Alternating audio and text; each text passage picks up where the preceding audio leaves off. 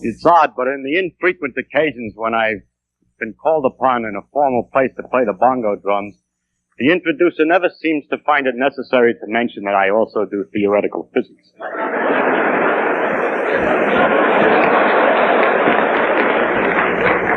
I believe that's probably that we respect the arts more than the sciences.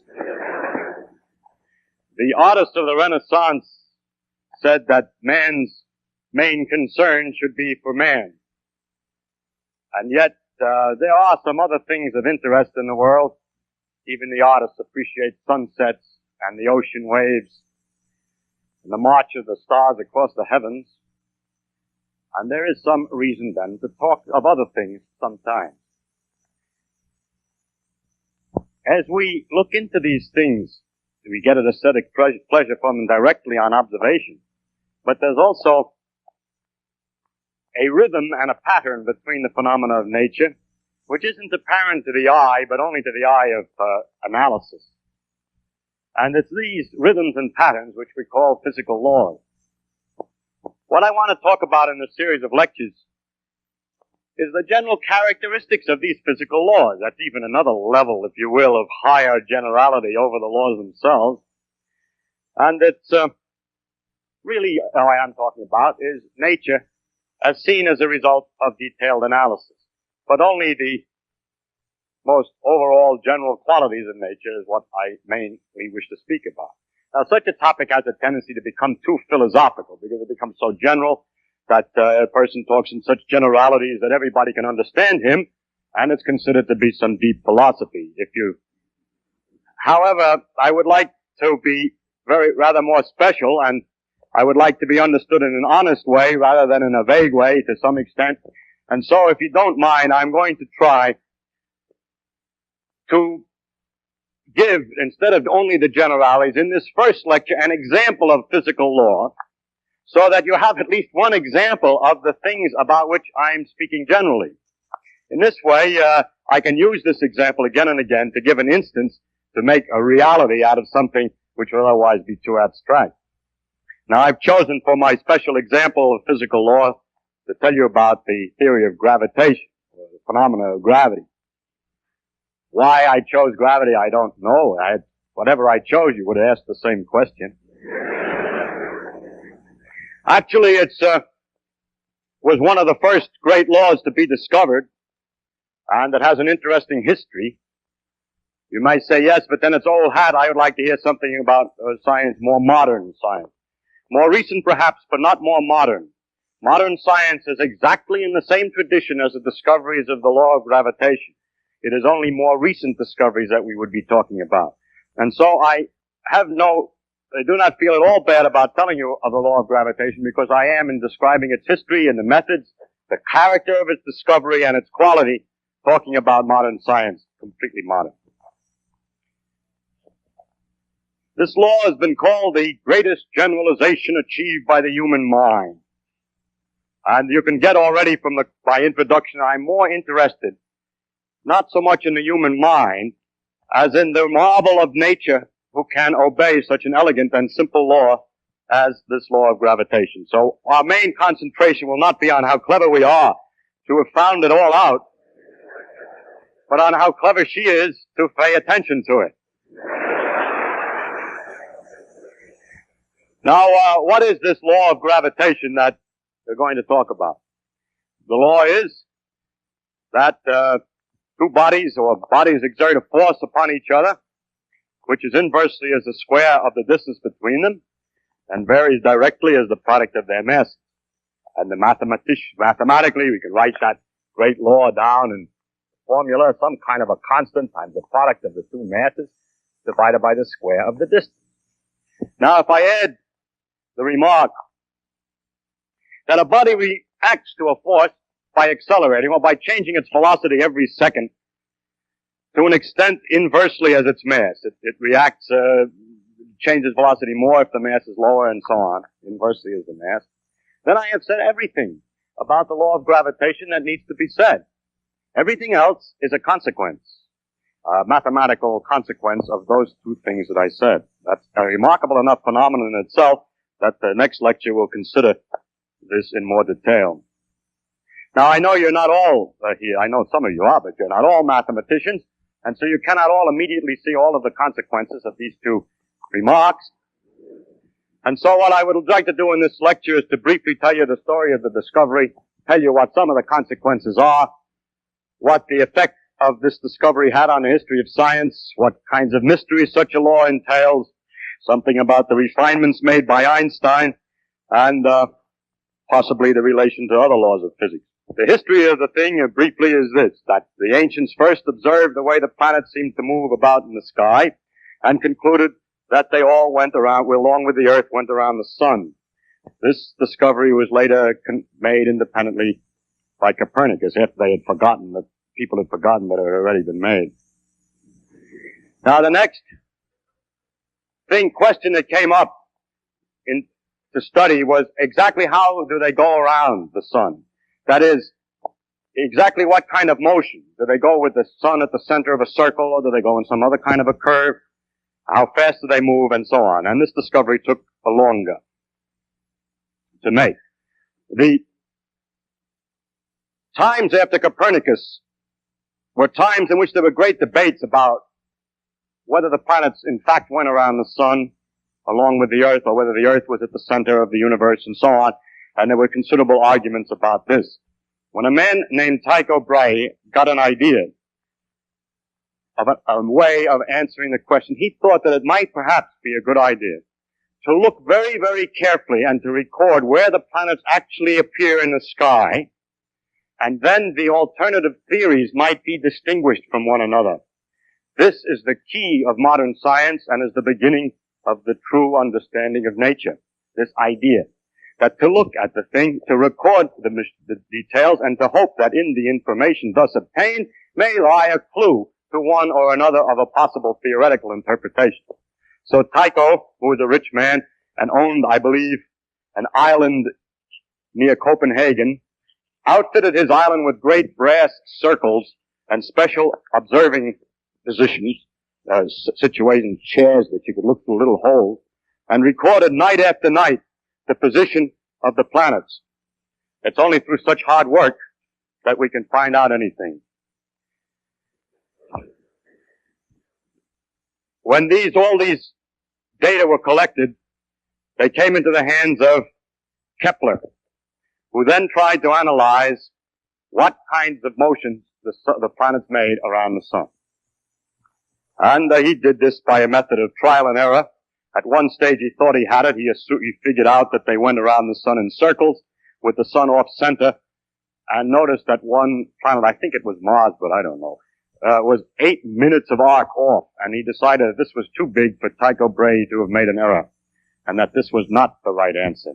So because of the precision of experiments, he was able to proceed and find that, to go on to another trial, and found in fact ultimately this. 3 things. First, that the planets went in ellipses around the sun with the sun at a focus.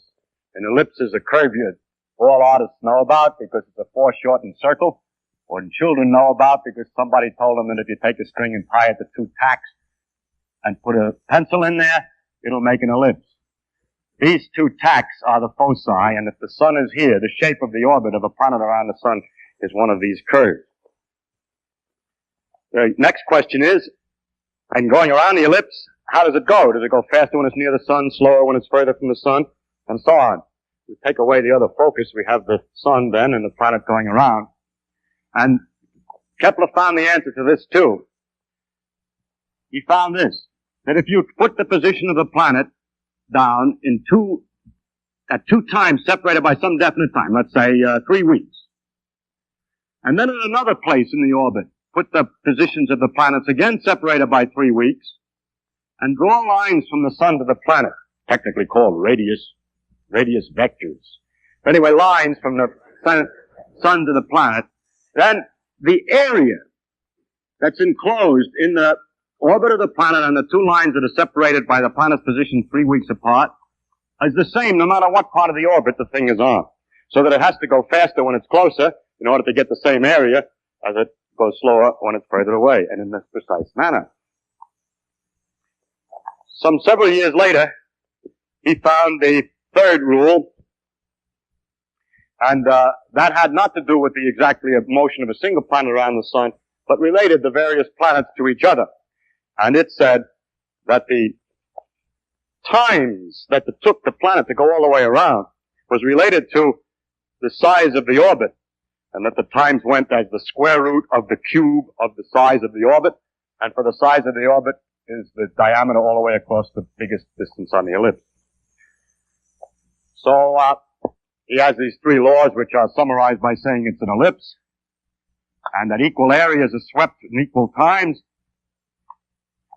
and that the time to go around varies as a 3/2 power of the size, the square root of the cube of the size. So there's three laws, which is a very complete description of the motion of the planets around the sun. The next question was, what makes them go around? Well, how can we understand this in more detail? Or is there anything else to say? In the meantime, Galileo was investigating the laws of motion. Incidentally, at the time of Kepler, the problem of what drove the planets around the sun was answered by some people by saying that there were angels behind here beating their wings and pushing the planet along around orbit. As we'll see, that answer is not very far from the truth. The only difference is that the angels sit in a different direction and their wings go in a different direction.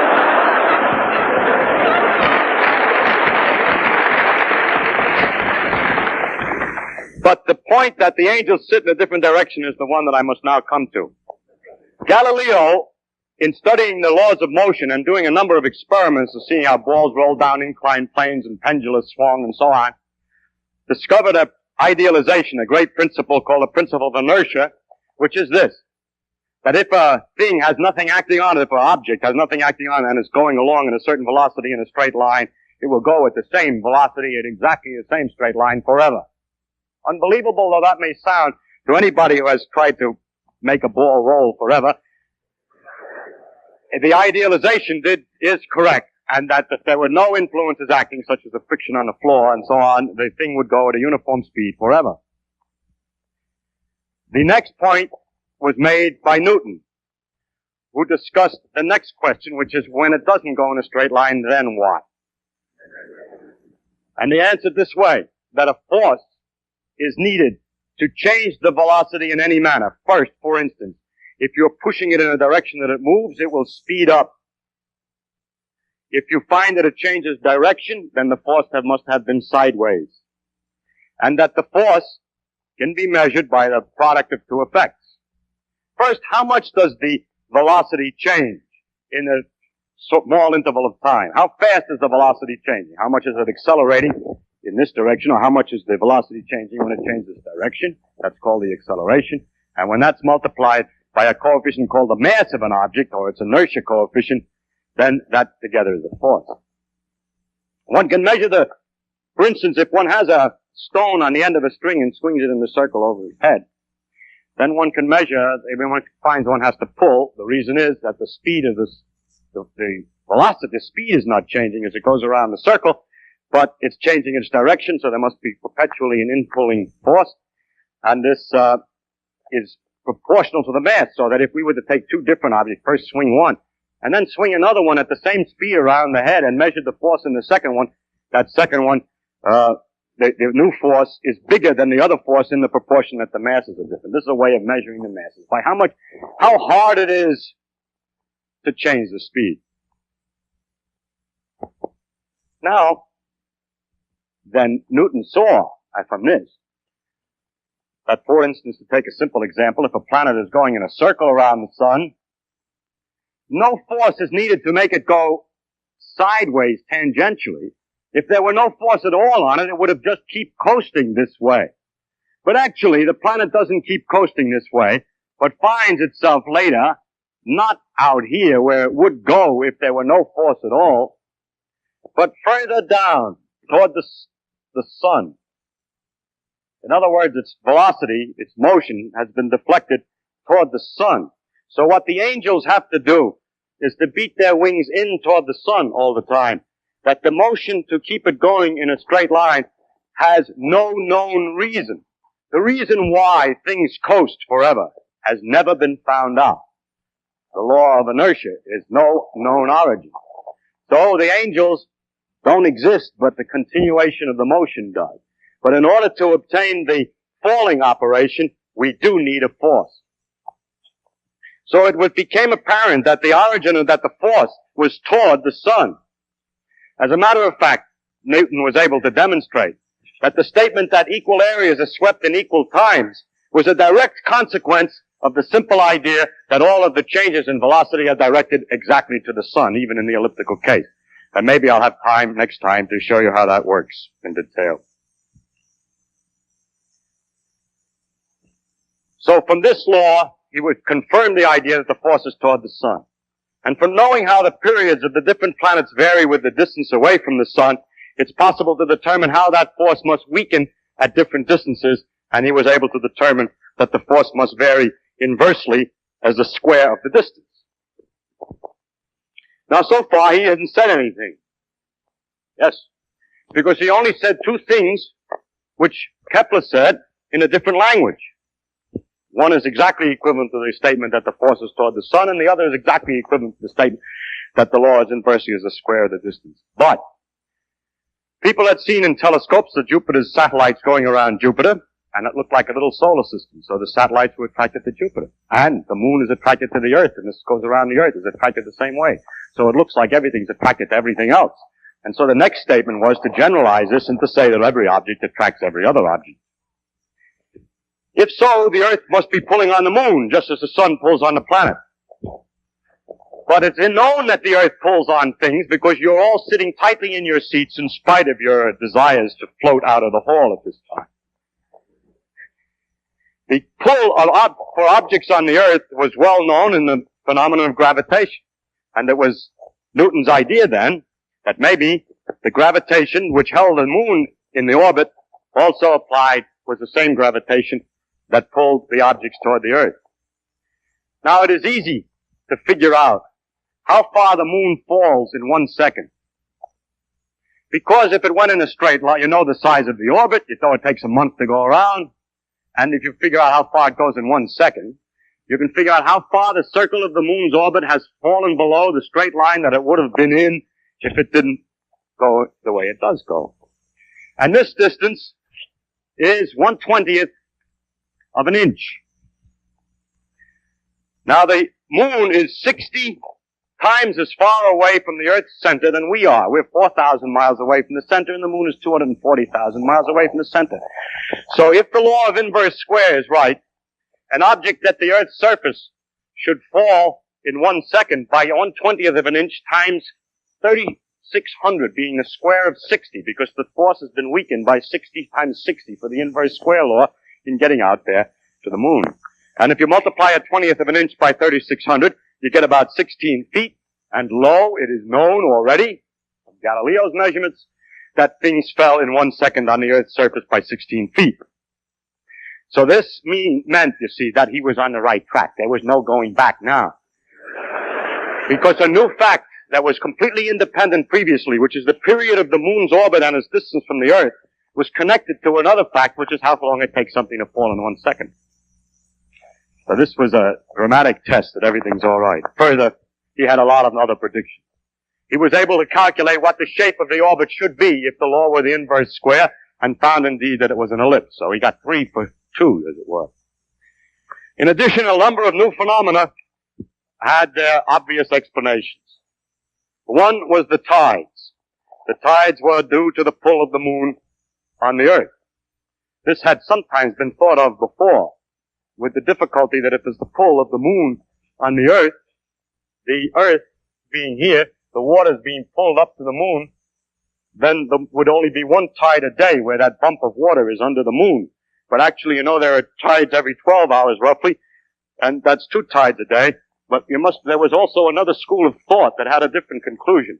Their theory was that it was the Earth that was pulled by the moon away from the water.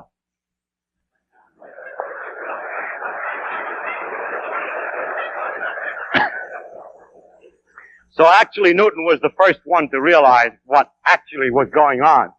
That the force of the moon on the Earth and on the water is the same at the same distance, and that the water here is closer to the moon, and the water here is further from the moon than the Earth, than the rigid Earth, so that the water is pulled more toward the moon here, and here is less toward the moon than the Earth, so that it's a combination of those two pictures that makes double tide. Actually, the Earth does the same trick as the moon. It goes around a circle, really. I mean, the force of the moon on the Earth is balanced, but by what? By the fact that just like the moon goes in a circle to balance the Earth's force, the Earth is also going in a circle. Actually, the center of the circle is somewhere inside the Earth. It's also going in a circle to balance the moon. So the two of them go around a common center here.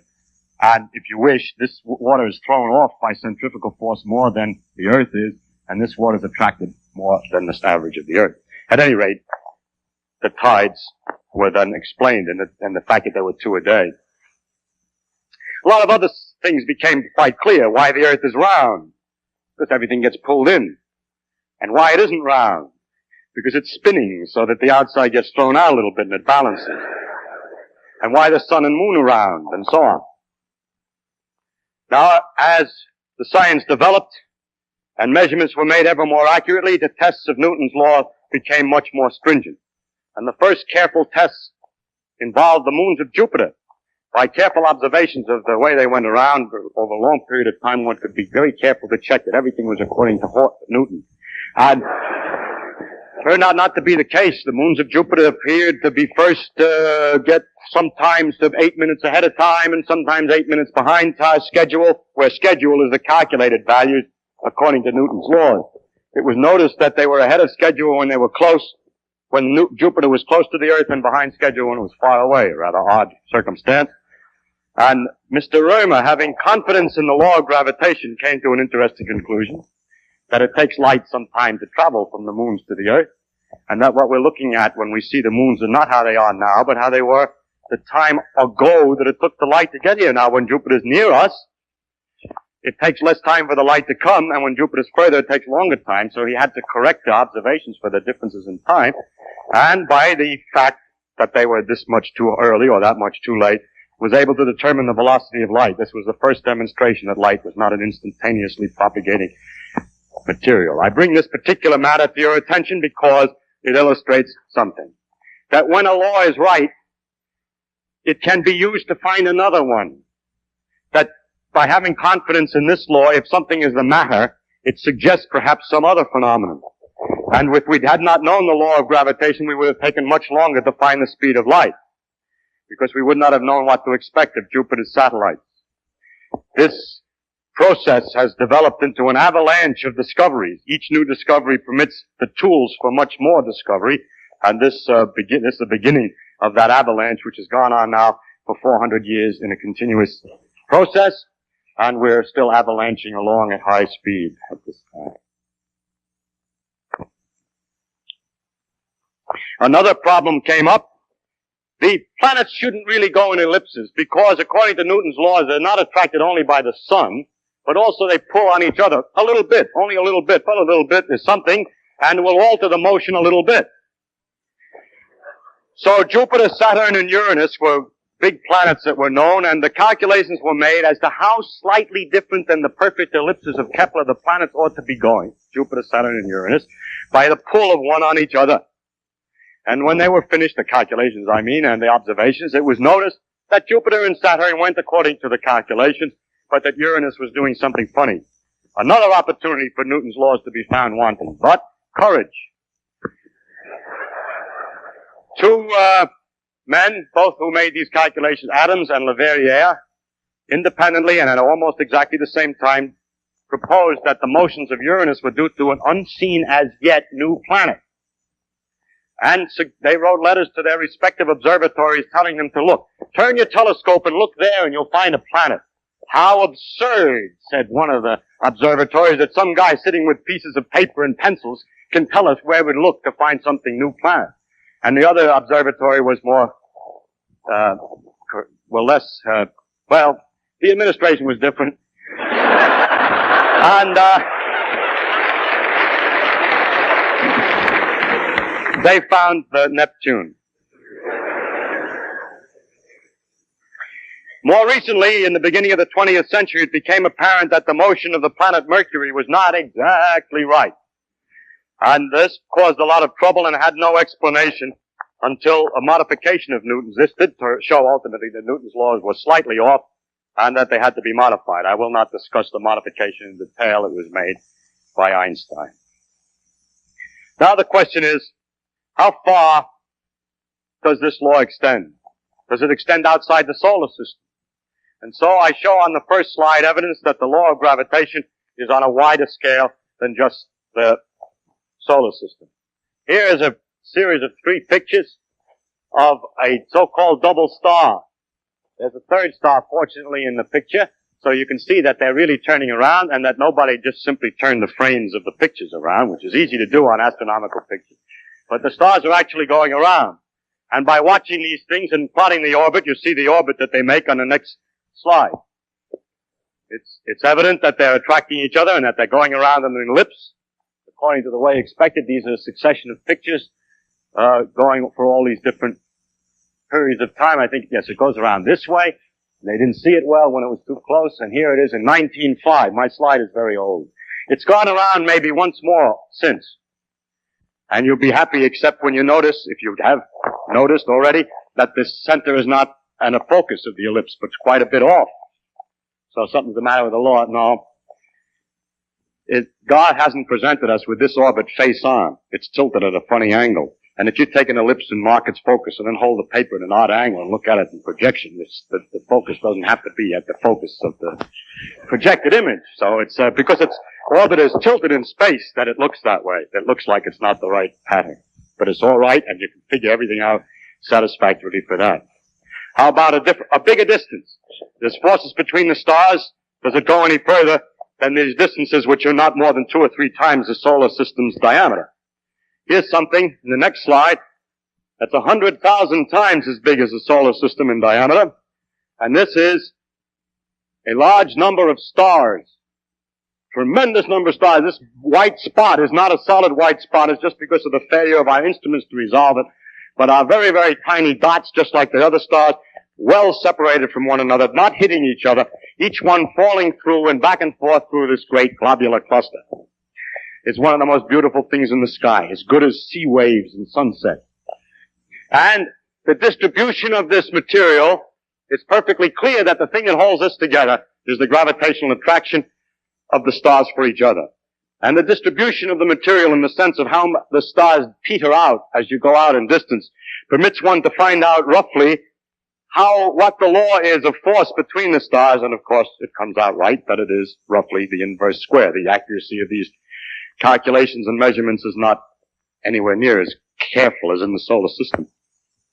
Onward, as gravity extends still further. This is a little pinpoint inside of a big galaxy, and the next slide shows a typical galaxy. And it's clear that this thing again is held together somehow, and the only candidate that's reasonable is gravitation. But when we get to this size, we haven't any way any longer to check the inverse square law.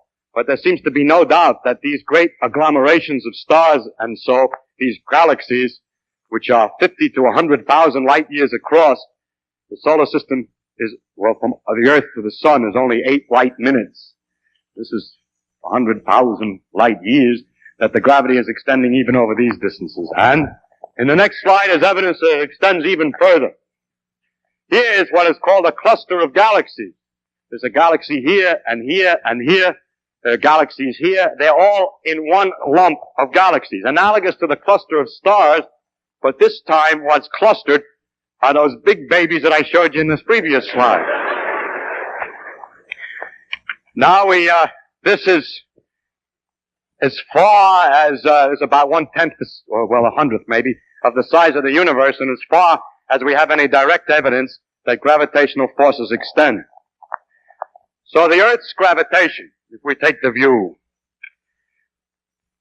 has no edge, as you may read in the newspapers, when the planet gets outside the field of the gravitation. It keeps on going, ever weaker and weaker, inversely as the square of the distance, dividing by 4 each time you're twice as far away, until it mingles with the strong fields and gets lost in the confusion of the strong fields of other stars, but altogether with the stars in its neighborhood pulls the other stars to form the galaxy, and all together they pull on other galaxies to make a pattern, a cluster of galaxies.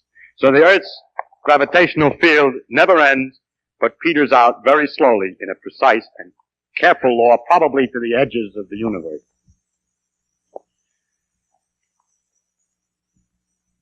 The law of gravitation is different than many of the other, well, is very important in the economy or in the machinery of the universe. There are many places where gravity has its practical applications as far as the universe is concerned. But atypically, among all the other laws of physics, gravitation has relatively few practical applications. I mean, the new knowledge of the law, it has a lot of application. It keeps people in their seats and so on. But it has the knowledge of the law has few practical applications, relatively speaking, compared to the other laws. This is one case in which I picked an atypical example. It is impossible, by the way, by picking one example of anything, to avoid picking one which is atypical in some sense. That's the wonder of the world. The only applications I could think of were first in some geophysical prospecting, in predicting the tides, nowadays, more modernly, in working out the motions of the satellites and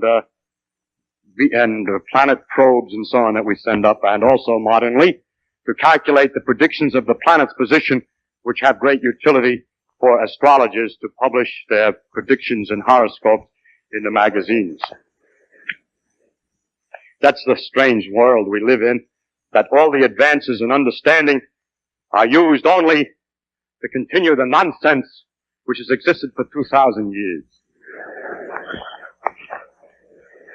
Now, that shows that gravitation extends to the great distances, but Newton said that everything attracted everything else. Do I attract you? Do I attract you? I was going to say, do I attract you physically? I didn't mean that. What I mean is, is it really true that two things attract each other? Can we make a direct test and not just wait for the planets and look at the planets to see if they attract each other? And this experiment, the direct test, was made by Cavendish on equipment which you see indicated on the next slide. If I got my slides right. Well, I made a mistake. I was talking about the importance of the gravitation. I was overwhelmed by my clever remark about astrologers and forgot to mention the important places where gravitation does have some real effect in the behavior of the universe. And one of the interesting ones is the formation of new stars. In this picture, which is a gaseous nebula inside our own galaxy, and there's not a lot of stars, but it's gas, there are places where the gas has been compressed or attracted to itself here. It starts perhaps by some kind of shock waves to get collected, but the remainder of the phenomenon is that gravitation pulls the cloud of gas closer and closer together. So big mobs of gas and dust collect and form balls, which as they fall still further, the heat generated by the falling lights them up and they become stars. And we have in the next slide some evidence of the creation of new stars. It is unfortunately harder to see than I thought it was when I looked at it before. But this is not exactly the same as this. This bump here is further out than here, and that this also has a new dot here. I have found better examples, but we're unable to produce a slide. There is one example of a star patch, a light that grew in a place within 200 days. So that when it was in the same kind of condition of a gas cloud, when the gas collects too much together by gravitation, stars are born. And this is the beginning of new stars. So the stars belch out dirt and gases when they explode sometimes, and the dirt and gases then collect back again and make new stars. Sounds like perpetual motion. I now turn to the subject I meant to introduce, which was the experiments on the small scale to see whether things really attract each other. And I hope now that the next slide does indicate, this is the second try, Cavendish's experiment. The idea was to hang by a very, very fine quartz fiber a rod with two balls, and then put two large lead balls in the positions indicated here next to it on the side. Then, because of the attraction of the balls, there would be a slight twist of the fiber. it had to be done so delicately because the gravitational force between ordinary things is very, very tiny indeed. And there it was. And it was possible then to measure the force between these two balls. Cavendish called his experiment weighing the Earth. We're pedantic and careful. Today, we wouldn't let our students say that. We would have to say they're measuring the mass of the Earth. But the reason he said that is the following. By a direct experiment, he was able to measure the force and the two masses and the distance and thus determine the gravitational constant. You say, yes, but we have the same situation on the Earth. We know what the pull is, and we know what the mass of the object pulled is, and we know how far away we are, but we don't know either the mass of the Earth or the constant, but only the combination. So by measuring the constant and knowing the facts about the pull of the Earth, the mass of the Earth could be determined. So indirectly, this experiment was the first determination of how heavy or how massive is the ball on which we stand. It's a kind of an amazing achievement to find that out, and I think that's why Cavendish named his experiment that way instead of determining the constant in the gravitational equation. Weighing the Earth. He incidentally was weighing the sun and everything else at the same time. Because the pull of the sun is known in the same manner. Now, one other test of the law of gravitation is very interesting. And that is the question as to whether the pull is exactly proportional to the mass. If the pull is exactly proportional to the mass, and the reaction to forces, the motions induced by forces, the changes in velocity, are inversely proportional to the mass, that means that two objects of different mass will change their velocity in the same manner in a gravitational field. Or, two different things, no matter what their mass, in a vacuum, will fall the same way toward the Earth. That's Galileo's old experiment from the Leaning Tower. I took my young son of 2.5 to the Leaning Tower of Pisa, and now every time a guest comes, he says, Leaning Tower. So, anyhow, it means, for example, that in a satellite, a man-made satellite, an object inside will go around the Earth in the same kind of an orbit as a satellite on the outside, and thus float in the middle, apparently. So that this fact that the force is exactly proportional to the mass and that the reactions are inversely proportional to mass has this very interesting consequence. The question is, how accurate is it? And it has been measured by an experiment by a man named Voss in 1909, and very much more recently and more accurately by Dickey. And it is known that 1 part in 10,000 million, the mass is exactly proportional. The forces are exactly proportional to the mass. How it's possible to measure with that accuracy, I wish I had the time to explain, but I'm afraid I cannot. It's remarkably clever. I'll give a hint, Howard. I'll give one hint there. Suppose that you wanted to measure whether it's true for the pull of the sun. You know, the sun is pulling us all. It pulls the Earth too. But suppose you wanted to know whether you had a piece of lead here and a piece of copper here, called polyethylene and lead. It was first done with sandalwood. Now it's done with polyethylene. Whether the pull is exactly proportional to the inertia. The Earth is going around the sun, so these things are thrown out by inertia. And they're thrown out to the extent that these two objects have inertia. But they're attracted to the sun to the extent that they have mass in the attraction law. So if they're attracted to the sun in a different proportion than they're thrown out by inertia, one will be pulled toward the sun and the other away. And so hanging on another one of those Cavendish quartz fibers, the thing will twist toward the sun. It doesn't twist to this accuracy, so we know that the sun's attraction for these two objects is exactly proportional to their centrifugal effect, which is inertia. So the force of attraction on an object is exactly proportional to its coefficient of inertia. In other words, its mass. I should say something about the relation of gravitation to other forces, to other parts of nature, other phenomena in nature, and I'll have more to say of a general quality later. But there is one thing that's particularly interesting, and that is that the inverse square law appears again. It appears in the electrical laws, for instance. That electricity also exerts forces inversely as the square of the distance, this time between charges. And one thinks perhaps inverse square of the distance has some deep significance. Maybe gravity and electricity are different aspects of the same thing.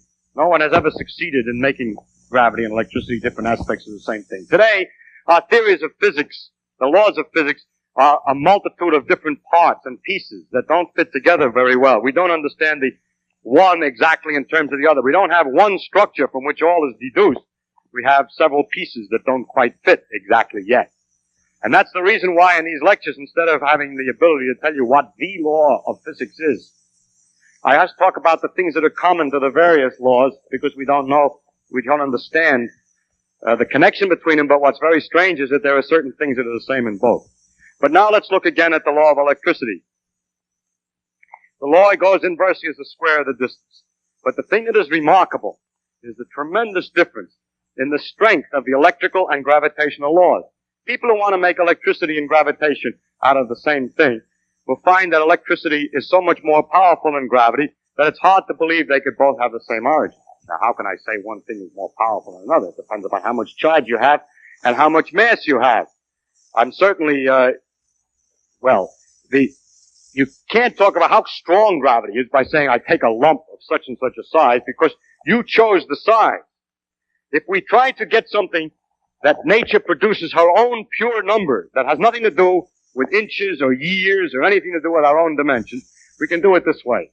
If we take the fundamental particles, such as an electron, any different ones will give different numbers, but to get an idea of the number, take electrons. 2 electrons, a fundamental particle. It's an object. It's not something I don't have to tell you what units I measure in. It's 2 particles that are fundamental particles. And they repel each other inversely as the square of the distance due to electricity. And they attract each other inversely as the square of the distance due to gravitation. Question: what is the ratio of the gravitational force to the electrical force? And that is illustrated on the next slide. The ratio of the gravitational attraction to the electrical repulsion is given by a number with 42 digits. And goes off here. This is written very carefully out, so that's 42 digits. Now, therein lies a very deep mystery. Where could such a tremendous number come from? That means if you ever had a theory from which both of these things are to come, how could they come in such disproportion? From what equation has a solution which has, for one, 2 kinds of forces, an attraction and a repulsion, with that fantastic ratio? People have looked for such a large ratio in other places.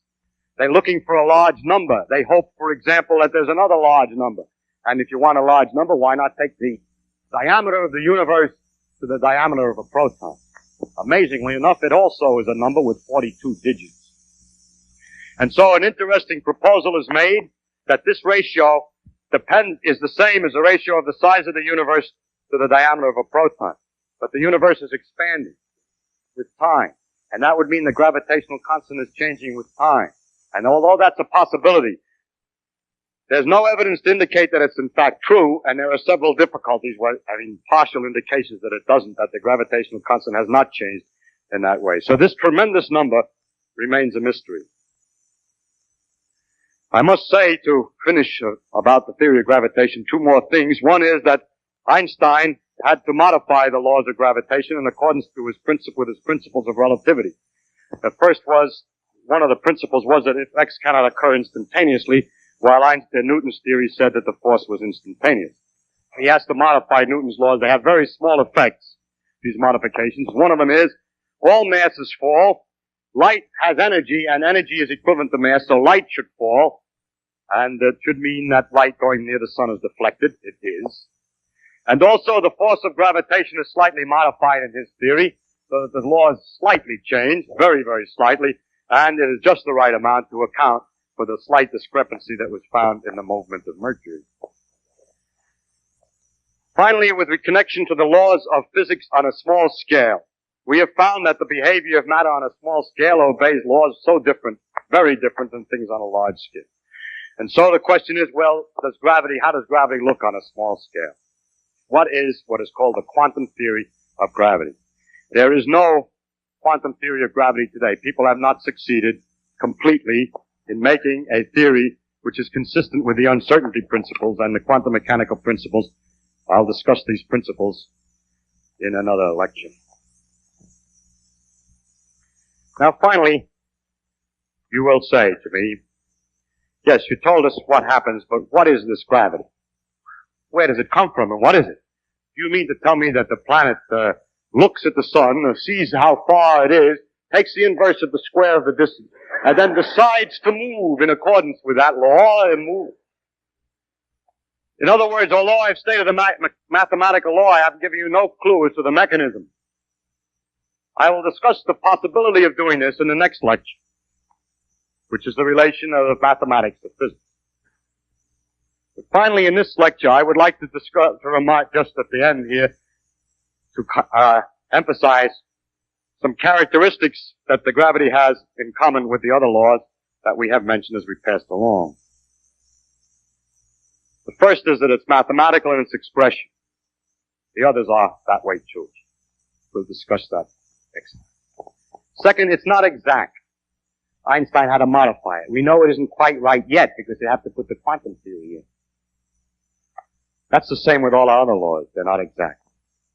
There's always an edge of mystery. There's always a place that we have some fiddling around to do yet. That, of course, is not a property, probably not a property. It may or may not be a property of nature, but it certainly is common with all the laws as we know them today. It may be only a lack of knowledge. But the most impressive fact is that gravity is simple. It is simple to state the principle completely and have not left any vagueness for anybody to change the ideas about. It's simple and therefore it's beautiful. It's simple in its pattern. I don't mean it's simple in its action. The motions of the various planets and the perturbations of one on another can be quite complicated to work out. Or to follow how all those stars in the globular cluster move is quite beyond our ability. It's complicated in its actions, but not in the basic pattern or the system underneath the whole thing. That's a simple thing. That's common in all our laws. They all turn out to be simple things, although complex in their actual actions. Finally comes the universality of the gravitational law, the fact that it extends over such enormous distances. That Newton, in his mind worrying about the solar system, was able to predict what would happen in an experiment of Cavendish, where Cavendish's little model of the solar system, the two balls attracting, has to be expanded 10 million times to become the solar system. And then 10 million times expanded once again, and we find the galaxies attracting each other by exactly the same law. Nature uses only the longest threads to weave her patterns, so that each small piece of her fabric reveals the organization of the entire tapestry. Thank you.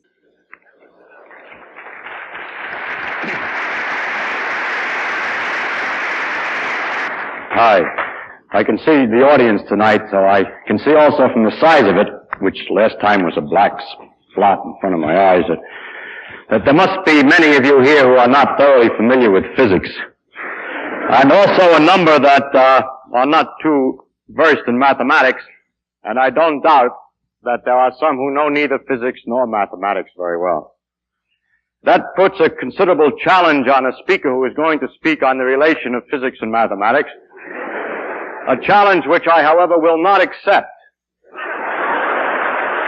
I published the title of the talk in clear and precise language and didn't make it sound like it was something it wasn't. It's the relation of physics and mathematics. And if you find that in some spots it assumes some minor knowledge of physics or mathematics, I cannot help it. It was named. In thinking of the applications of mathematics to physics, it's perfectly natural that mathematics will be useful when large numbers are involved in complex situations. Although, for example, if we took biology, the action of a virus on a bacterium is, if you watch it under the microscope, unmathematical. A jiggling virus finds some spot on this odd-shaped bacterium, and they're all different shapes, and finds some spot, and maybe it pushes its DNA in, and maybe it doesn't, and so forth. And yet, if we do the experiment with millions and billions of bacteria and viruses, then we can learn a great deal about the viruses by taking averages and working with large numbers. And we can use the mathematics involved in the averaging. We can see whether the viruses develop in the bacteria some new strains and in what percentage, and so we can study the genetics, the mutation, and so forth. To take another more trivial example, you know, imagine an enormous board, a checkerboard to play checkers or drafts. And,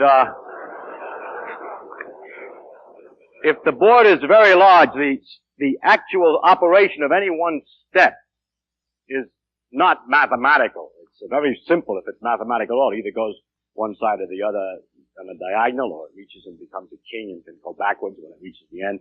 In other words, the statement of the rules are very simple and do not really involve any mathematics. But you could imagine that on an enormous board with lots and lots of pieces, some analysis of the best move or good moves or bad moves might be made by a deep kind of reasoning, which would involve somebody having gone off first and thought about it in great depth, and that becomes mathematics, this abstract reasoning.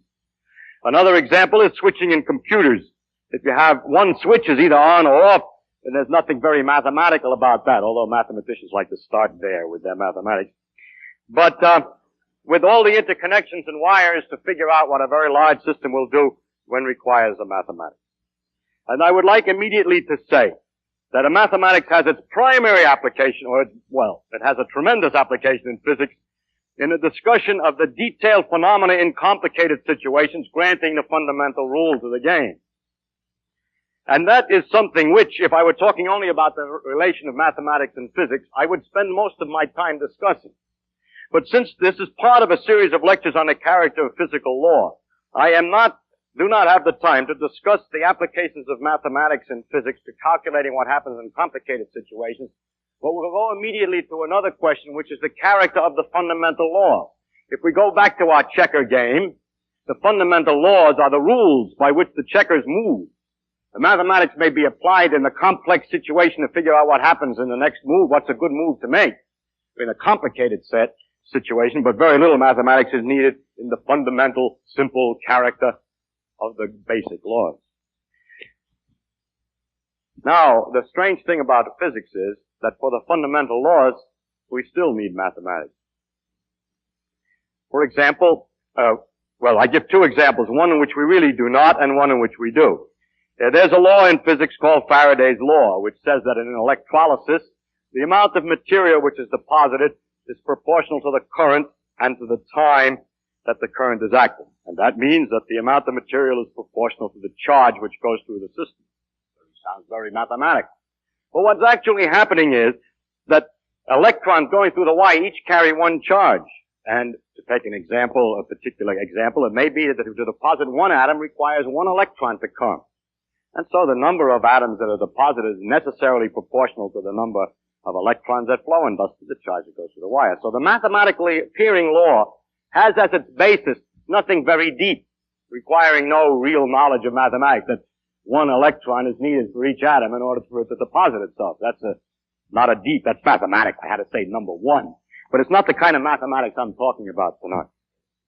Now, if we take, on the other hand, Newton's law for gravitation, which has these aspects which I wrote down last time just to impress you with the speed at which mathematical symbols can carry information. We said that the force was proportional to the product of the masses of two objects, and inversely is the square of the distance between them, and that bodies react to forces by changing their speeds or changing their motions in the direction of the force by amounts proportional to the force and inversely proportional to their masses. Now that's words, all right, and I didn't have to write the equation, but nevertheless, it's kind of mathematical, and we would wonder, how can this be a fundamental law? How can this planet out there look, what does it do? It looks at the sun, and it sees how far away it is, and it decides to calculate on its internal adding machine the inverse of the square of the distance, and that tells it how much to move. This is certainly no explanation of the machinery of gravitation. So you might want to look further. And various people have tried to look further. Newton was originally asked, it doesn't mean anything, it doesn't tell us anything. He says, it tells you how it moves. It should be enough, I told you how it moves, not what. But people are often unsatisfied without a mechanism, and I would like to describe one theory which has been invented among others, of the type that you might want, that this is a result of large numbers. And that's why it's mathematical. And I give this theory, perhaps you've thought of it yourself. Every once in a while some student comes running in, he suddenly explains gravitation. Suppose that in the world, everywhere, there are flying through us at very high speed a lot of particles that come equally in all directions. They're just shooting by, and once in a while hit us in a bombardment. But we and the sun are practically transparent for them, nearly. But some hit, and so it's not completely transparent. Then look what would happen. If the sun is here, and the earth is here, then if the sun weren't here, there would be particles bombarding from all sides, giving little impulses by the rattle of these bang, bang, the few that hit, which would not shake the earth in any particular direction, because there is many coming from one side as the other, from top, from bottom. However, when the sun is here, the particles which are coming in this direction are partly absorbed by the sun because some of them hit the sun and don't go through. Therefore, the number that are coming from this direction toward the earth is less than the number that are coming from the other side, because here they have no opposition from no sun there. And it's easy to see, after some mental effort, that the further the sun is away, the less in proportion of all of the particles are being taken out of the possible directions in which particles can come. The solar size appears smaller. And in fact, inversely is the square of the distance. So there will therefore be an impulse toward the sun on the earth that's inversely as the square of the distance, and is the result of large numbers of very simple operations, just hit one after the other from all directions. And therefore the strangeness of the mathematical relation will be very much reduced because the fundamental operation is much simpler than calculating the inverse of the square of the distance. This machine does the calculating. These particles bouncing. Only trouble with it is that it doesn't work for other reasons. Every theory that you make up has to be analyzed against all the possible consequences and to see if it predicts anything else. And this predicts something else. If the earth is moving this way, more particles will hit it from the front than from the back.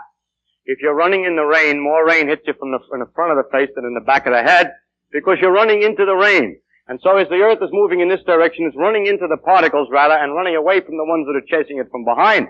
So that more particles hit it from the front than from the back, and there would be a force also sideways whenever there was any motion. This sideways force would slow the earth up in the orbit, and it certainly would not have lasted the at least 3 or 4 billion years that it has been going around the sun. So that's the end of that theory. Well, you say that was a good one, though. It got rid of the mathematics for a while. Maybe I can invent a better one. And maybe you can, because nobody knows the ultimate. But up to today, from the time of Newton, no one has invented another theoretical description of the mathematical machinery behind this law, which does anything else but say the same thing over again or make the mathematics harder, and at the same time doesn't produce some wrong phenomenon. I mean, they have, like this model does it, but it produces something which isn't true. So, there is no model of the theory of gravitation today other than the mathematical form. If this were the only law of this character, it would be interesting and rather annoying. But what turns out to be true is that the more we investigate and the more laws we find and the deeper we penetrate nature, this disease, that every one of our laws is a purely mathematical statement in rather complex and abstruse mathematics. This is relatively simple mathematics. It gets more and more abstruse and more difficult as mathematics. And why? I haven't the slightest idea why. It is only my purpose in this lecture to tell you about this fact. In other words, it's my purpose in this lecture to explain really why I cannot satisfy you, if you do not understand mathematics too well, in trying to explain nature in any other way. It is the burden of this lecture, in fact, to just tell you the fact that it is impossible to answer honestly, the challenge of explaining in a way that a person can feel the beauties of the laws of nature without their having some deep understanding of mathematics. I'm sorry. It seems to be the case. You might say, all right, then there's no explanation of the law. At least tell me what the law is. Why not tell me in words instead of in the symbols? Mathematics is just a language, and I ought to be able to translate the language. And in fact, I can. And with patience, I think I partly did. I could go a little further and explain more detail. That this means that if it's twice as far away, the force is 1/4 as much, and so on, and can convert all these into words. I would be, in other words, kind to the layman, as they all sit, hopefully that you will explain them. And various different people get different reputations for their skill at explaining to the layman, in layman's language, these difficult and abstruse subjects. The layman then searches for book after book with the hope that he will avoid the complexity that would ultimately set in even by the best expositor of this type. He reads the things hoping that one after he finds, as he reads, a generally increased confusion, one complicated statement after the other, one difficult to understand thing after the other, all apparently disconnected from one another, and it becomes a little obscure, and he hopes that maybe in some other book there's some explanation the man almost made it, you see. Maybe another fellow makes it right. And I don't think it's possible because there's another feature. Mathematics is not just a language. Mathematics is a language plus reasoning. It's like a language plus logic. Mathematics is a tool for reasoning. It's in fact a big collection of the results of some person's careful thought and reasoning. By mathematics, it is possible to connect one statement to another. For instance, I can say that the force is directed toward the sun.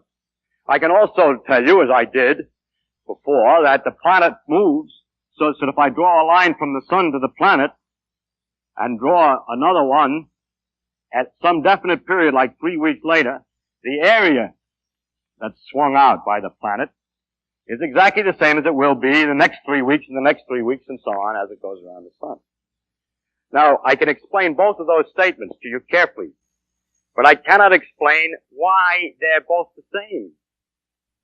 So that if you don't appreciate the mathematics, and you cannot see that the great variety of facts, the enormous apparent complexity of nature with all its funny laws and rules, each of which have been carefully explained to you, are really very closely interwoven. That logic permits you to go from one up to the other. It may be unbelievable that I can demonstrate that equal times will be swept out if the forces are directed toward the sun. And just to, if I may try, I will show you one demonstration to show you that those two things really are equivalent. And so that you can appreciate that there's more to merely the statement of the two laws. That the two laws are connected such that reasoning alone will bring you from one to the other. And the mathematics is disorganized reasoning, and that it's good to know how to do that. So to appreciate the beauty of the relationship of the statement. So I'm going to prove, if I may, the relationship that if the forces are directed toward the sun, that the equal areas are swept out in equal time. So we start, here's the sun, and we imagine that at a certain time, let's say the planet is here. And is moving in such a way that, let's say, 1 second later or 1 hour, pick any time, let's say 1 second later, it's moved in such a manner that it has gotten to the position 2. Now, if the sun did not exert any force on it, then by Galileo's principle, it would keep right on going in a straight line. So in the same interval of time, later, the next second, it'll move exactly the same distance in the same straight line to the position 3, were there no force. All right, now first we're going to show that if there's no force, equal areas are swept out in equal time. I remind you that the area of a triangle is half the base times the altitude, and that the altitude is the vertical distance to the base. And that if the triangle is sort of cockeyed, there's a name for it which I forget, obtuse, then the altitude is this vertical height here. See, I know about the triangles, I just don't know the name.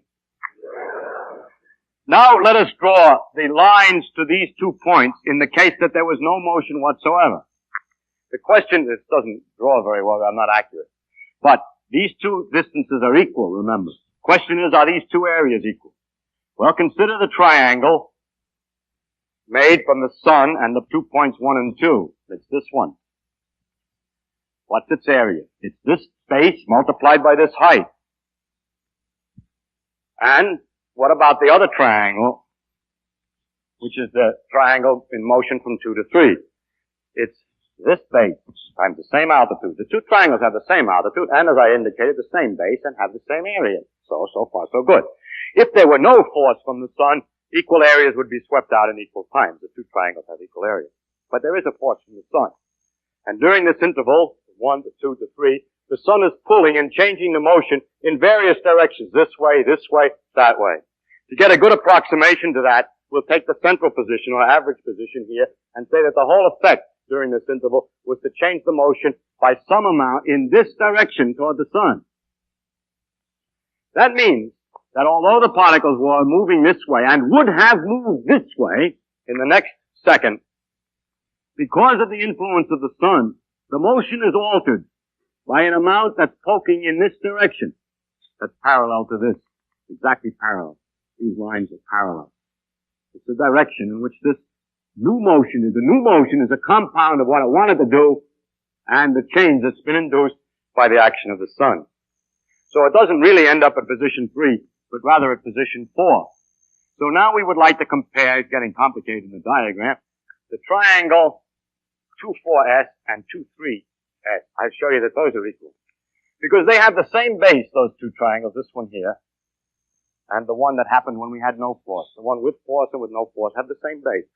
And do they have the same altitude? Sure. Because they're included between parallel lines, and so they have the same altitude. And thus the area of the last triangle I drew is the same as the second one I drew, this one, and that I had proved earlier was the same as the first one. So in the actual orbital motion of the planet, the area of the first, in second, and in the second are equal.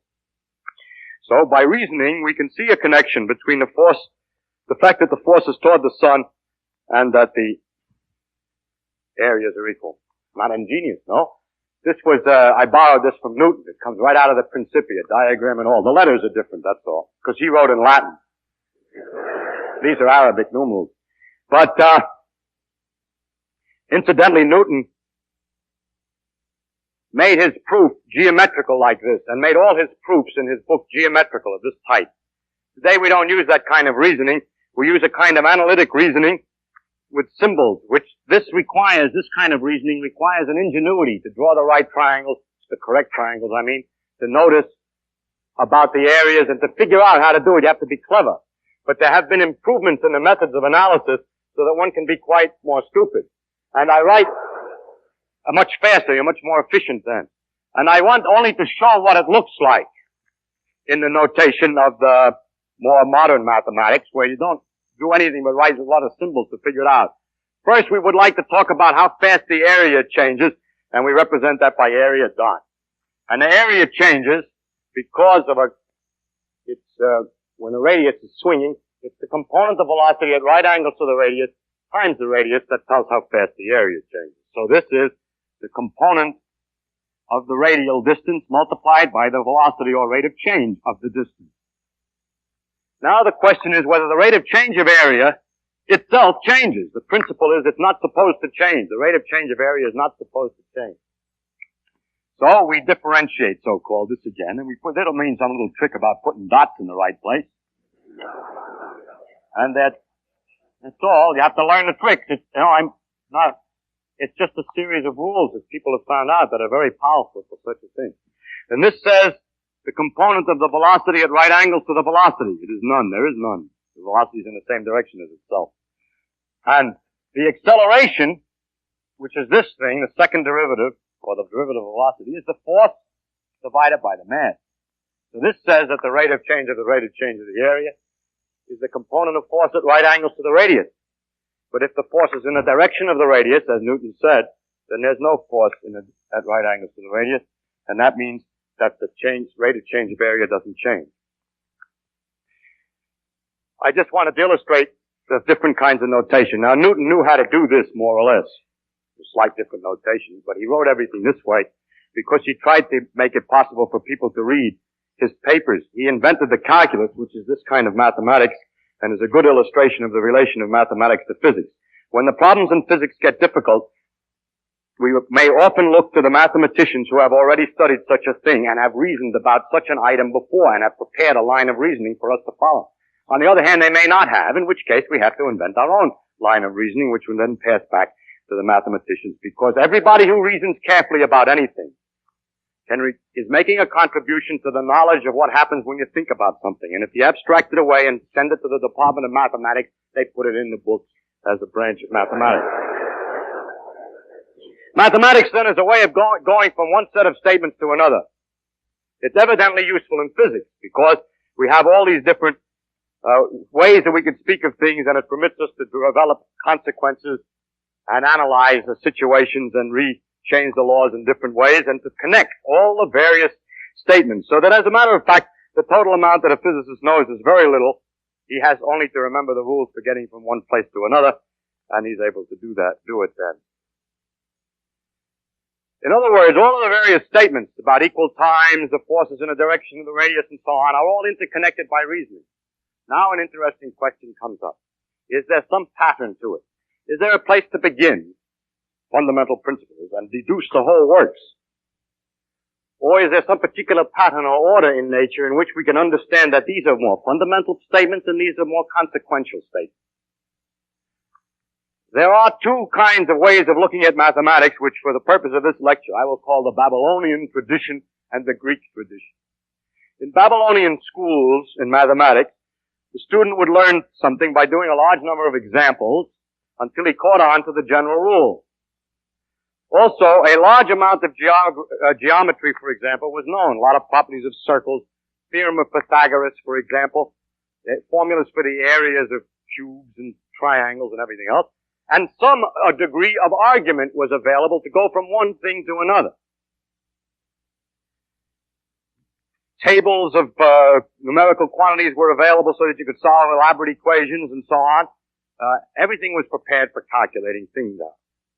But Euclid discovered that there was a way in which all of the theorems of geometry could be ordered from a set of axioms that were particularly simple. And you're all familiar with that much geometry, I'm sure. But the Babylonian attitude was, if I make my way of talking what I call Babylonian mathematics, is that you know all these various theorems and many of the connections in between, but you've never really realized that it could all come up from a bunch of axioms. Modern mathematics, the most modern mathematics, concentrates on axioms and demonstrations within a very definite framework of conventions of what's acceptable and not acceptable as axioms. For example, in geometry, they take something like Euclid's axioms modified to be made more perfect, and then to show the deduction of the system. For instance, it would not be expected that a theorem like Pythagoras' that the sum of the squares of the areas of squares put on the sides of the triangle will equal the area of a square on a hypotenuse should be an axiom. On the other hand, from another point of view of geometry, that of Descartes, the Pythagorean theorem is an axiom. So the first thing we have to worry about is that even in mathematics, you can start in different places. Because of all these various theorems are interconnected by reasoning, there isn't any real way to say, well, these on the bottom here are the bottom, and these are connected through logic. Because if you were told this one instead, or this one, you could also run the logic the other way if you weren't told that one, and work out that one. It's like a bridge with lots of members, and it's over-connected. If pieces have dropped out, you can reconnect it another way. The mathematical tradition of today is to start with some particular ones which are chosen by some kind of convention to be axioms and then to build up the structure from there. The Babylonian thing that I'm talking about, which is not Babylonian, but is to say, well, I happen to know this and I happen to know that and maybe I know that and I work everything out from there. And tomorrow I forgot that this was true, but I remembered that this was true and then I reconstruct it again and so on. I'm never quite sure of where I'm supposed to begin and where I'm supposed to end. I just remember enough all the time so that as the memory fades and the pieces fall out, I put the thing back together again every day. The method of starting from the axioms is not efficient in obtaining the theorems. In working something out in geometry, you're not very efficient if each time you have to start back at the axioms. But if you have to remember a few things in the geometry, you can always get somewhere else. It's much more efficient to do it the other way. And what the best axioms are not exactly the same, in fact are not ever the same, as the most efficient way of getting around in the territory. In physics we need the Babylonian method and not the Euclidean or Greek method, and I would like to say why.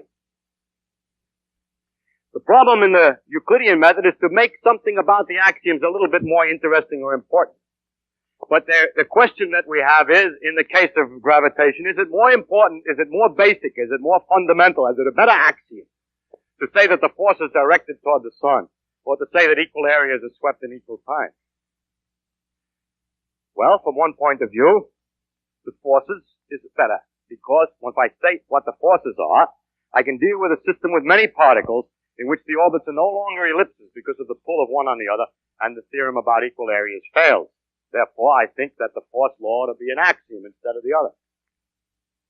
On the other hand, the principle that equal times is swept out in equal areas, is swept out in equal times, can be generalized when there's a system of a large number of particles to another theorem, which I had prepared to explain, but I see I'm running out of time. But there's another statement which is a little more general than equal areas in equal time. Well, I have to state what it is. It's rather complicated to say, and it's not quite as pretty as this one, but it's obviously the son of this one. I mean, it's the offspring. If you look at all these particles, Jupiter, Saturn, the sun, and all these things going around, lots of stars or whatever they are, all interacting with each other, and look at it from far away and project it on a plane, like this picture, then everything is moving this way, then moving that way, and so on. Then take any point at all, say this point, and then calculate how much each one is changing its area, how much area is being swept out by the radius to every particle, and add them all together. But wait, those masses which are heavier count more strongly. If this is twice as heavy as this one, then this area counts twice as much. That's doing the sweeping, and the total of all of that is not changing in time. That's the generalization, obviously, of the other one. Incidentally, the total of that is called the angular momentum. And this is called the law of conservation of angular momentum. Conservation just means that it doesn't change. Now, one of the consequences of this is, just to show what it's good for, imagine a lot of stars falling together to form a nebula, a galaxy. As they come closer in, if they were very far out and moving slowly, so there was a little bit of area being generated, but on very long arms, distances from the center, then if the thing falls in, the distances to the center are shorter now, if all the stars are now close in, then these radii are smaller, and in order to sweep out the same area, they have to go a lot faster. So as the things come in, they swirl around, and thus we can roughly understand the qualitative shape of the spiral nebulae. You can also understand in the same way, exactly the same way a skater spins when you start with a leg out, moving slowly, and as you pull the leg in, it spins faster because when the leg is out, it's contributing, when it's moving slowly, a certain amount of area per second, and then when it comes in to get the same area, you have to go around faster. But I didn't prove it for the skater. The skater uses muscle force. Gravity is a different force, yet it's true for the skater. Now we have a problem.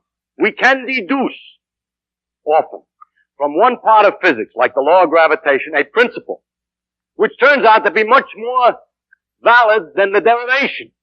This doesn't happen in mathematics, that the theorems come out in places where they're not supposed to be. In other words, if we were to say that the postulates of physics were this law of gravitation, we could deduce the conservation of angular momentum, but only for gravitation. But we discover experimentally that the conservation of angular momentum is a much wider thing. Now, Newton had other postulates by which he could get the more general conservation law of angular momentum, but Newtonian laws were wrong. There's no forces, it's all a lot of baloney, the particles don't have orbits, and so on. Yet, the analog, the exact transformation of this principle about the areas, the conservation of angular momentum, is true with atomic motions in quantum mechanics and is still, as far as we can tell today, exact. So we have these wide principles which sweep across all the different laws. And if one takes too seriously his derivations and feels that this is only valid because this is valid, you cannot understand the interconnections of the different branches of physics. Someday, when physics is complete, then maybe with this kind of argument, we know all the laws, then we could start with some axioms, and no doubt somebody will figure out a particular way of doing it. And then all the deduction will be made. But while we don't know all the laws, we can use some to make guesses at theorems which extend beyond the proof. So in order to understand the physics, one must always have a neat balance and contain in his head all of the various propositions and their interrelationships, because the laws often extend beyond the range of their deduction. This will only have no importance when all the laws are known. Another thing that's interesting in the relation of mathematics to physics is this. A very strange thing. That by mathematical arguments you can show that you can start from very many different apparent starting points and come to the same thing. That's pretty clear. If you have axioms, you can use some of the theorems. But actually, in the physical laws are so delicately constructed that the statements of them have such qualitatively different character that is very interesting. So if you'll permit me, I'm going to state the law of gravitation in 3 different ways, all of which are exactly equivalent, it turns out.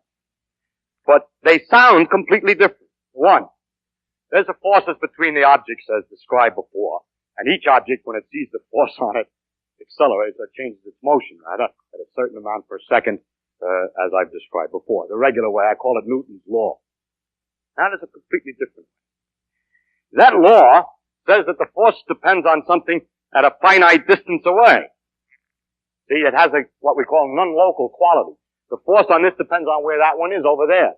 Now, you may not like the idea of action at a distance, that it can know what's going on over there. So then there's another way of stating the laws, which are very strange, and it's called the field way of representing the laws. And it's so very hard to explain, but I just want to give you some rough idea of what it's like. And it says different things, completely different things. That there's a number at every point in space. I know it's a number. It's not a mechanism. It's the trouble with this whole physics, that it must be mathematical this way. There's a number at every point in space. Here's a number, and so on. And the number's changing. It changes, rather, when you go from place to place. If an object is placed at one of these points, at somewhere in space, the force on it is in a direction in which that number, I'll call it the name it's given, called a potential, is in a direction in which that potential changes as quick as it can. And the force is proportional to how fast it changes as you move. That's one statement. That's not enough yet, because I have to tell you now how to determine how the potential varies. I could say the potential varies as 1 over the distance from each object. But that's back to the action at a distance idea. However, the force is at a distance. But you can state the law in another way. It says the following. You don't have to know what's going on anywhere outside of a little ball. If you want to know what the potential is here, you tell me what it is on the surface of any ball, no matter how small. You don't have to look outside. You just tell me what is in the neighborhood and how much mass there is in the ball. The rule is this, that the potential at the center is equal to the average of the potential on the little ball surface minus this constant that's over there in the other equation, divided by twice the radius of the ball. Let's suppose the radius of the ball is called A, and then multiplied by the mass that's inside the ball, if the ball is small enough. Now you see that this law is different than the other one because it only tells what happens at one point in terms of what happens very close by. Newton's laws tell what happened at one time in terms of what happens in another instant. It gives from instant to instant how to work it out. But in space, it leaps from place to place. But this thing is both local in time and also local in space because it depends only on what's in the neighborhood. And there's another way of representing. That's another way. Now, there's a completely different way. See, there's a difference in the philosophy, in the qualitative ideas involved. You don't like action at a distance. You can get away without it. Now I'll show you one which is philosophically the exact opposite, in which there's no discussion at all about how the thing works its way from place to place, in which the whole thing is an overall statement, as goes as follows. When you have other particles around and you want to know how this one moves from one place to another, you do it as follows. You calculate a certain quantity you invent a possible motion that gets from one given place to some other place that you're interested in a given amount of time. Say it wants to go from here to here in an hour, and you want to know by what route it can get from there to there in an hour. By what curve. So what you do is you calculate a quantity guessing the curve. If you try this curve, you calculate a certain number for this quantity. I don't want to say what the quantity is, but for those who have heard of these terms, this quantity on this route is the average of the difference between the kinetic and potential energy. Now, if you calculate this quantity for this route, then for another route, you'll get, of course, different numbers for the answer. But there's one route which gives the least possible number for that. And that's the route that the particle takes. Now we're describing the actual motion, the ellipse, by saying something about the whole curve. We have lost the idea of causality, that the particle's here, it sees the pull, it moves to here, it goes. Instead of that, in some grand fashion, It smells all the curves around here, all the possibilities, and decides which one to take. This is an example of the wide range of beautiful ways of describing nature. And that when people talk that nature must have causality, well, you could talk about it this way. Nature must be stated in terms of a minimum principle. Well, you can talk about it this way. Nature must have a local field. You can do that, and so on. And the question is, which one is right? Now, if these various alternatives are mathematically not exactly equivalent, and if for certain ones there will be different consequences than for others, then that's perfectly all right then, because we have only to do the experiments to find out which way nature actually chooses to do it. Mostly people come along and they argue philosophically they like this one better than that one, but we have learned from much experience that all intuitions about what nature is going to do philosophically fail. It never works. One just has to work out all the possibilities and just try all the alternatives. Now, in this particular case that I'm talking about here, these theories are exactly equivalent. The mathematical consequences in every one of the different formulations of the three formulations, Newton's laws, the local field method, and this minimum principle, give exactly the same consequences. What do we do then? You will read in all the books that we therefore cannot decide scientifically on one or the other. That's true. They're not equivalent. They are equivalent. Scientifically, it is impossible to make a decision. Because there's no experimental way to distinguish if all the consequences are the same. Psychologically, they're very different in two ways. First, philosophically, you like them or don't like them. Training is the only thing you can do to beat that disease.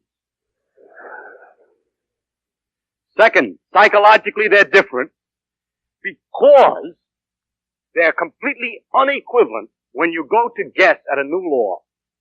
As long as a physics is incomplete and we're trying to find out the other laws and to understand the other laws, then the different possible formulations give clues as to what might happen in other circumstances. And they become not equivalent in psychologically suggesting to us to guess as to what the laws might look like in a wider situation. For instance, Einstein noticed that the law of gravity, he said that he realized that signals couldn't propagate faster than the speed of light, for electricity. He guessed that it was a general principle, the same guessing game as taking this angular momentum and extending it from one case where you proved it to the rest of the universe. He guessed that it was true of everything, and he guessed that it would be true of gravitation. If the signals can't go any faster than the speed of light, it turns out that the method of describing the forces instantaneously is very poor. And in the Einstein generalization of gravitation, this method of describing physics is hopelessly inadequate and enormously complicated. Whereas this one is neat and simple. And so is this one. So we haven't decided between those two yet. In fact, it turns out that the quantum mechanics says that, and exactly as I stated them, neither is right. But that the fact that a minimum principle exists, it turns out to be a consequence of the fact that on a small scale, particles obey quantum mechanics. And the fact is the best laws at present understood is really a combination of the two, in which we use minimum principles plus local laws. And the present day believes that the laws of physics have to have the local character and also the minimum principle. But we don't really know. So, it's this way, that if you have a structure that's only partly accurate and something is going to fail, if you write it with just the right axioms, maybe only one axiom fails and the rest remains. Just change one little thing. But if you write it with another set of axioms, they all collapse because they all lean on that. But we can't tell ahead of time, without some intuition and guesswork, as to which is the best way to write it, so we find out the new situation. So we must therefore always keep all of the alternative ways of looking at the thing in our heads. So the physicists do Babylonian mathematics and pay little attention to the precise reasoning from fixed axioms. One of the amazing characteristics of nature is this variety of interpretational schemes which is possible. It turns out that it's only possible because the laws are just so special and delicate. For instance, that the law is the inverse square is what permits it to become local. If it were the inverse cube, it couldn't be done this way. That the other end of the equation, that the force is related to the rate of change of the velocity, that's a consequence that permits this kind of a way of writing the laws, the minimum principle, because if, for instance, if the force were proportional to the rate of change of position instead of velocity, you couldn't write it in that way. If you try to modify the laws much, you find you can only write them in a very much fewer ways.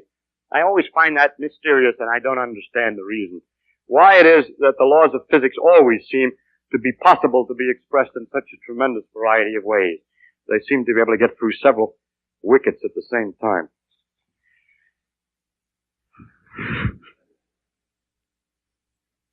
Now I would like to make a number of remarks on the relation of mathematics and physics, which are a little more general.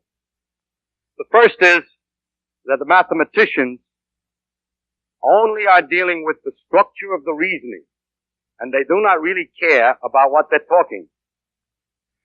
They don't even need to know what they're talking about, or as they themselves say, or whether what they say is true.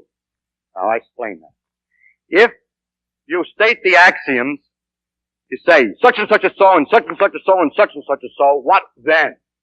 Then the logic can be carried out without knowing what the such and such words mean. That is, if the statements about the axioms are true, are carefully formulated and complete enough, it is not necessary for the man who's doing the reasoning to have any knowledge of the meaning of these words. And he'll be able to deduce in the same language new conclusions. If I use the word triangle in one of the axioms, there'd be some statement about triangles in the conclusion. Whereas the man who's doing the reasoning might not know what the triangle is. But then I can read his thing back and say, oh, a triangle, that's just a three-sided what have you, that's so and so. And so I know this new fact. In other words, mathematicians prepare abstract reasoning that's ready to be used if you will only have a set of axioms about the real world. But the physicist has meaning to all the phrases. And there's a very important thing that a lot of people who study physics that come from mathematics don't appreciate. The physics is not mathematics, and mathematics is not physics. One helps the other. But you have to have some understanding of the connection of the words with the real world. It's necessary to, at the end, to translate what you figured out into English, into the world, into the blocks of copper and glass that you're going to do the experiments with to find out whether the consequences are true. And this is a problem which is not a problem of mathematics at all. I've already mentioned one other relationship that, of course, it's obvious how the mathematical reasonings which have been developed are of great power and use for physicists. That on the other hand, sometimes the physicist's reasoning is useful for mathematicians. Mathematicians also like to make their reasoning as general as possible. If you say, I have a three-dimensional space, ordinary space, I want to talk about ordinary space. You know, you're in it and you measure distances and there are three numbers you need to tell where something is. You go breadth, width, and height. Three-dimensional space, and you begin to ask them about theorems. Then they say, now look, if you had a space of n dimensions, then here are the theorems. Well, I say, yeah, but I only want the case 3. Well, substitute n equals 3. And then it turns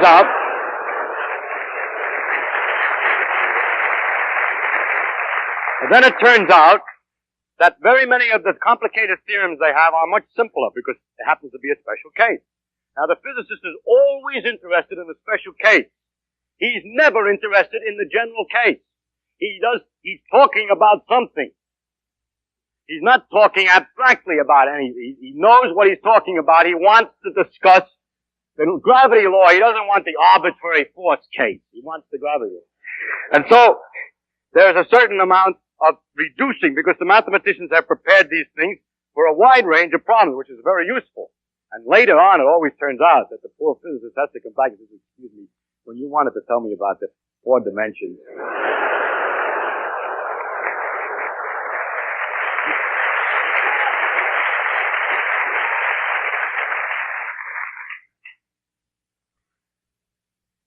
Now,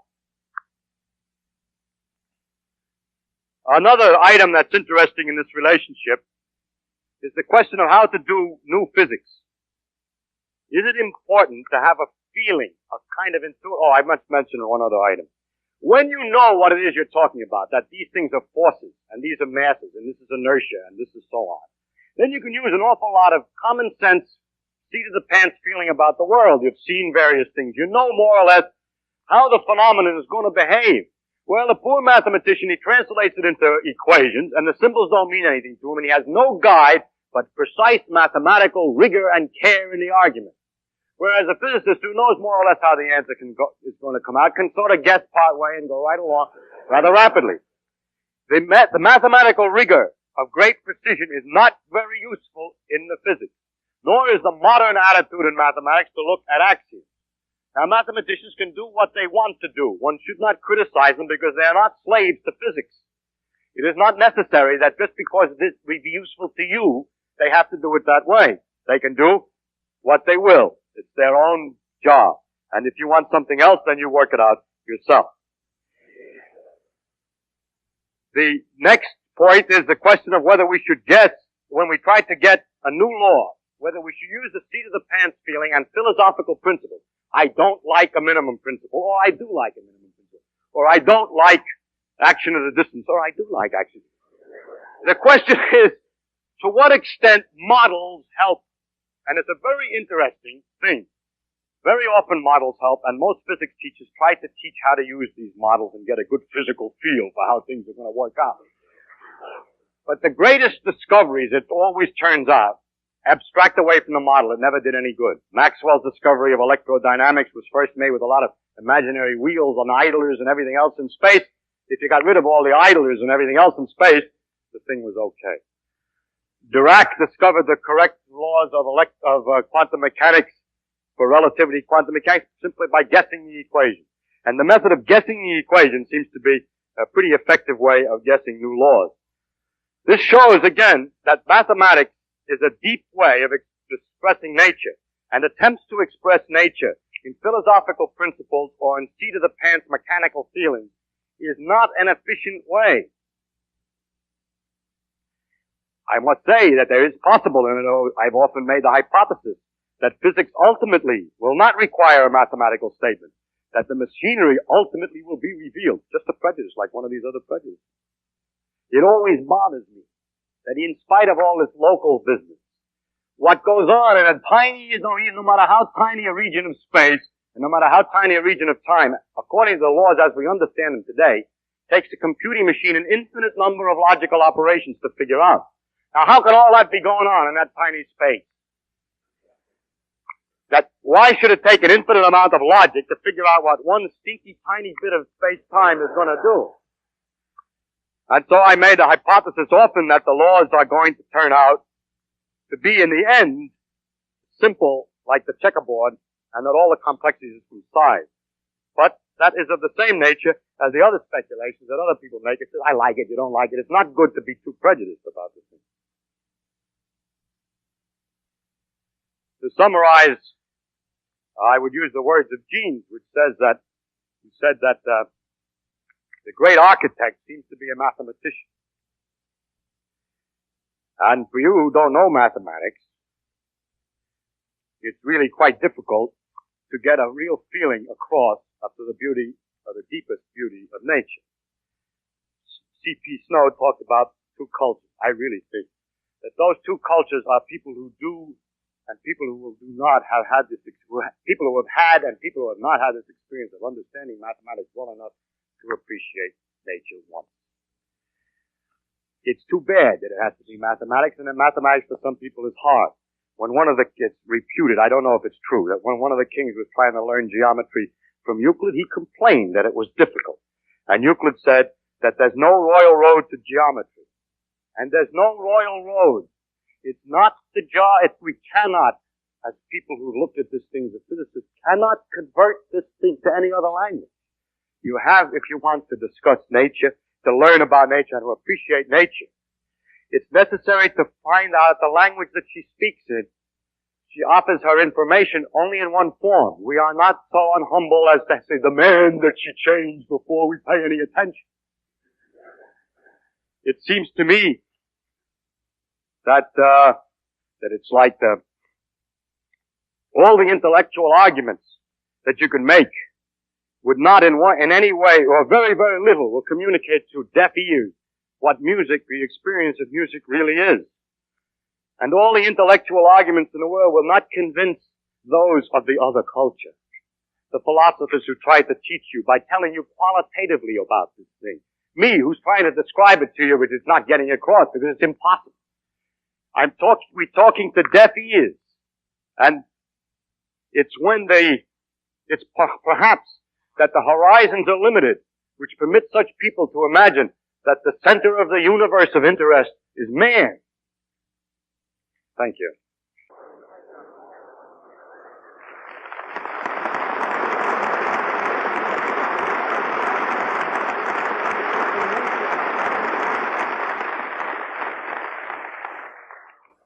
When learning about the laws of physics, you find that there are a large number of complicated and detailed laws.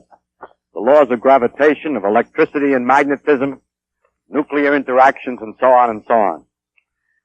But across the variety of these detailed laws, there sweep great general principles, which all the laws seem to follow.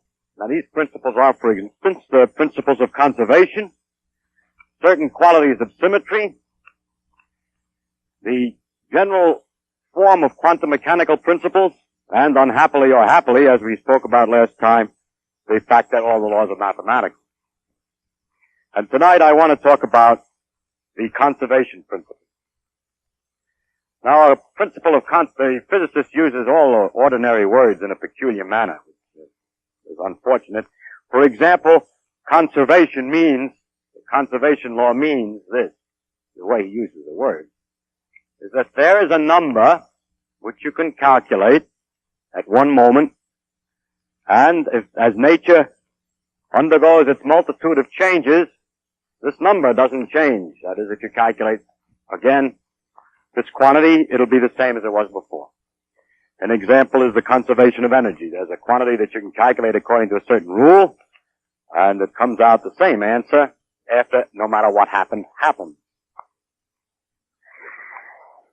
Now you can see that such a thing is possibly useful. It's analogous to this. Suppose that the physics or the nature is made analogous to a great chess game that we're watching with millions of pieces on it, and we're trying to discover the laws or the rules by which the pieces move. And the great gods who play these chess play it very rapidly. It's hard to watch.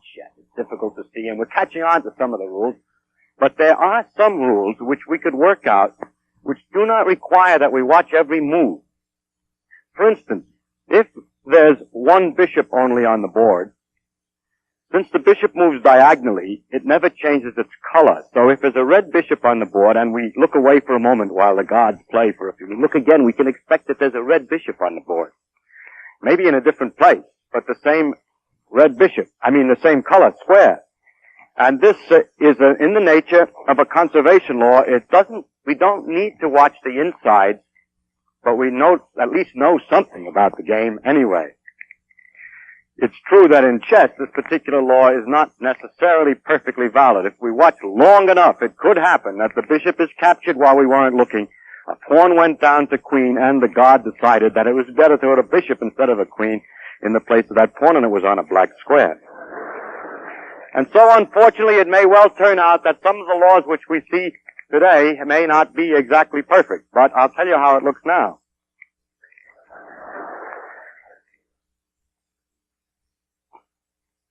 I said that we use words in a technical fashion, and another word in this title is the great conservation principles. This is not a technical word. It was merely put in to make the title sound more dramatic. Just as well call them the conservation law. If you wish, there are a few conservation laws that don't work, that are only approximately right, that are kind of useful, and we might call those the little conservation laws. I'll mention one or two of those. But the other ones that I'm going to mention are, as far as we can tell today, absolutely accurate. The easiest one to understand is the one I'll start with, and that's the conservation of electric charge. There's a number, the total electric charge on a thing, which, no matter what happens, doesn't change. Of course, the total electric charge in the world, rather, is what doesn't change. The charge may go from one place to another, but if you lose it here, you'll find it over there. So the conservation is of a total of the electric charge. This was discovered experimentally, or demonstrated experimentally, by, I am embarrassed to say, I don't remember whether it was, I think it's Faraday, but it might have been Franklin. Anyway, it's somebody whose name begins with F. And I know at least this much, that it isn't Feynman anyway, but it's... At any rate, the experiment consisted of getting inside of a great globe of metal, on the outside of which was a very delicate galvanometer to look for charge on the globe, because small amounts of charge would make a big effect. And then inside the globe, this experimenter, whose name began with F, built all kinds of weird electrical equipment of every kind. He made charges by rubbing glass rods with cat's fur, and he made big electrostatic machines run inside and so on, so that the inside of this thing looked like those horror movies laboratories. And during all these experiments, no charge developed on the surface. There was no net charge made. When a glass rod was charged up with the cat's fur, although the rod may have been, I forget, say, positive, then the cat's fur would be the same amount of charge negative. Because the total charge was never anything. If there were any charge developed on the inside, it would have appeared as an effect in the galvanometer on the outside. So the total charge is conserved. Now this one is an easy one to understand because a very simple model that's not mathematical at all will explain it. Suppose that the world is only made of two kinds of particles, electrons and protons. There was a time when it looked like it was going to be as easy as that. And that the electrons carry a negative charge and the protons a positive charge, so we can separate them. We can take a piece of matter and put more electrons on or less electrons. But suppose that electrons are permanent. They do not disintegrate. They never disappear. That's all. Now, that's not even mathematical. That's a simple proposition. And now you see that the total number of electrons take away, or the protons rather, take away the number of electrons won't change. As a matter of fact, the total number of protons won't change, and the total number of electrons won't change in this particular model. But we're concentrating now on the charge. And the difference, the contribution of the positive, of the protons is positive and the electrons is negative, and if these objects are never created or destroyed alone, then the total charge will be conserved. I want to list later on the number of properties of conserved quantities, and I start with the one about charge that we're talking about, and we mark down here that it is conserved, and that's the beginning. This goes yes. So that's the first. The chart will expand as we go along. This theoretical interpretation is very simple, but it was later discovered that electrons and protons are not permanent.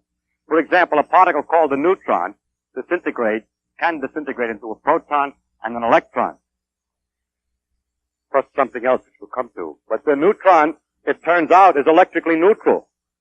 So although protons are not permanent, nor are electrons permanent in the sense that they can be created from a neutron, the charge still checks out, because starting before we had zero charge, and afterwards we have plus one and minus one, so when added together, you get zero charge. So that the rule is, now another example of a similar trouble,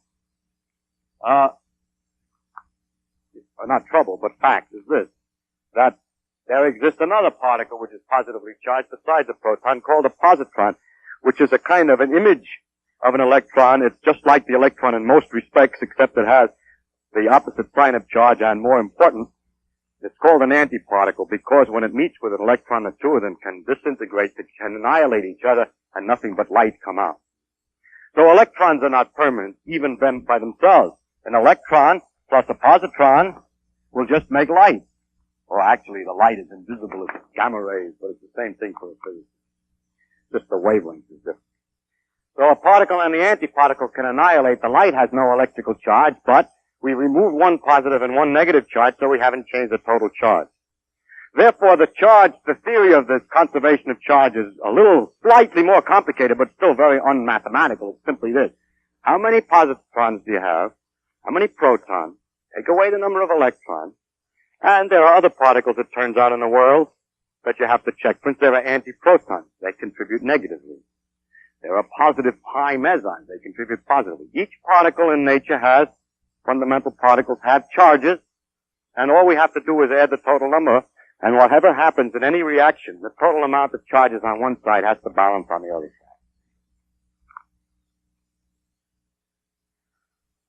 That's one aspect of the conservation of charge. Now comes an interesting question. Is it sufficient to say only that charge is conserved, or do we have to say more? If charge were conserved because it was a real particle which moved around, it would have a very special property. The total amount of charge in a box might stay the same in two ways. It may be that the charge moves from one place to the other in the box and just stays in the box. But another possibility is this. Charge here disappears. And simultaneously over here, charge arrives. In such a manner, instantaneously related, so that the total charge is never changing. This possibility for the conservation is a different kind than the other one, in which if anything happens that the charge goes away here, something has got to go through the in-between. Something goes past you. If you stood there and watched, something would go by. The second form of charge conservation is called local charge conservation, and is far more detailed than the simple remark that the total charge doesn't change. So you see, we've been proving our law, if in fact it's true, that charge is locally conserved. It is true. That it must be true, of course, nothing can be proved without some other things, but as I desire to show you from time to time as much as possible some of the possibilities of reasoning interconnecting one idea with another, I would like to show you an argument which is fundamentally due to Einstein, which indicates that if anything is conserved, in this case I apply it to charge, it must be conserved locally.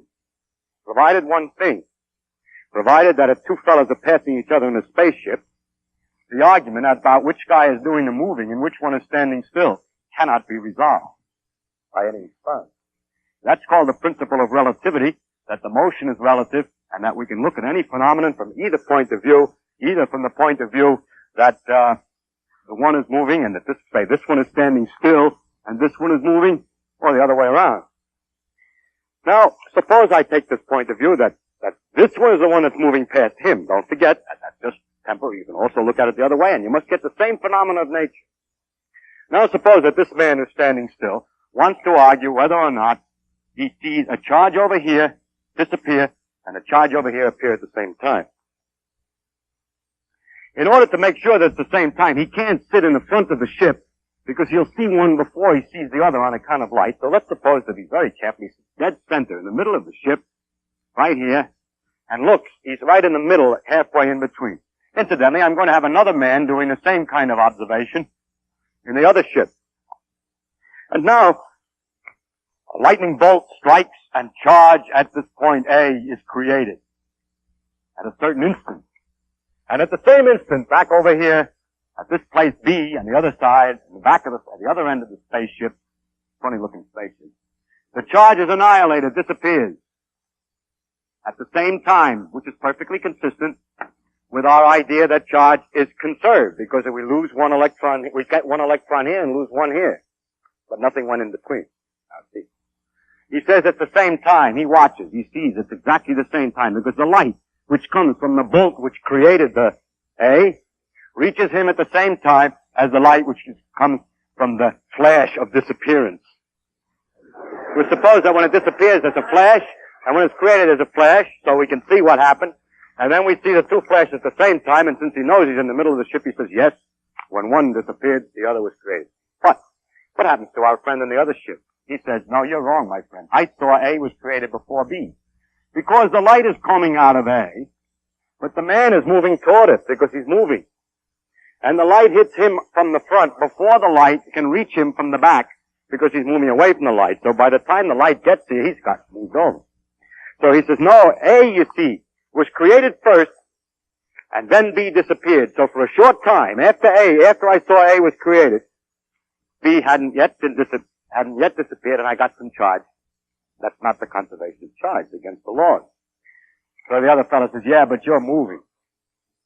He says, how do you know? And so on. I think you're moving. So if we are unable by any experiment to see a difference in the physical laws whether we're moving or not, if the conservation of charge were not local, we could tell when we were, you see, if it were not local, Only a certain kind of man would see it work right, namely the guy who's standing still in an absolute sense. But such a thing shall be impossible according to Einstein, and therefore it's impossible, according to the relativity principle, to have non-local conservation of charge. This conservation, the locality of the conservation of charge is consonant with the theory of relativity, and it turns out that,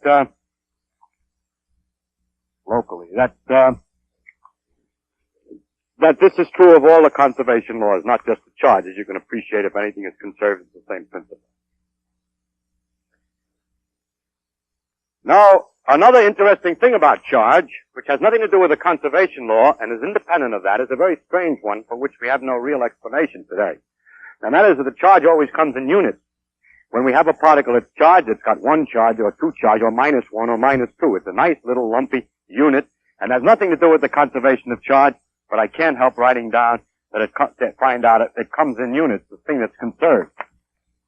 And that's very nice that it comes in units because that makes the theory of conservation of charge very easy to understand. It's just a thing which we count, which goes from place to place. Finally, it turns out technically that the total charge of a thing is very easy to determine electrically because the charge has a very important characteristic. It's the source of the electric and magnetic field. Charge is a measure of the interaction of an object with electricity, with electric field. And so, the other item that we should put here on the list is that this is the source of a field. In other words, the electricity is related to the charge. So, the particular quantity which is conserved here has two other aspects which are not connected with the conservation directly, but are interesting in either way. One is that it comes in units, and the other that it's the source of a field. Are there other examples? There are many conservation laws. I give some more examples of conservation laws of the same type as the charge in the sense that it's merely a matter of counting. There is a conservation law called the conservation of baryons. A neutron can go into a proton. If we count each of those as one tien, then we don't lose the number of tiens. The word tien is actually substituted by baryon, which is equally mysterious and meaningless. The neutron carries one baryonic charge unit, or represents one baryon. Then a proton represents one baryon. All we're doing is counting and making big words. And so the total number, if this reaction occurs, the total number of baryons doesn't change. It does turn out, however, that there are other reactions in nature. For example, a proton plus a proton can produce rather great variety of strange objects. A lambda, a proton, and a K plus, for instance. Which are, these lambda and K plus are names for peculiar particles. Now, from this one you know you put two baryons in, you see one come out, so possibly one or the other is one. But if you'll study the lambda later, you'll discover that it very slowly, this is easy for it, easy, and this is hard for it to do, it disintegrates into a proton and a pi, and ultimately the pi disintegrates into electrons and whatnot. But what you've got here is the baryon coming out again. So we think that the lambda has a baryon number, but the K does not, has 0. And so in counting these other numbers, we have a similar situation with baryons. So we have charge, and then we have baryon number, with a special rule that the baryon number is the number of protons, plus the number of neutrons, plus the number of lambdas, minus the number of antiprotons, minus the number of antineutrons, and so on. It's just a counting proposition. It's conserved. It comes in units. And nobody knows, but everybody wants to think, by analogy, that it's the source of a field. We are trying to guess at the laws of nuclear interaction. And the reason we make these kind of tables is this is one of the trick ways of guessing at nature. If this is the source of a field and this does the same thing, it ought to be the source of a field too. Too bad so far it doesn't seem to be, or for sure isn't anyway. We don't know. Sometimes people think it is, sometimes not. We don't know enough to be sure about that question. Now it turns out that there is a very peculiar thing. I would like to mention, there are one or two more of these counting propositions called lepton numbers and so on, but you learn nothing new, the same idea. Just counting. There is one, however, which is slightly different, is that there are, in nature, characteristic rates, apparently, with these strange particles. There are rates of reactions which are very fast and very easy reactions to do, and others that are very slow. I don't mean easy and hard in a technical sense. It's a little, actually doing the experiment. It's got to do with the rates at which these reactions occur when the particles are present. Anyway, there's a clear distinction between this kind of a reaction and this.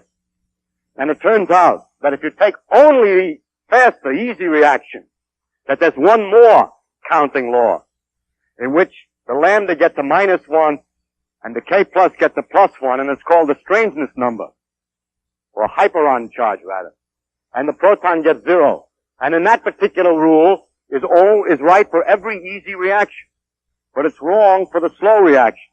And then we have a conservation law called the conservation of strangeness, or the conservation of hyperon number, which is nearly right, which is very peculiar. So it's why the stuff has been called strangeness, the number. It's nearly true. And nearly true.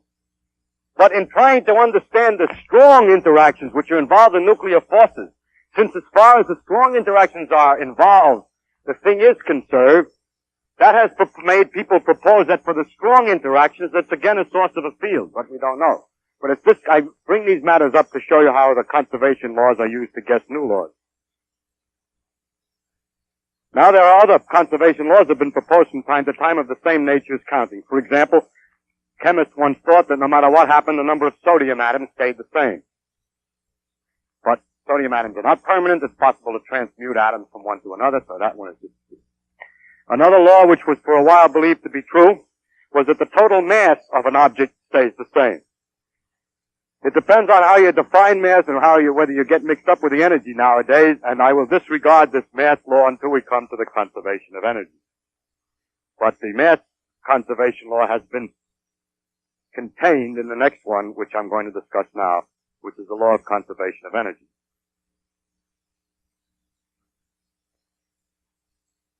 The law of conservation of energy is the most difficult, abstract one, and the most useful, as a matter of fact, of all the conservation laws. It's more difficult to understand than the charge in these other ones, because in the charge in these other ones, it's obviously merely, the mechanism is perfectly clear. It's a conservation of the object, sort of. I mean, not quite, because of this problem that we get some new things from old things, but it's really a matter of counting.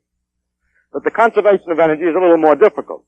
Here we have a number which is not changed in time, but the number doesn't represent the number of any particular thing.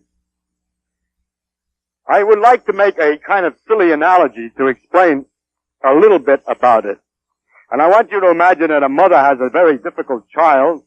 Well, not necessarily difficult, but she has a child who she leaves alone in a room with 28 blocks. The indestructible, absolutely indestructible blocks, like the charge. And the child plays with the blocks during the day, and when the mother comes back, she discovers indeed there are 28 blocks. She checks all the time the conservation of blocks. Well, this goes on for a few days until one day when she comes in, there are only 27 blocks. One block she finds later outside the window. He threw one out the window. So first we must appreciate that conservation laws involve that you watch out that the stuff that you're trying to check doesn't go out through some water. And the same thing could happen the other way if a boy came to play with him and brought in some blocks. Of course, those are obvious technical matters that you have to be careful of when you talk about a conservation law. But now suppose, however, that when the mother comes to count the blocks, she finds there are only 25 blocks, but suspects that in a little toy box, in a box that the boy has, he has hidden the blocks. So she says, I'm going to open the box. He says, no, you cannot open the box. How can she tell? She's a very clever mother, unlike most. She would say, the box weighs, I know when it's empty, 16 ounces, and each block weighs 3 ounces, so what I'm going to do is I'm going to weigh the box. So she would have another thing, number of blocks seen plus weight of box minus 16 ounces divided by 3 ounces. And that adds always the same to 28. Goes on for a while until it doesn't check. But she notices that the dirty water in the sink is changing its level. So we have the water level. Height of water in sink. minus 6 inches, which it is when there's no block in it, divided by 1/4 of an inch, which is the height that the water rises when a block is in the dirty water. Now, as the boy becomes more ingenious and the mother continues to be ingenious, more and more terms must be added on here, which all really represent blocks. But from a mathematical standpoint, are abstract calculations, because the blocks are not seen. Now I would like to draw my analogy and tell you what is common to this and the conservation of energy and what is different. Suppose that you never saw the blocks at all, that in any one of the situations there were never any blocks. Then the mother would be always calculating a whole lot of terms, which is just called blocks in the box, blocks in the water, blocks and so on. But there are other differences that there aren't any blocks as far as we can tell. And that the numbers that come out here are not integers, unlike the case of the blocks with the child. Suppose, it could happen to the poor lady that when she calculates this number, it comes out 6 1/8 blocks. And when she calculates this number, it comes out 7/8 of a block, and the rest of them give 21, still 28. That's the way it looks. So what we discover is that we have a scheme in which we can find a sequence of rules, and from the rules, each one of the different kinds of calculations we call calculating the same thing, number of blocks, or energy, by different rules. And then we add all the numbers together from all the different forms of energy, it always adds up to the same total. But as far as we know, there are no real units. It's not made out of little ball bearings. So it's abstract. It's purely mathematical. There exists a number such that you can calculate and it doesn't change. I cannot interpret any better than that. And this energy has all kinds of forms, analogous to the blocks in the box and blocks in the sink water and so on. There is energy due to motion. It's called kinetic energy. There's energy due to gravitational interaction, the gravitational potential energy it's called. There's a thing called thermal energy, electrical energy, light energy, elastic energy, and springs and so on, chemical energy, nuclear energy, and there is also an energy that a particle has from its mere existence, an energy that depends on its mass directly.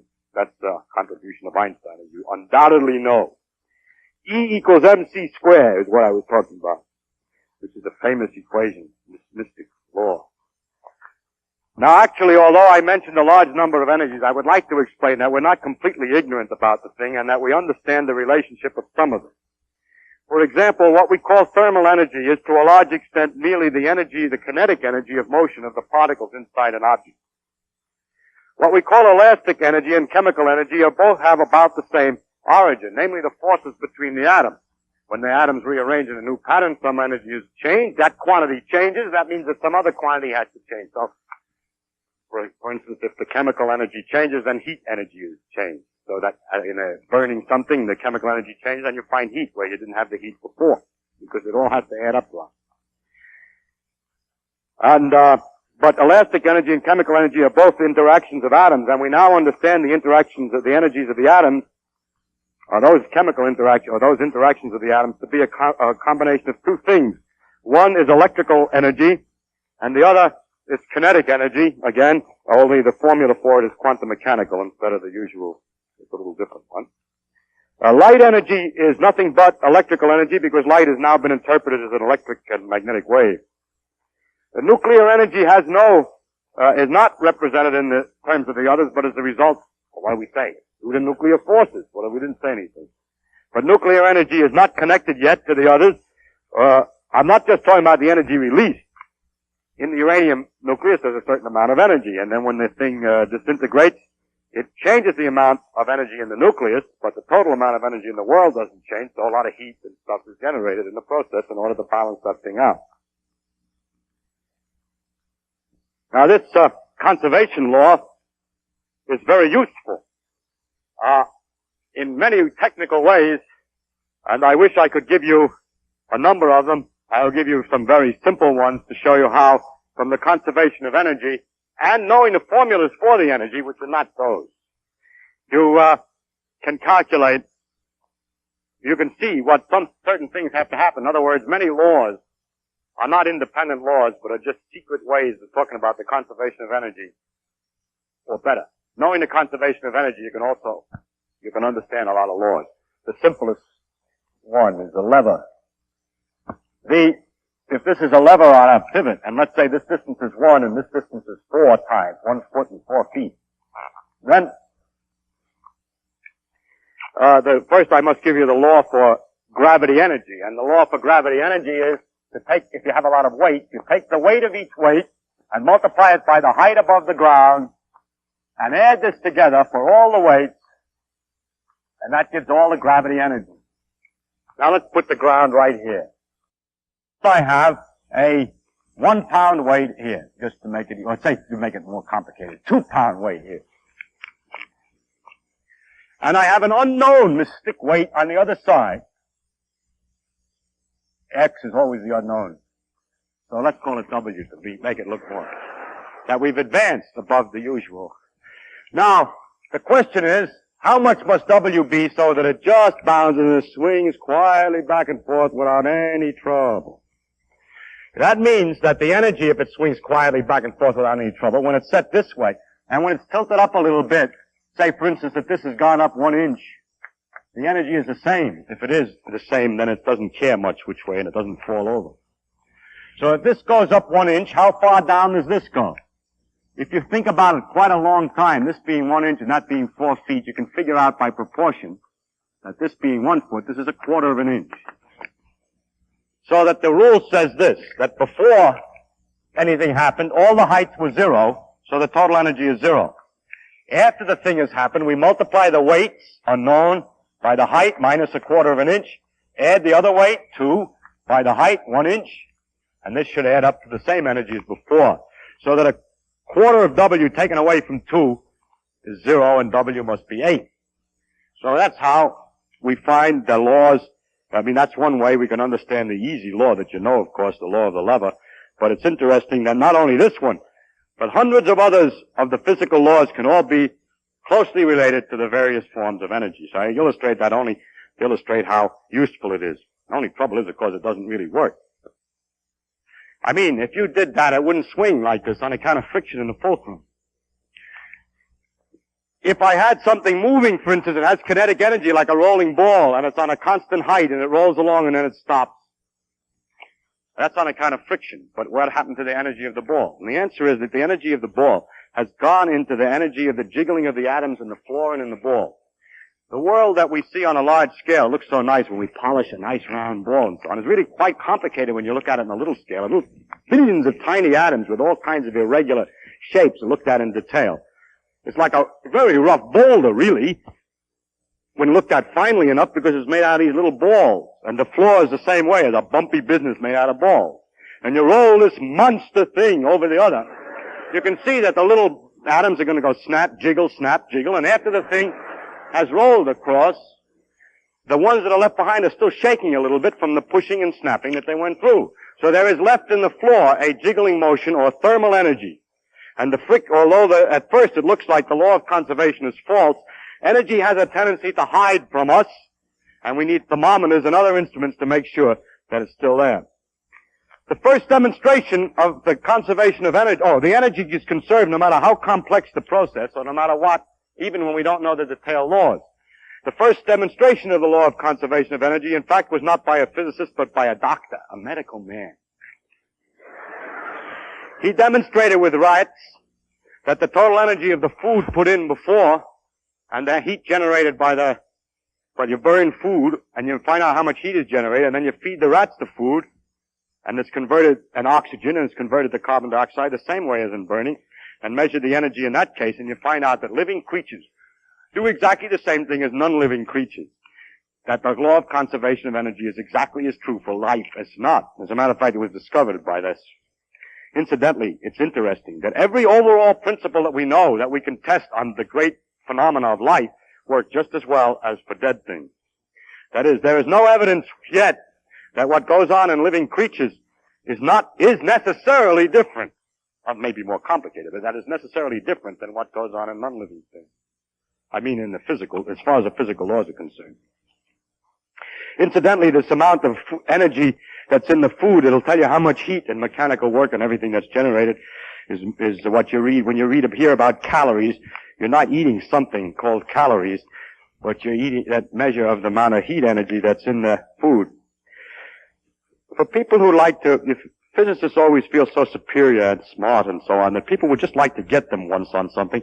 And so I'll give you something to get them on. They should be utterly ashamed of themselves, because they take the same thing, energy, and they measure it in a host of different ways with different names. Absolutely absurd. Energy can be measured in calories, in ergs, in electron volts, in foot-pounds, in BTU, in horsepower hours, in kilowatt hours. All exactly the same thing. It's like having money, you know, in dollars and in pounds and so on. But unlike the economic situation where the ratio can change, these dopey things are an absolutely guaranteed proportion. If anything could be analogous to it at all, the only hope would be to say that there are 20 shillings to a pound, and that you have shillings and pounds, with one complication that the physicist allows, and that instead of saying he has 20 shillings to a pound, he says he has irrational ratios like 1.6183178 shillings to a pound. So, in addition to that, you'd think that the more modern, high-class theoretical physicists would at least use a common unit, but you can find papers with degrees Kelvin for measuring energy, megacycles, inverse Fermis is the latest invention. We don't need any more inventions. We should all measure the energy in exactly the same. We should measure the energy in one unit and let it be done instead of having all these different names. And it just shows, and people are often also, they want to say, see, I should bring my little boy to show on the screen so that the audience will understand that I'm human. Well, the proof that physicists are human is the idiocy of all the different units which they use in measuring energy. Now, we have a number of interesting phenomena in nature which present us some curious problems with energy. Has recently been discovered things called quasars, which are very far away and emit a lot of light. They're enormously far away, emit a lot of light and a lot of radio waves, and have radiating so much energy that the question is, where does it come from? That is, after it's radiated this enormous amount of energy, the condition must be different than it was before, if the conservation of energy is right. Question, is the thing collapsed gravitationally? Is it different condition gravitationally? Is it coming from gravity energy, this big emission? Or is it coming from nuclear energy and so on? And nobody knows. Will you like to propose that maybe the law of conservation of energy is not right? Well, when a thing is investigated as poorly, I don't mean as incompletely, as is the quasars, because they can't see so easy at such a large distance, it very rarely is, when a thing looks difficult, that the fundamental laws are wrong. It's usually that the details are unknown. Another interesting example of the use of the conservation of energy is in this reaction. It was first thought that neutrons turn to protons plus electrons. But the energy of a neutron is fixed, and that of a proton could be measured, and the energy of an electron did not add up correctly to the energy of the neutron. If you proton and electron together, didn't add up to the neutron. Two possibilities existed. One was the law of energy conservation is not right. In fact, it was proposed by Bohr for a while that maybe the conservation law worked only statistically on the average for large scale. But it turns out that Pauli suggested no, that the fact that the energy doesn't check out is because there's something else coming out, which we now call an antineutrino, and that this other thing coming out takes out the energy. You say the only reason for the antineutrino is to make the conservation of energy right. Well, it takes a lot of other things right. Conservation of momentum and other conservation laws are fixed up because the piece came out that we weren't worrying about. And very recently it has been directly demonstrated that such neutrinos indeed exist.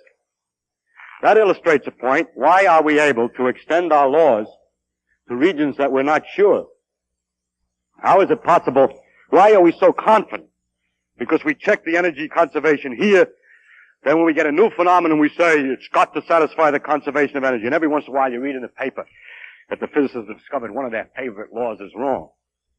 It's not a mistake to say that it's true in a region where you don't look yet, where you haven't looked yet. If you will not say that it's true in a region that you haven't looked yet, you don't know anything. If the only laws that you find are those which you just finished observing, then you can't make any predictions, and the only utility of the science is to go on and to try to take guesses. You see, the most likely thing is that the energy is conserved in other places. So what we do always is to stick your neck out. People like to, and that of course means that the science is uncertain. The moment that you make a proposition that about a region of experience that you haven't directly seen, then you must be uncertain. But we always must make statements about the regions that we haven't seen, or is no use in the whole business. For instance, in early experiment, the mass of an object changes when it moves because of the conservation of energy. The energy associated with the motion appears as an extra mass because of the relation of mass and energy. So things get heavier when they move. It was first believed by Newton that this wasn't the case, that the masses stayed constant. And so when it was discovered that that was false, everybody say it was a terrible thing that physicists found out they were wrong. Why did they think they were right? The effect is very small. Only when you get near the speed of light does it make any difference. If you spin a top, it weighs the same as if you don't spin it within very, very fine fraction. So you could say, oh, they should have said, if you do not move any faster than so-and-so, then the mass doesn't change. That would then be certain. No. The experiment happens to be done only with tops made out of wood, copper, steel, and so on. So we should have said that tops made out of copper, steel, wood, and so on were not moving any faster. You see, we do not know all the conditions that we need for an experiment. It is not known whether a radioactive top will have a mass that's certain. But we have to take a guess. So in order to have any utility at all to the science, in order not simply to describe an experiment that's just been done, we have to propose laws beyond their range, and there's nothing wrong with that. That's the success. That's the point. And that makes the science uncertain. If you thought before that science was certain, well, that's just an error on your part. Now there are so we have here the energy, which we could put in our list. And it's conserved perfectly as far as we know. But it does not come in units. And now the question is it the source of a field? And the answer is yes. Einstein understood gravitation as being generated by energy. Energy and mass are equivalent, and Newton's interpretation that the mass is what produced the gravity has been modified to being the energy that produces the gravity. There are other laws that are similar to the conservation of energy in the sense that they're numbers. I haven't very much time to describe them, but I'll mention what they are. One of them is the momentum. It means if you take all the masses in an object and multiply them by the velocities, for instance, and add it together, that's the momentum of the particles in it anyway. And that total amount of momentum is conserved. The energy and the momentum are now understood to be very closely related, and so I should be in the same column in this conservation law. Another example of a conserved quantity is angular momentum, an item which we discussed some time before. The angular momentum is the area generated per second by objects moving about. For example, if an object is here and is moving, and we take any center whatsoever, then the area, the rate of change, the speed at which this area increases, multiplied by the mass of the object, and added together for all the objects, is called the angular momentum. And that quantity doesn't change either. So we have conservation of angular momentum.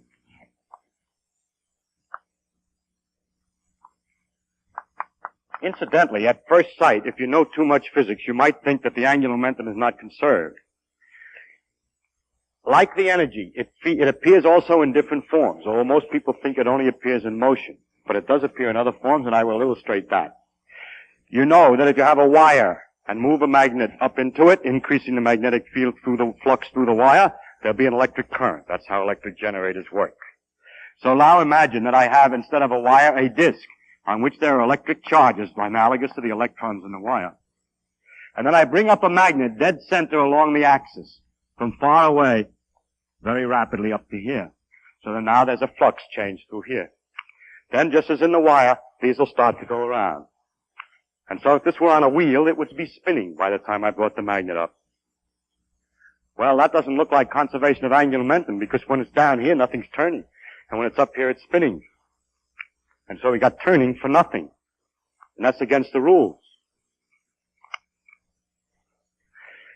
Oh yes, you say, I know, there must be another kind of interaction that makes the magnet spin the opposite way.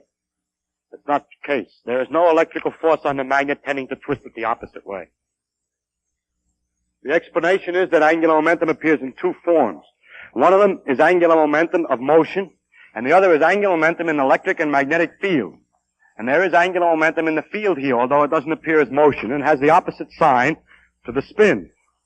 If we take the opposite case, it's even more clear.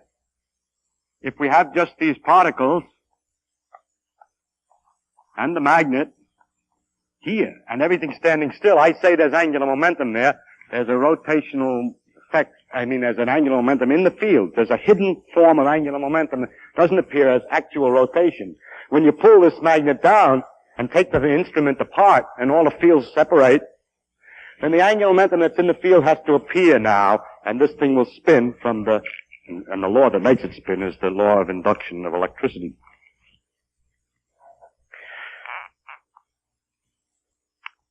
Now, the question as to whether it comes in units is very difficult for me to answer. At first sight, you'd say it's absolutely impossible that angular momentum come in units, because angular momentum depends upon the direction in which you project the picture. I said that another lecture, that you have to look at this thing and see how the area changes. If you look at an angle, if you had something turning this way, and you looked at it sideways, you wouldn't see any area changing. And if you looked at it not quite vertical, but just a little bit off, you see that the area changes a little bit different. A little bit different if you come at a small angle. So if angular momentum came in units, 8 units, and then you look not exactly down at the 8, but at a slight angle, it should look like a little bit less than 8. Now, 7 is not a little bit less than 8, it's a definite amount less than 8. So the darn thing can't possibly come in units. This proof, however, is evaded by the subtleties and peculiarities of quantum mechanics. If we measure the angular momentum about any axis, amazingly enough, it's always a number of units. So what to say about this is yes. But it's not the kind of unit like electric charge that you can count them inside. The angular momentum is, although it does come in units in a mathematical sense that the number that we get in any measurement is a definite integer times a unit, we cannot interpret that in the same manner that we interpret this in the case of electricity, that there's this one and another one. You see those little 6 units in there? You can't see the units, you see, but it comes out always integer anyway, which is very peculiar.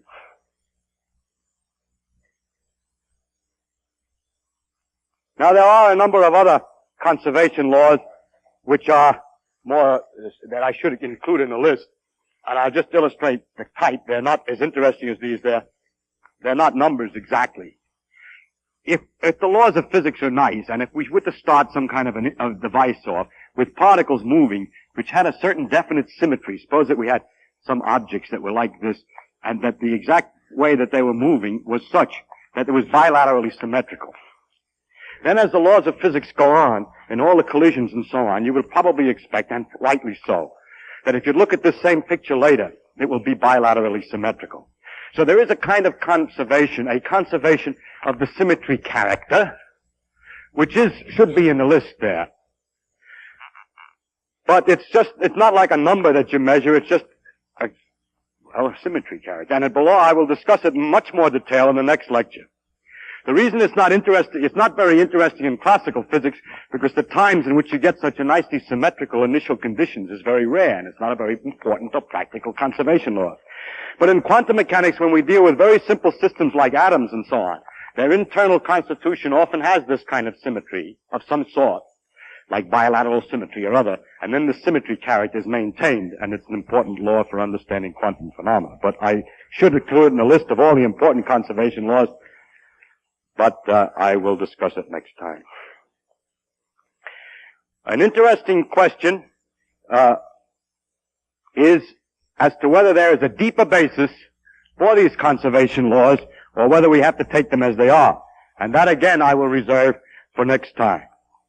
Finally, I would like, however, to mention, to remind you, that in making a popular speech on these subjects, there seem to be a lot of independent things. But with a deeper understanding of the physics, of the various principles, there are deep interconnections between the things, so that one implies the other in some way.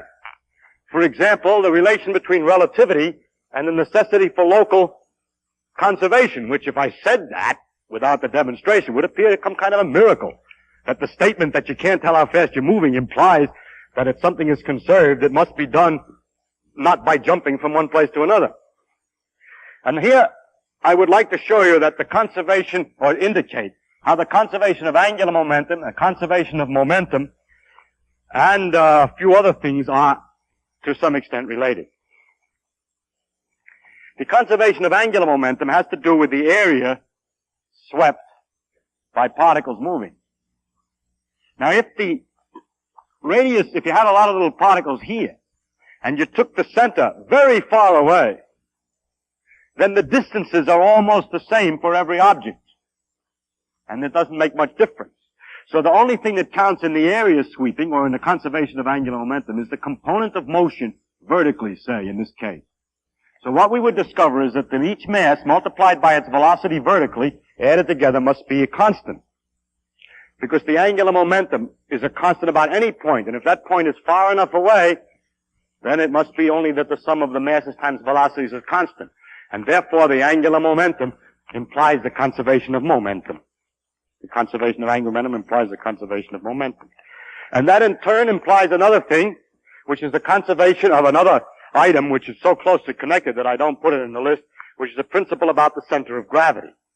That a mass in a box cannot just disappear here and move over here by itself. That's nothing to do with conservation. You think, well, you still got the mass, and I moved it from here to here. Charge could do that, but not a mass. Let me explain why. Suppose, since the laws of physics are not affected by motions, that this box was drifting slowly upwards. And take a point not far away. Now, as it's drifting upwards, if the mass were here, quiet in the box, in the beginning it has a mass here going up and producing an area at a certain rate. After the mass has moved over here, if it's going up at the same speed because the box is drifting, then the area would be increasing at a greater rate because there's a bigger length this way, although the altitudes are the same. But by the conservation of angular momentum, you can't change the rate at which the area is changing, and therefore you simply can't move one mass from one place to the other if you don't push on something else and get rid of the momentum or angular momentum. And that's the reason why the rockets in empty space can't go. But they do go. That's because we have, the rocket is what the center of gravity, that is, if you figured it out with a lot of masses, if you move one forward, you gotta move the others back so that the total motion back and forth of all the masses is nothing. Now, the way a rocket works is that, here's a rocket, which shoots some gas out of the back, and here's a gas, you see, beforehand, the rocket's standing still, say, in empty space, and afterwards it shoots some stuff out the back, and then the rocket's going forward. And the point is that of all of the stuff in the world, the center of mass, the average of all the mass, is still right where it was before. But the interesting part has moved out here, and an uninteresting part that we don't care about has moved out here. There is no theorem that says that the interesting things in the world are conserved. Only the total of everything. Discovering the laws of physics is like trying to put the pieces together of a jigsaw puzzle. And we have all these different pieces, and today they're proliferating rapidly. And they're lying about. Many of them can't be fitted with other ones. Now, how do we know that they belong together? How do we know that they really are parts of one picture? One, at present, incomplete picture. We're not sure, and it worries us to some extent, but we get encouragement from the common characteristics of several pieces. They all show blue sky, or they're all made out of the same kind of wood. Thank you very much.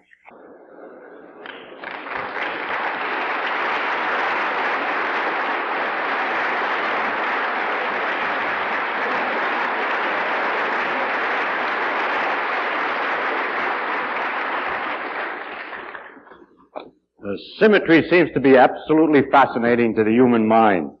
We like to look at symmetrical things in nature, such as balls, which are perfectly symmetrical, spheres, like planets and the sun and so on, or symmetrical crystals, snowflakes, flowers, which are nearly symmetrical, and so on. But it's not the objects in nature, the symmetry of the objects in nature that I want to talk about tonight. It's rather the symmetry of the physical laws themselves. Now, how can a physical law have a symmetry? It's easy to understand how an object has a symmetry. Of course it can't. But physicists delight themselves by using ordinary words for something else. And so in this case, they have a thing about the physical laws which is very close to symmetry of objects. And they call it the symmetry of the laws. And that's what I'm going to talk about. To show how close it is, I ask for a definition of symmetrical. What is a symmetry? If you look at me, I'm symmetrical right and left, apparently at least. A vase can be symmetrical that particular way, or in other ways. How can you define it? Well, Professor Weil, a mathematician, gave an excellent definition of symmetry. It's this. As I am left and right symmetric, that means that if you put everything that's on this side, and vice versa, if you just exchange the two sides, it'll look exactly the same. Or, for instance, a square has a symmetry because if I turn, a special kind, if I turn it around to 90 degrees, it still looks exactly the same. So, Weil said, a thing is symmetrical if there's something that you can do to it so that after you finish doing it, it looks the same as it did before. And then that is the sense in which we say that the laws of physics are symmetrical. That there are things that we can do to the physical laws or to our way of representing the physical laws which make no difference and leave everything unchanged in its effect. And this aspect of physical laws are what's going to concern us tonight. And we will take a number of examples. The simplest example of all of a kind of symmetry, as you'll see, it's not the same as you would have thought, left and right symmetric or anything like that. There's a symmetry called translation in space. That has the following meaning. If you build any kind of apparatus or do any kind of experiment with some things, and then go and build the same apparatus or do the same kind of experiment with similar things, but put them here instead of there, merely translate it from one place to the other in space, then the same thing will happen in the translated thing that would have happened in the original thing. It's not really true, actually. If I actually built such an apparatus and then displaced it 20 feet in that direction, it would get into the wall and there would be difficulties. It's necessary in defining this idea to take into account everything that might affect the situation. So that when you move the thing, you move everything. For example, if the system involved a pendulum, and I moved it 20,000 miles to the right, it wouldn't work right anymore because the pendulum involves the attraction of the Earth. But if I imagine I move the Earth and the equipment, then it will behave the same way. So the situation is that you must translate everything which may have any influence on the situation. Now that sounds a little dopey because it sounds like, just translate it, and if it doesn't work, then you didn't translate enough stuff, and you're bound to win. Actually not. You see, it's not self-evident that you're bound to win. The remarkable thing about nature is that it is possible to translate enough stuff so that it does behave the same way. That's a positive statement. Now I would like to illustrate that such a thing is true from the statement of the law of gravitation, for example, which said that the forces between the objects was inversely as the square of the distance between them. And I remind you that a thing responds to force by changing its velocity as time goes on in the direction of the force. Now, if I move something from here to here, the distance, or a pair of objects like a planet going around the sun, and move the whole pair over, then the distance between the objects, of course, doesn't change, and so the forces don't change. And further, if they use when they moved over a situation the same speed, then all the changes will remain in proportion. Everything will go around in two systems exactly the same way. So because the law said the distance between the objects, rather than some absolute distance from the central eye of the universe, but it talked about distance between the objects, then it means that the laws are translatable in space. I give another example of symmetry. That the first symmetry is translation in space. The next one could be called translation in time, if you like, but better just to say a delay in time makes no difference. If we start a planet going around the sun in a certain direction as it goes around, then if we start it all over again 2 hours later, or say 2 years later, with another beginning, starting the planet and the sun going on the same way, it'll behave in exactly the same way. Because again, the law of gravitation, as stated, talks about the velocity and never talks about the absolute time and when you were supposed to start measuring things.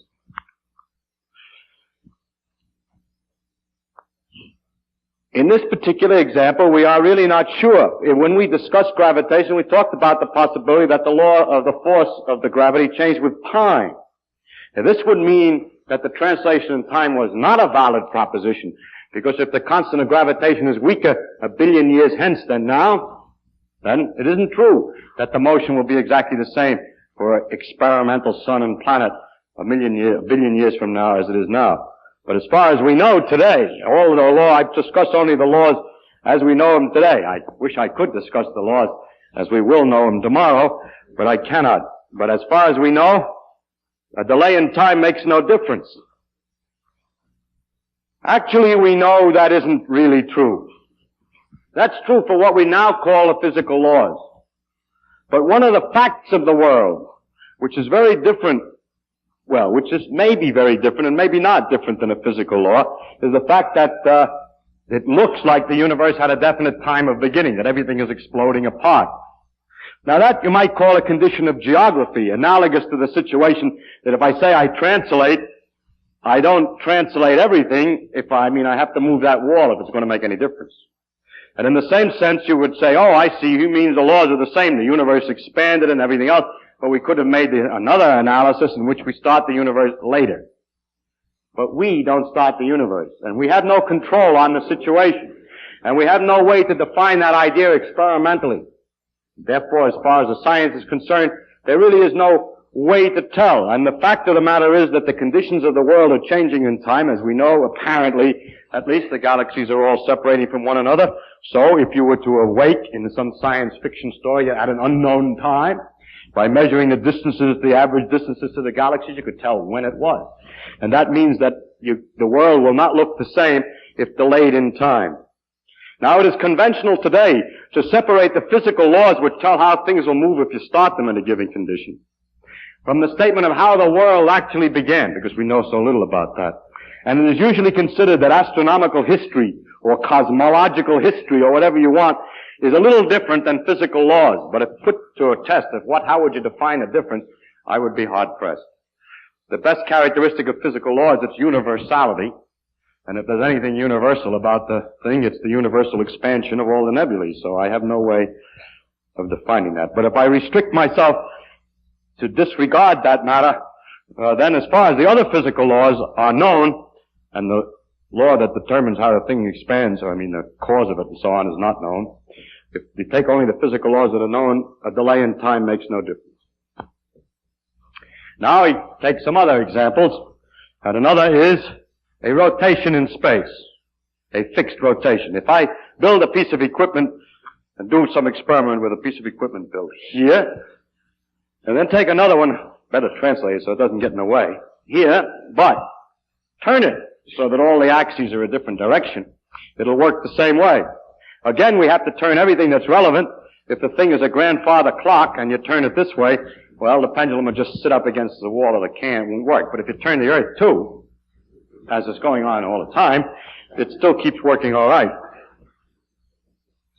The mathematical description of this possibility of turning is a rather interesting one, because to describe what goes on in the situation, we like to use numbers to tell where something is. They're called the coordinates of a point, and we use, for instance, sometimes 3 numbers to do it. How high it is above some plane, how far it is in front of me, say, and back is the negative numbers, and how far to the left. Suppose I did that, and I'm not going to worry about up and down, because for rotations I just have to use 2 of these 3. Let's call the distance this way x in front of me, and y is how much to the left. And I can locate any body by telling how far he is in front, how far to the left. Those who come from New York City will know that the street numbers work that way very neatly. Until they began to change the name of 6th Avenue.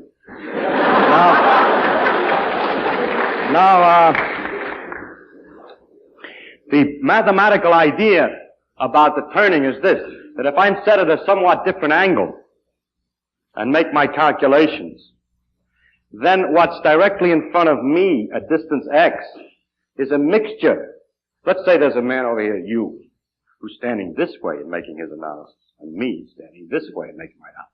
When I measure distance x, if I go straight out at x and don't change to the right or to the left, you see that that line is a mixture of some of your xy business and some of the y.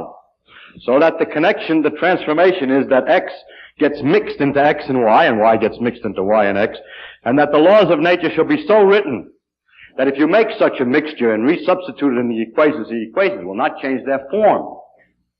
That means that's the mathematical way in which the symmetry appears.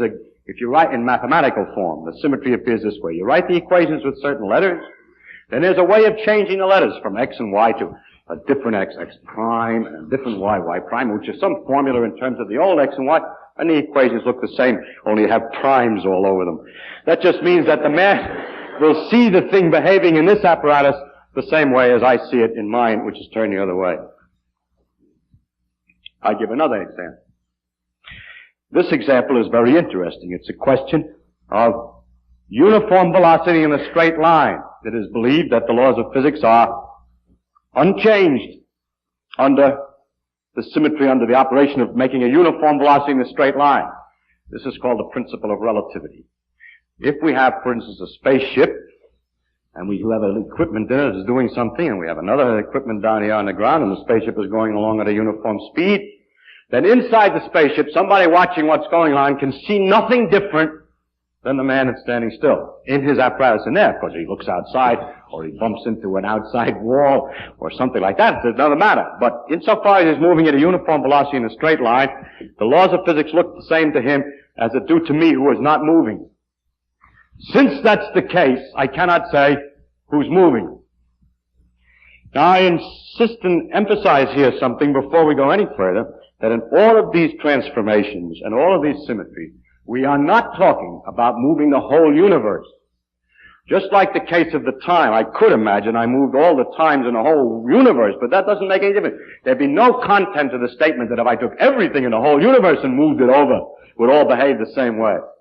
The very remarkable thing is that if I take a piece of apparatus and move it over, then if I make sure about a lot of conditions and include enough apparatus, I can get a piece of the world and move it relative to the average of all the rest of the stars, and it still doesn't make any difference. And in this case, it means that someone coasting at a uniform velocity in a straight line relative to the average of the rest of the nebulae sees no effect. It is impossible to determine by experiments inside a car without looking out by any effects that you're moving relative to all the stars if you want.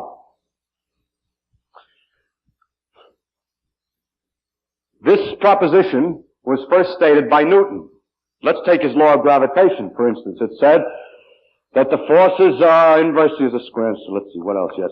And that the force produces changes in velocity. Now suppose that I watch a moving thing. If, for instance, I have worked out what happens when a planet goes around a fixed sun. And now I want to work out what happens when a planet's going around a drifting sun. Well, then all of the velocities that I had in the first case are different than in the second case. I just add a constant velocity on. But the laws are stated in terms of changes in velocity. So that what happens is that the pull of this planet for this changes this one's speed. And on the other case, changes its speed by the same amount. So anything that I started with, any initial speed that I started with, just keeps on going, and all the changes are accumulated on top of that. That's not very good description, but the net result of the mathematics is that if you add a constant speed, the laws will be exactly the same, so that we cannot, by studying the solar system and the way the planets go around the sun, figure out whether the sun is itself drifting through space. There's no effect of such a drift through space on the motion of the planets around the sun, according to Newton's law, so that Newton said, the motion of bodies among themselves is the same in a space, whether that space is itself at rest relative to the fixed stars or moving at a uniform velocity in a straight line. Now it turns out that as time went on, new laws were discovered after Newton, and those were the laws of electricity by Maxwell. And one of the consequences of the laws of electricity was that there should be waves, electromagnetic waves, light in fact is an example, which should go at 186,000 miles a second flat. I mean by that, 186,000 miles a second come what may. So then it was easy to tell where rest was, because a law like if light goes 186,000 miles a second is certainly not one, or at first sight, is certainly not one which is quite right, which will permit one to move and get the same law, because it's evident, is it not, that if you're in a spaceship going 100,000 miles a second in that direction, and I'm standing still and shoot a light beam at 186,000 miles a second, you look out the window, or if I shoot the beam through a little hole through your ship, as it goes through your ship, since you're going 100,000, the light's going 186,000, light is only going to look like it's passing you at 86,000 miles a second. But if you do the experiment, it looks like it's going 186,000 miles past you and past me. The facts of nature are not so easy to understand. And the fact of the experiment was so obviously counter to common sense that there are some people who still don't believe the result. But experimentally, time after time, experiments indicated that the speed is 186,000 miles a second, no matter how fast you're moving. And now the question, how could that be? Poincaré proposed that one take as one of the principles of nature that the Maxwell's principles of Maxwell's equations are right, and that the mathematical changes needed to compare a system moving and a system standing still that come, in that case, should be, well, I'm making it sound too complicated. I'll come back and change the way of stating it. Einstein realized, and Poincaré too, and it's hard to get the history right while you're trying to explain the idea at the same time, that the only possible way in which a person moving and a person standing still could measure the speed to be the same was that their sense of time and their sense of space are not the same. That the clicking clocks inside the spaceship are ticking at a different speed than they are in the ground, and so forth. Of course you say, yeah, but if the clock is ticking, I look at the clock in the spaceship and I see it's going slow. No, your brain is going slow too. So by making sure that everything went just so inside the spaceship, it was possible to cook up a system by which in the spaceship it would look like 186,000 spaceship miles per spaceship second, whereas it looks like 186,000 my miles in my second at the same thing. It's a very ingenious thing to be able to do. It turns out remarkably enough to be possible. I mentioned already one of the consequences of this principle of relativity, that you cannot tell how fast you're moving in a straight line, in which we had two cars, and there was an event. It happened at each end of this car. A man was standing in the middle of the car, and there was an event that happened at each end of this car at a certain instant, which this man claimed was the same time, because standing in the middle of the car, he saw the light from both of these things at the same time. Whereas a man in another car, who happened to be moving this way with a velocity, saw these same two events, not at the same time, but in fact saw the one here first, because the light reached him before the light from here, because he's moving forward. So you see that one of the consequences of the principle of symmetry for uniform velocity in a straight line, that symmetry means you can't tell who's right, is that when someone talks about something like, when I talk about everything that's happening in the world now, that doesn't mean anything. If you're moving along at a uniform velocity in a straight line, everything that happens at now, simultaneously, is not the same events as my now, even though we're passing each other. Our instant here is the same, but somewhere else, we cannot agree what now means at a distance. So this means a profound transformation in our ideas of space and time in order to maintain this principle that you can measure, that uniform velocity in a straight line cannot be detected. Actually, what's happening here is that a little bit, that the time, from one point of view, two things that are simultaneous seem from another point of view to be not at the same time, provided they're not at the same place, that they're far apart in distance. That's very much like my x and y.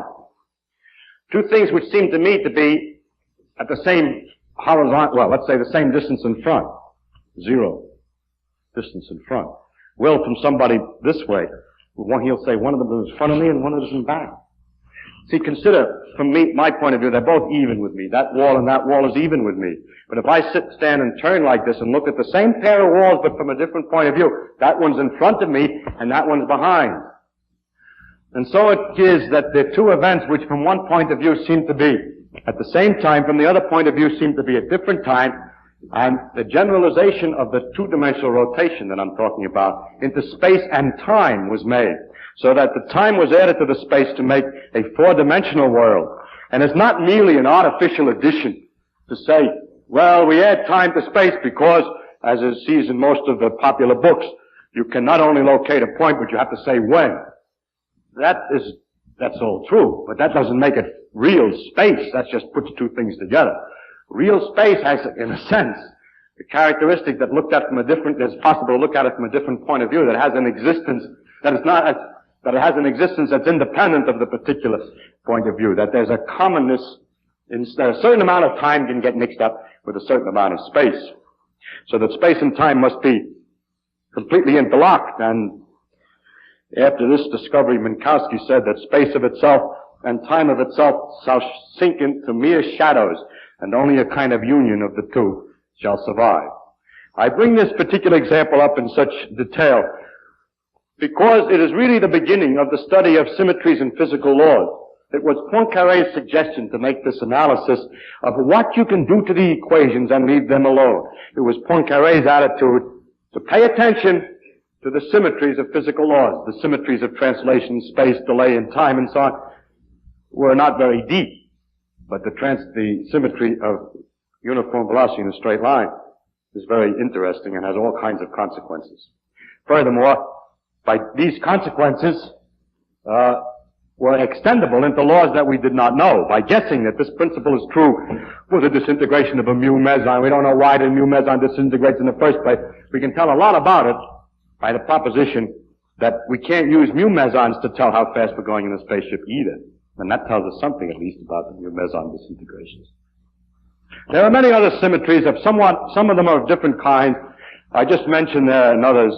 Another one is that you can replace one atom by another of the same kind, and it makes no difference to any phenomenon. Now, you say, yeah, what do you mean by the same kind? You mean one way, you replace it by the other one, it doesn't make any difference. It looks like physicists are always talking nonsense in a way, isn't it? Because there are many different kinds, and if you replace one by one of a different kind, it makes a difference, but if you replace one by the same kind, it doesn't make any difference, and that just seems like a circular definition. But the meaning of the thing is that there are atoms of the same kind. That it is possible to find classes of atoms, that you can replace one by another of the same kind, and it doesn't make any difference. There are such things. Since the number of atoms in any little tiny piece of material is 1 followed by 23 noughts or so, it's very important that they're the same, that they're not all different kinds. And it's really very interesting that we can classify them into a limited number of a few hundred atoms, so that the statement that we can replace one atom by another of the same kind has a very great amount of content. It has the greatest amount of content in quantum mechanics, and it is impossible for me to explain how, partly, but only partly because this is an audience that is mathematically untrained. It's quite subtle anyhow. But in quantum mechanics, the proposition that you can replace one atom by the same kind has marvelous consequences. It produces peculiar phenomena in liquid helium, the liquid that flows through pipes without any resistance, just coasts on forever. That has all kinds of consequences. In fact, it's the origin of the whole periodic table of the elements and the force that keeps me from going through the floor. But I can't go into that particular thing, but I want to emphasize the importance of looking at these principles.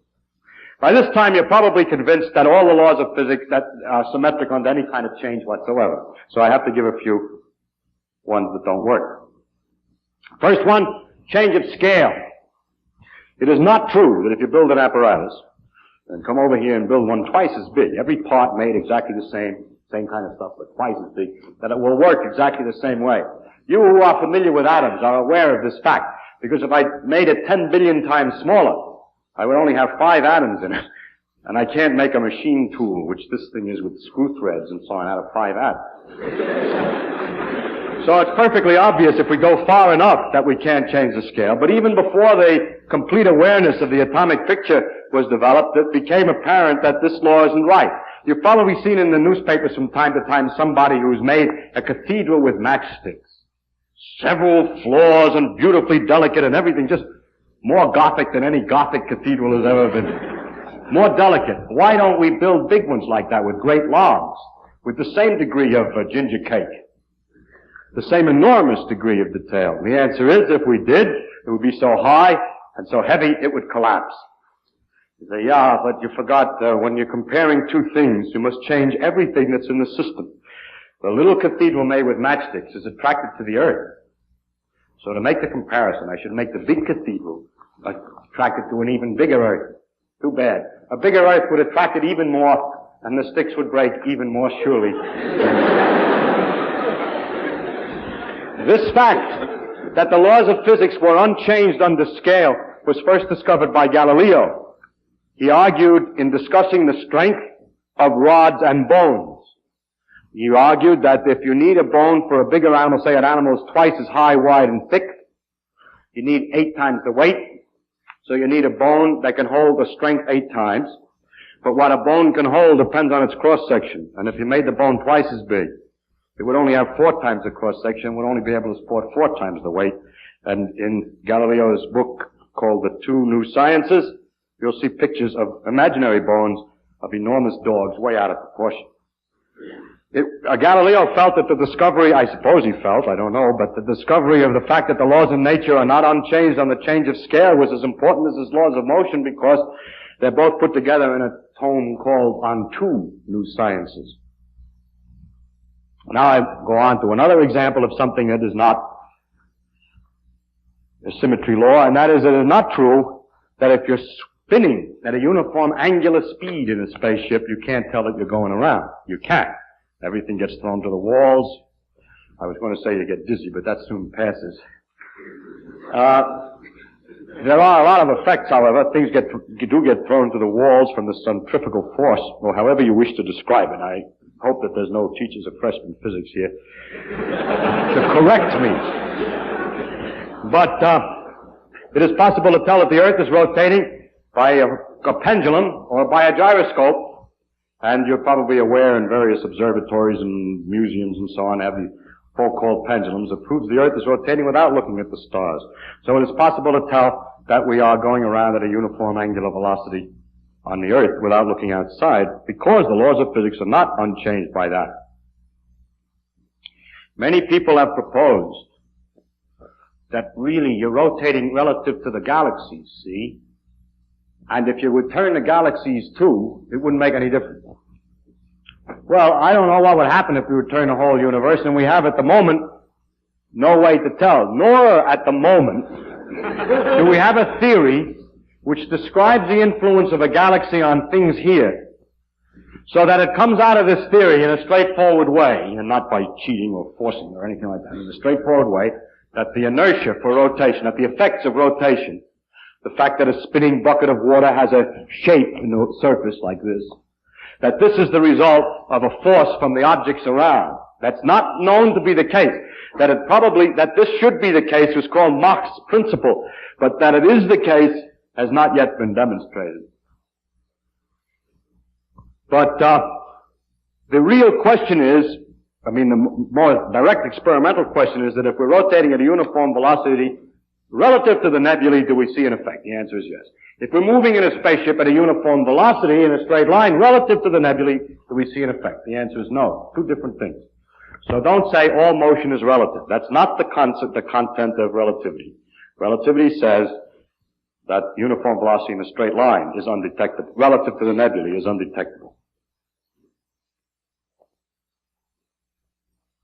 Now the next symmetry law that I would like to discuss is an interesting one because it has an interesting history, and that's the question of reflection in space. If I build a piece of apparatus, let's say a clock, and then I come over here and I build another clock exactly the same way, but like this one looks in a mirror. I don't mean I look at this one in a mirror only. I mean I build another clock which is built to be a Chinese copy of what the other one looks like in a mirror. In other words, I have the number 2 painted neatly on the dial here, then I paint the number 2 on the other way around over here. So, I got an opportunity to make a drawing. 2 on one clock, 2 on the other clock.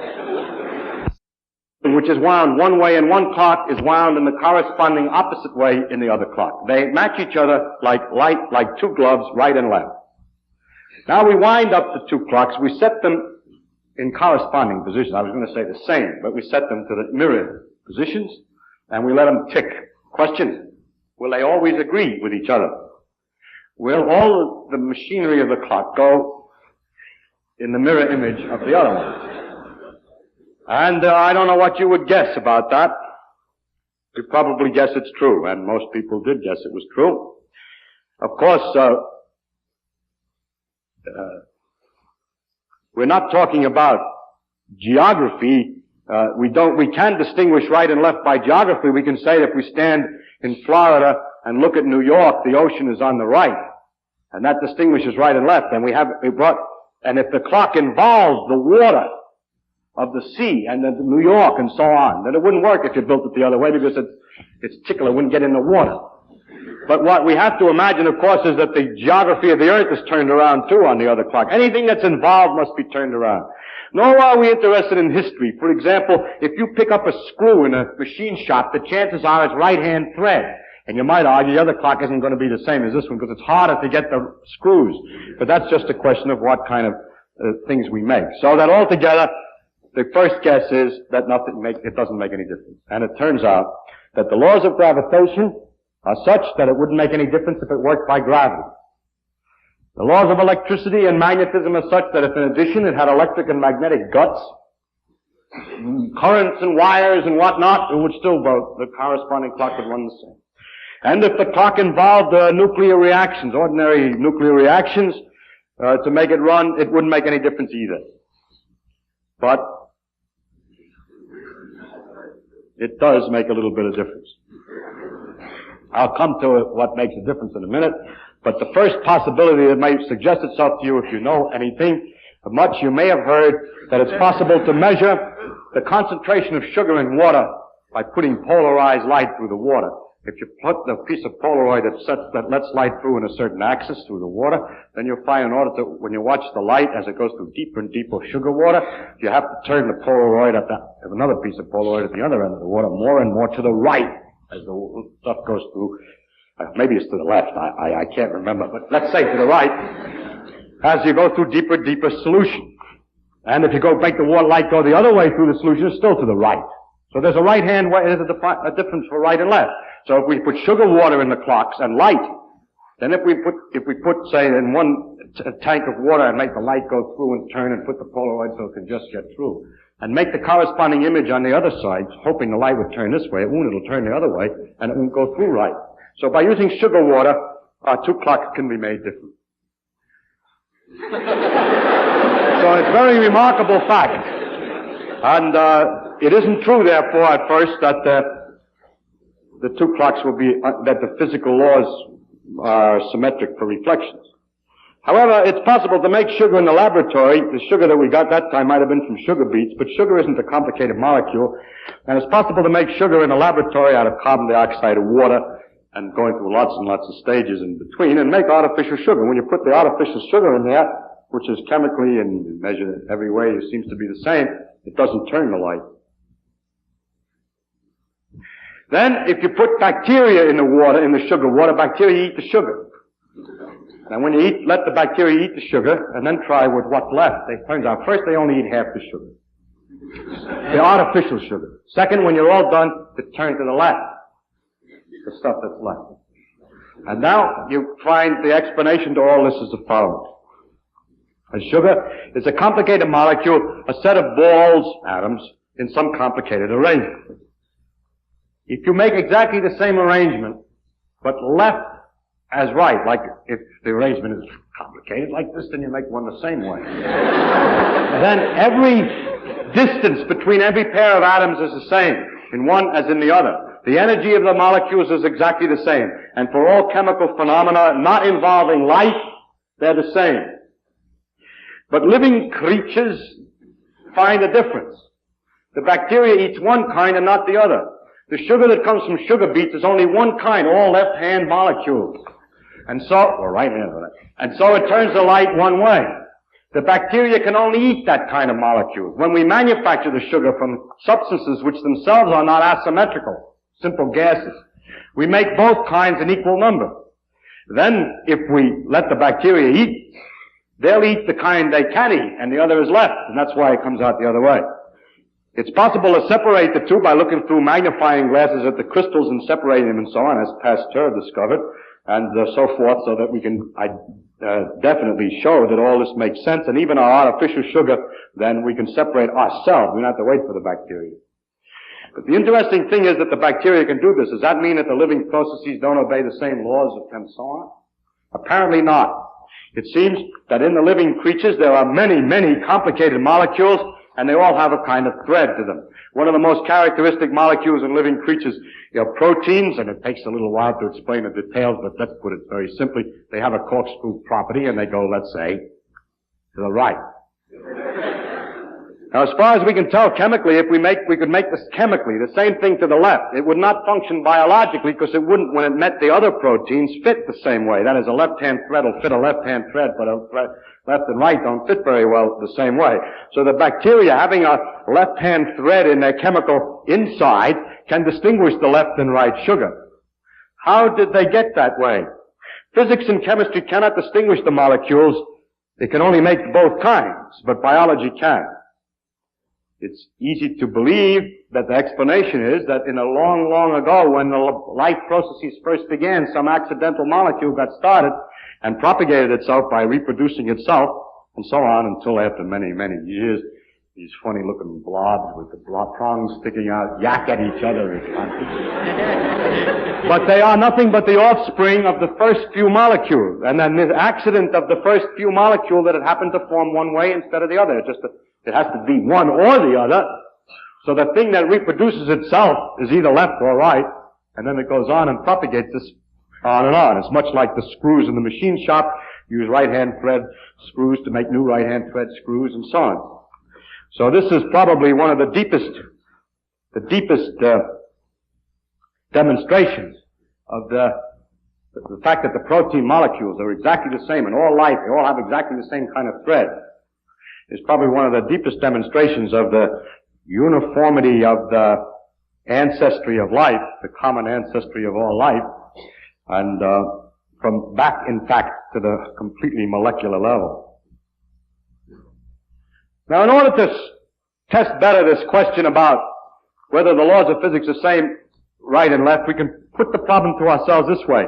Suppose that we were in telephone conversation with a Martian or an Arcturian or something. We don't know where he is, and we would like to describe things to him. We want to tell him about things. We say, well, how is he going to understand the words? So that's been studied very much by Professor Morrison here. And he has pointed out that one way would be to start out and say, tick, tick, 2, tick, tick, tick, 3, and so on. And pretty soon the guy would catch on to the numbers. And then as you understand your number system, then you can write lots of numbers, and you could, for example, write a whole sequence of numbers that represents the weights, the proportional weights of the different atoms in succession. And then say hydrogen, 1.00, deuterium, and so on. And he would, after he sat down with all those numbers and piddled around a while, would discover that the mathematical ratios were the same as the ratios of weights of the elements, and therefore those names must refer to elements. And so gradually you could, in talking to him, to have a common language. In many ways. Common. There are many. Now comes the problem. Suppose that he says, you fellas, after we get familiar with him, he says, you're very nice. Now I'd like to know what you look like. And you start out, well, we're about 6 feet tall. He says, 6 feet. How big is a foot? It's very easy, you say. A foot, 6 feet tall, is 170,000 million hydrogen atoms high.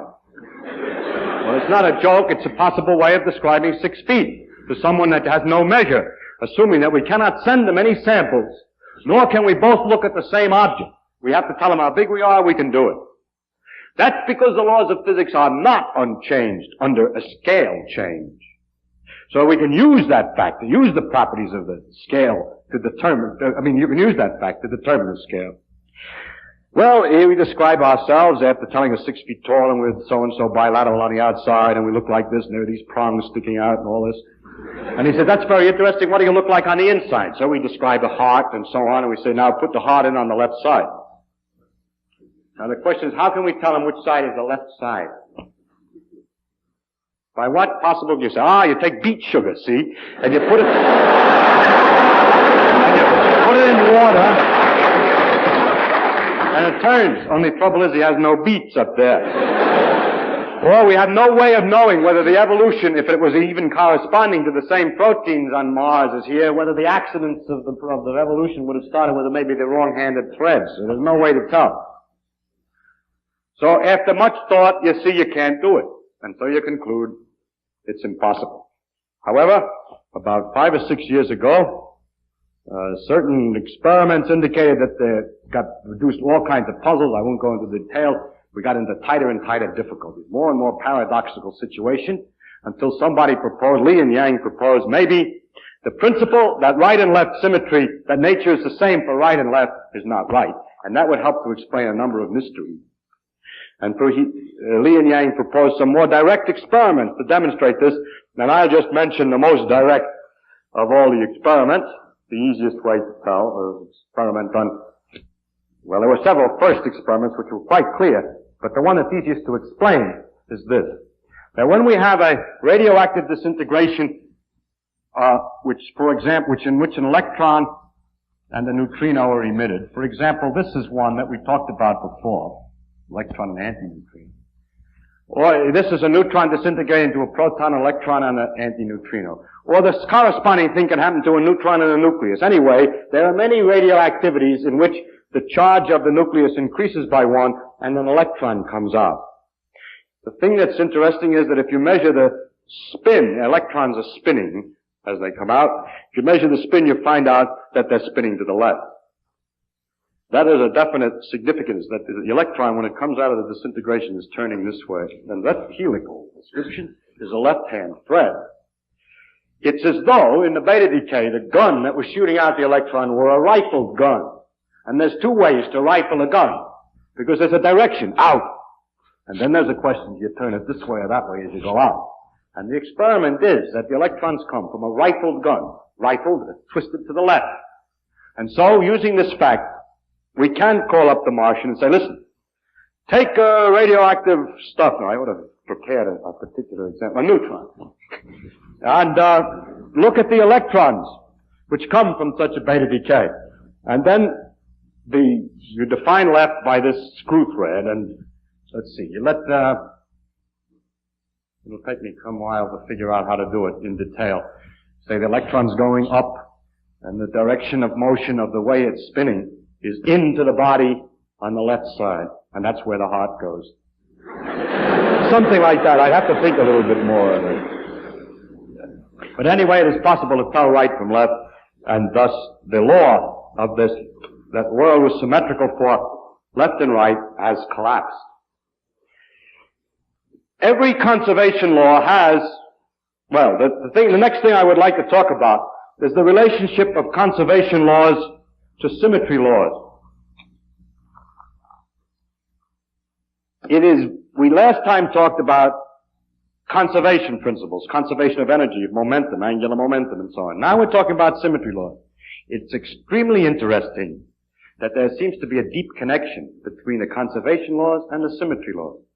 This connection has its proper interpretation, at least as we understand it today, only in the knowledge of quantum mechanics. Nevertheless, I will show you the following, that try to explain the following, that if we will assume that the laws of physics are describable by a minimum principle, that the paths are taken so that some quantity is least, an idea I described once before. If we add that the laws of nature come from a minimum principle, then we can show that if the law is such that you can move all the equipment to one side, in other words, if it's translatable in space, then there must be conservation of momentum.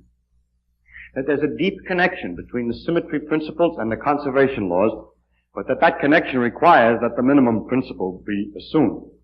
You remember at one time we discussed one way of describing physical laws by saying that a particle goes from one place to another in a given length of time by trying different paths, and the actual path taken has this property, that there's a certain quantity which unfortunately happens to be called the action, which is not to be taken to signify anything because it's got nothing to do with action. Anyway, there's a certain quantity called the action, which you calculate on this path. And if you will calculate it for any other path, the answer is bigger. It's least for the real path. And that one way of describing the laws of nature is to say that the action, a certain mathematical quantity, is least for the actual path than for any other path. Now, another way of saying the thing is least is to say this, that if you move the path a little bit, at first it doesn't make any difference. Suppose you were walking around in a wood, on mountains, on hills, but smooth hills, please. Smooth. The mathematical things that were involved here correspond to smooth hills. We're walking around on hills and valleys, and we come to a place where we're lowest. Then I say, if you take a small step forward, you won't change your height. When you're at the lowest, or at the highest point, a step doesn't make any difference in the altitude in first approximation. Whereas if you're on a slope, you can walk down the slope with a step. And then if you take the step in the opposite direction, you walk up.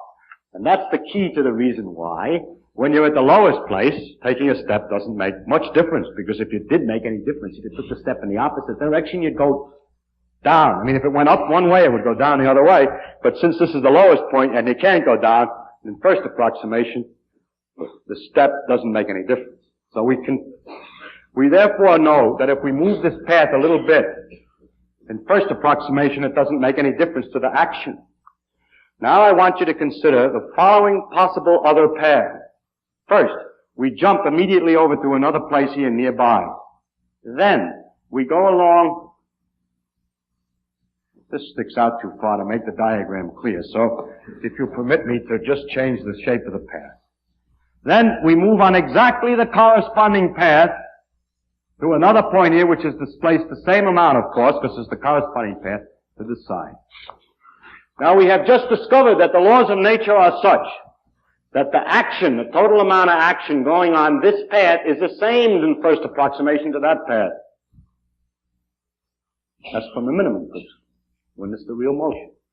Now I show you something else, that the action on this path is the same as the action from this little cross to that little cross if the world is the same when you move everything over. Because the difference of these two is only that you moved everything over. So if the symmetry principle of translation in space is right, if that's right, then a total action between the crosses is the same as between the dots. But for the true motion, the total action on this cockeyed path here is very closely the same as for the original one. So subtracting equals from equals and so on and so on. Anyway, you could probably see, therefore, that the contribution from this little section and from this little section are equal. But in making this little motion, we're going this way. And making this one, we're going the other way. So if we make the contribution of this taken as the effect of moving that way, and the contribution of this thinking of it as an effect of moving that way, but taking it the other sign, because it's the other way, we see that there is a quantity here which has to match the quantity here to cancel out, which is the effect on the action of a little tiny step in the x direction. So there is that quantity, the effect on the action of a small step in the x direction is the same at the beginning as at the end. There is a quantity, therefore, that doesn't change as time goes on, provided minimum principle works and symmetry principle of displacement in space is right. Now this quantity which doesn't change is in fact exactly the momentum we discussed last time. A corresponding argument for the displacement in time, the delay in time, comes out as the conservation of energy. The case that if we rotate in space doesn't make any difference, comes out as the conservation of angular momentum, and so on. That we can reflect and it makes no difference doesn't come out to be anything simple in the classical sense, and it hasn't therefore got a simple classical interpretation. And people have called it the parity, and they have a conservation law called the conservation of parity, but those are just complicated words in the case of the quantum mechanics. All we're saying is that the right and left symmetry law is not valid, but I have to mention that conservation of parity because you may have read in the papers that the law of conservation of parity has been proved wrong. It should have been written, but it's much easier to understand. The principle that you can't distinguish right and left has been proved wrong. Now, I would like to say, as we go on about other symmetries, that there are a few problems, new problems. For instance, for every particle, like an electron, there's an antiparticle, a positron. For a proton, there's an antiproton. And we can make in principle, what we call antimatter, in which every atom has its corresponding anti-pieces put together. For example, a hydrogen atom is a proton and an electron. If we take an antiproton, which is electrically negative, and a positron and put them together, they will also make a kind of hydrogen atom, an anti-hydrogen atom, in principle. It's never been made, in fact, but this is figured out that we could make this. And so we could make all kinds of antimatter in the same manner. Now the question is, whether the matter works the same as the antimatter. And as far as we know, it does. And one of the laws of symmetry is that if we make stuff out of antimatter, it'll behave the same way as we make the corresponding stuff out of matter. Of course, if they come together, they annihilate, there are big sparks and everything else. And it was believed that this is true, that matter and antimatter have the same laws. Now the next question is this. Once it's found that the left and right is wrong, the left and right symmetry is wrong, an important question comes. If I look at this integration but with antimatter, an anti-neutron goes into an anti-proton plus an anti-electron, that's an positron, plus a neutrino, the question is the antimatter behave like the matter in the sense that it comes out left-hand thread, or does it behave the other way? And it turns out, we think up until a few months ago, that it behaves the opposite way, and that the antimatter behaves like it goes to the right, where matter goes to the left. And so there was another principle that, in fact, we really can't tell the Martian which is right and left, because if he happens to be made out of antimatter, he'd get the thing the other way, because when he does his experiment, his positrons are coming out, puts the heart on the wrong side. And so you can see that if you telephone the Martian and explain how to make a man, and suppose he makes one and it works. Well, let's make it, and he explained to him also all our social conventions and so on.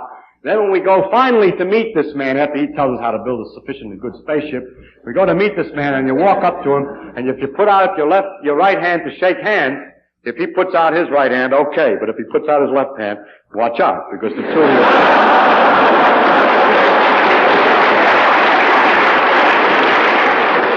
The two of you will annihilate with each other.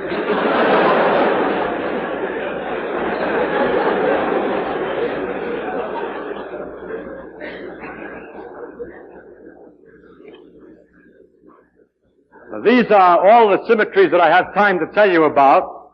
I wish I could tell you about a few more, but they become more difficult technically to explain. And there are some very remarkable things which are the near symmetries. The remarkable feature of this effect that we can distinguish right and left is that we can distinguish right and left only with a very weak effect, with this beta disintegration. What it means that nature is 99.99 indistinguishable right from left, but that there's just one little piece, one little characteristic phenomena which is completely different in the sense that it's absolutely lopsided, is a mystery that no one has the slightest idea about yet. Thank you. The distinction of past and future.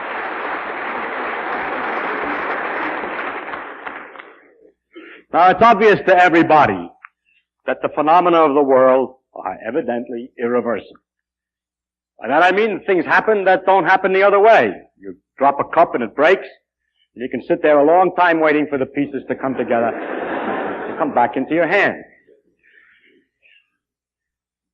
If you watch the waves breaking at the sea, you stand there and wait for the great moment when the foam collects together, rises up out of the sea, and falls back further out from the shore.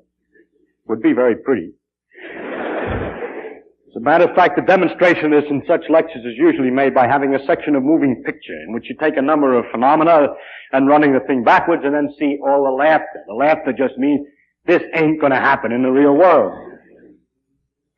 But actually, that's a kind of a weak way to put something which is so obvious and deep as the difference between the past and the future. Because even without an experiment, our very experiences inside are completely different for past and future. We remember the past, we don't remember the future. We have a different kind of awareness about what might happen than we have of what most likely has happened. The past and future look completely different psychologically and so forth. And the questions of memory, of apparent freedom of will, in the sense that we feel that we can do something to affect the future, but none of us, or very few of us, believe that there's anything you can do to affect the past. And remorse and regret and hope and so forth are all words which distinguish perfectly obviously the past and the future. Now, if the world of nature is made of atoms, and we too are made of atoms and obey physical laws, there's obvious distinction between what happened, the past and the future, and this obvious irreversibility of all phenomena, you would think would most likely have obviously its interpretation in that some laws, some of the motion laws of the atoms are going one way. That the atom laws are not such that they can go either way. That there's somewhere in the works some kind of a principle that wuxels only make wuxels and never vice versa, and so the world is turning from wuxely character to wuxely character all the time. And that this one-way business of the interactions of things is the thing that makes the whole phenomena of the world seem to go one way. And yet we haven't found it yet. That is, in all the laws of physics that we've found so far, there doesn't seem to be any distinction of the past and the future. That the moving picture should work the same way going both ways, and the physicist who looks at it should not laugh. Details now to be explained. Let us take the law of gravitation as our standard example. If I have a sun and a planet that I started off in some direction going around to here, and then take a moving picture of this, say it gets to here. Now take a moving picture of this backwards. Take a moving picture of it, and run the movie backwards and look at it. What happens? Planet goes around the sun in an ellipse. The speed of this way, of course. Starts here, goes to here, keeps on going around. Goes in an ellipse. The speed of the planet is such that the area swept out by the radius is always the same in equal time. Just does exactly the way it ought to do. It's perfectly satisfactory. It cannot be distinguished from the one going the other way. So the law of gravitation is of such a kind that it doesn't make any difference. If you show the phenomenon running, any phenomenon involving just gravitation running backwards on a film, it'll look perfectly satisfactory. Put it precisely more this way. If at a given instant the particle is moving this way, if all the particles in a more complicated situation would have every one of their speeds reversed suddenly, then the thing will just unwind through all the things that it wound up into. That is, if you have a lot of particles doing this, then you suddenly reverse the speeds, they will completely undo what they did before. Now this is in the laws of gravitation, which say that the velocity changes as a result of the forces and so on. If I reverse the time, the forces are not changed, and so the changes in velocity are not altered at corresponding distances. And so each velocity then has its succession of alterations made in exactly the reverse way that they were made when it went out before, and it's easy to prove that the law of gravitation is time reversible. The law of electricity and magnetism, time reversible. The laws of nuclear interaction, time reversible as far as we can tell. The laws of beta decay that we talked about at a previous time, also time reversible. The difficulty of the experiments of a few months ago, which indicate that there's something the matter with some unknown about the law, suggests the possibility that in fact it may not be also time reversible, but we shall see. But at least the following is true. This beta decay that we're talking about, which may not be time reversible, but I don't know, is a very important phenomenon for most ordinary circumstances. The possibility of my talking to you does not depend on that happening. It does depend on chemical interactions. It depends on electrical forces. It doesn't actually depend much on nuclear forces at the moment, but it depends also on gravitation. But I am one-sided. I speak and the voice goes out into the air and doesn't come sucking back into my mouth when I open it. And this irreversibility cannot be hung on the phenomenon of beta decay. In other words, we believe that there are in the world most of the ordinary phenomena which are produced by atomic motions which are according to laws which couldn't be completely reversed. So we have to look some more to find the explanation. If we look at this more carefully and a planet's moving around the sun more carefully, you soon find that it isn't quite right. For example, the Earth's rotation on its axis is slightly slowing down. That's due to tidal friction. And you see that friction is something which is obviously irreversible. If I took a heavy weight on the floor here and pushed it, it would slide and stop. If I stand and wait for it, it doesn't suddenly start up and speed up and come into my hand. So a frictional effect seems to be irreversible. But a frictional effect, as we discussed at another time, is the result of enormous complexity of the interactions of the block with the wood. The jiggling of the atoms inside, that the organized motion of the wood, of the block, is changed into disorganized, irregular wiggle-waggles of the atoms in the wood. So that therefore we should look at the thing more closely. As a matter of fact, we have here the clue to the apparent irreversibility. I take a simple example of, for example, if we have blue water, say ink, and white water, that's water without ink, in a tank with a little separation and pull out the separation very delicately, then it separates blue on one side, white on the other side. Wait a while. Gradually the blue mixes up with the white. And after a while, the water is Luke blue. I mean, it's sort of 50-50 a color uniformly distributed throughout. Now if we wait for a long time and watch this for a long time, it does not by itself separate. Or you can do something. You can get the blue separated again. You can evaporate the water and condense it somewhere else and collect the blue dye and dissolve it in half the water and put back this thing and so on. While you're doing all that, however, you yourself are causing irreversible phenomena somewhere else. So by itself, it doesn't go the other way. And that gives us some clue. Let's look at the molecule. Suppose that we took a moving picture of the water, of the blue and the white water mixing. It would look funny if we ran it backwards, because we'd start with uniform water and gradually the thing would separate and would be obviously nutty. Now we magnify the picture so that every physicist can watch atom by atom to find out what happened irreversibly. Where the laws of balance of forward and backward broke down. And so you start and you look at the picture and you have blue atoms. That's ridiculous, but we'll call it that. We have atoms of one kind and atoms of another kind jiggling all the time in thermal motion, wiggling, bouncing. And if we were to start at the beginning, we would have mostly atoms of one kind on one side and atoms on the other kind on the other side. Now these atoms are jiggling around. It's too small a box. You need more to get this effect. Billions and billions of these atoms. Now these atoms are jiggling around. I just put one more, but I'm getting tired of making you see. Now these atoms are jiggling around, and if we start all on one side and all on the other, we see, of course, that in their perpetual irregular motions, they'll get mixed up. And that's why it gets to be more or less uniformly blue. But let's watch any one collision. Here's a particular collision selected from that picture.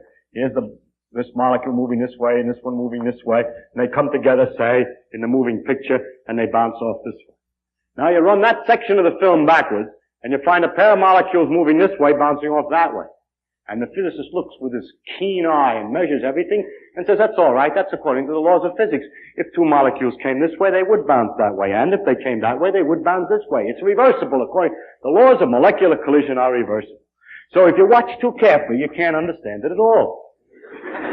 Because every one of the collisions is absolutely reversible, and yet, the whole moving picture shows something absurd, which is that the molecules start in the reverse picture. The molecules start in this condition. Blue, white, and blue, white, and so on, all mixed up.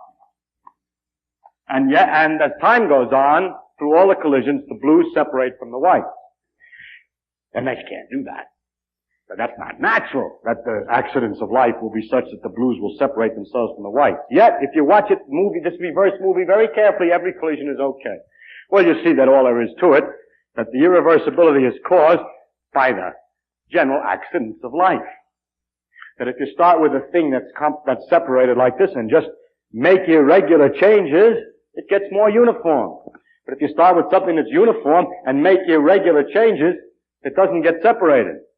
It could get separated. It's not against the laws of physics that these things bounce around so that they separate.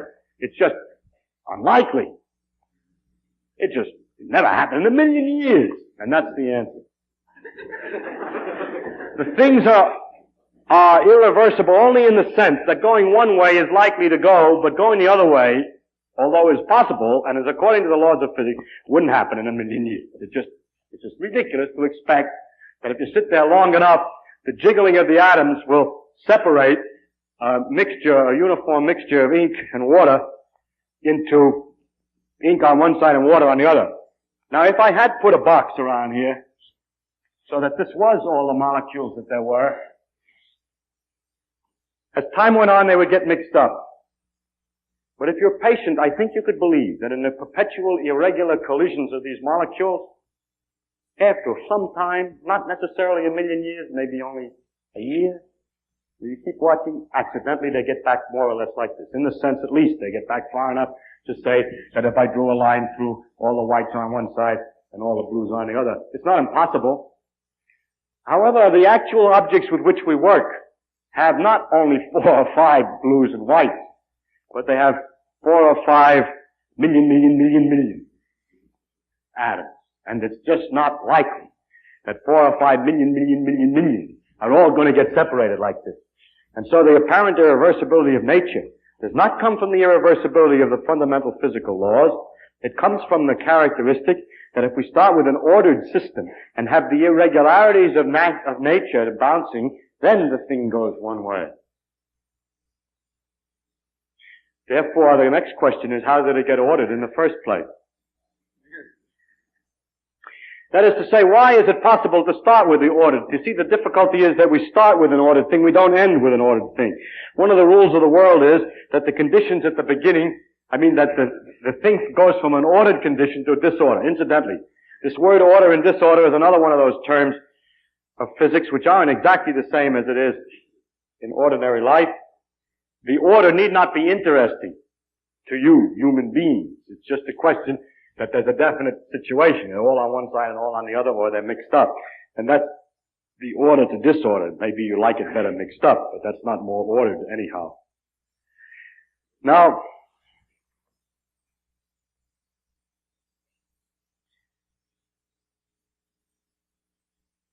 the question is then, how does the thing in the first place get ordered? And why, when we look at any ordinary situation, which is only partly ordered, we can conclude that it probably came from more order. If I look at a tank of water, in which it's very dark blue on this side, and very clear white water here, and sort of bluish water in between, and I know that that thing has been left alone for 20, 30 minutes, then I will guess that it got this way because it was bluer before. For instance, if I find, that the separation was more complete in the past. If I find, for example, two objects, this is a good example, isn't it? If I wait longer, then the blue and white would get more intermixed. And if I know that this thing has been left alone for a sufficiently long time, I can conclude something about the past condition. The fact that it's smooth in here could only arise because it was much better in the past, much more satisfactorily separated. Because if it weren't more satisfactorily separated in the past, in the time since then, it would have gotten more mixed up than it is. So, it is therefore possible to tell from the present something about the past. Although physicists are really not do this much, physicists usually like to think that all you have to do is say, these are the conditions and what happens next. But all our sister sciences have a completely different problem. In fact, all the other things that are studied, history, geology, and astronomical history, all have a problem of this kind. I find they're able to make predictions of a completely different type than a physicist. A physicist says, in this condition, I'll tell you what will happen next. But a geologist will say something like this. I have dug in the ground and I found certain kinds of bones. I predict that if you dig in the ground, you'll find a similar kind of bone. Historian, although he talks about the past, can do it by talking about the future. When he says Napoleon exists, or Napoleon was or that the French Revolution was in 1783. He means that if you look in another book about the French Revolution, you'll find the same date. 1789, maybe. That's pretty accurate for a physicist to have the third decimal figure. The three figures. Now, the thing that he says is that he makes a kind of prediction about something he has never looked at before. Documents that have still to be found. He predicts that the documents, if there's something written about Napoleon, will coincide with what is written in the other document. And the question is how that's possible. And the only way that that's possible is to suggest that the past of the world was more organized in this sense than the present. Some people have proposed at one time, the physicists only have proposed this, some physicists, that the way it got ordered was this, that the whole universe is just irregular motions like this. And then if you wait long enough with 5 atoms, of course it can get separated accidentally. And all that has happened is that in the world has been going on and going on and going on and going on and going on, and it fluctuated. That's what this is called. When it gets a little bit out of ordinary, it fluctuated, and now we're watching the fluctuation undo itself again. How do we know that isn't the case? You say, well, how long you would have to wait? I know, but if it didn't fluctuate far enough to be able to produce evolution, to be able to produce an intelligent person, we wouldn't have noticed it. So we had to keep waiting until we were alive to notice it. So we have to have at least that big a fluctuation. But this is incorrect, I believe. I think that's a ridiculous theory for the following reason. That if the world were much bigger, and there were atoms all over the place, and they started from a completely mixed up condition, all over, and I happen only to look at the atoms here, and I find that the atoms here are separated, I have no way to conclude that the atoms anywhere else are separated. In fact, if the thing were a fluctuation, and I notice something odd, the most likely way that it got there is that there's nothing odd anywhere else. That is, I have to borrow odds, so to speak, to get this thing lopsided. And there's no use on borrowing too much. It's much more likely, of all the possible ways in which these 6 atoms can be on one side and these 7 on the other side, of all of the possibilities, the most likely condition of the rest of the world is mixed up. And therefore, an astronomer, looking at a star that he's never, although when we look at the stars and we look at the world, we see it's ordered, there could be a fluctuation. The prediction would be that if we look at a place that we haven't looked at before, it'll be disordered and a mess. That the separation of the matter into stars which are hot and space which is cold, which we've seen, although if you say it could be a fluctuation, then in places that we haven't looked, we would expect that the stars are not separated from the space. And since every time we make a prediction that in a place that we haven't looked, we'll see the same statement about Napoleon, or we'll see stars in a similar condition, or that we'll see bones like the bones that we've seen before, the success of all those sciences indicate that the world did not come from a fluctuation, but came from a condition which was more separated, more organized in the past than at the present time. And therefore, I think it's necessary that to add to the physical laws the hypothesis that in the past the universe was more ordered in the technical sense, less mixed up, than it is today. And that this statement is the added statement that's needed to make sense and to make an understanding of the irreversibility. That statement, of course, is itself lopsided in time. It says something about the past is different than the future. But it comes outside of the province of what we ordinarily call physical laws, because we try today to distinguish, maybe someday we won't do that, but we do today distinguish between the laws which tell how something moves if you started in a certain way, and those statements about how the universe got the way it gets, or has been, what it was in the past, and what it's going to get to be. The statement of the physical laws which govern the rules by which the universe develops, and the law which states the condition that the world was in the past. That's considered to be astronomical history. Perhaps someday that will also be a part of physical law. Now there are a number of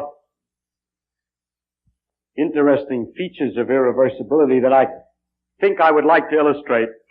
One of them is to see how exactly an irreversible machine really works.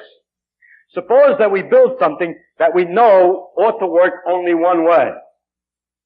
And what I'm going to build is a wheel with a ratchet on it. A ratchet means just this, that we have a notched wheel with steps.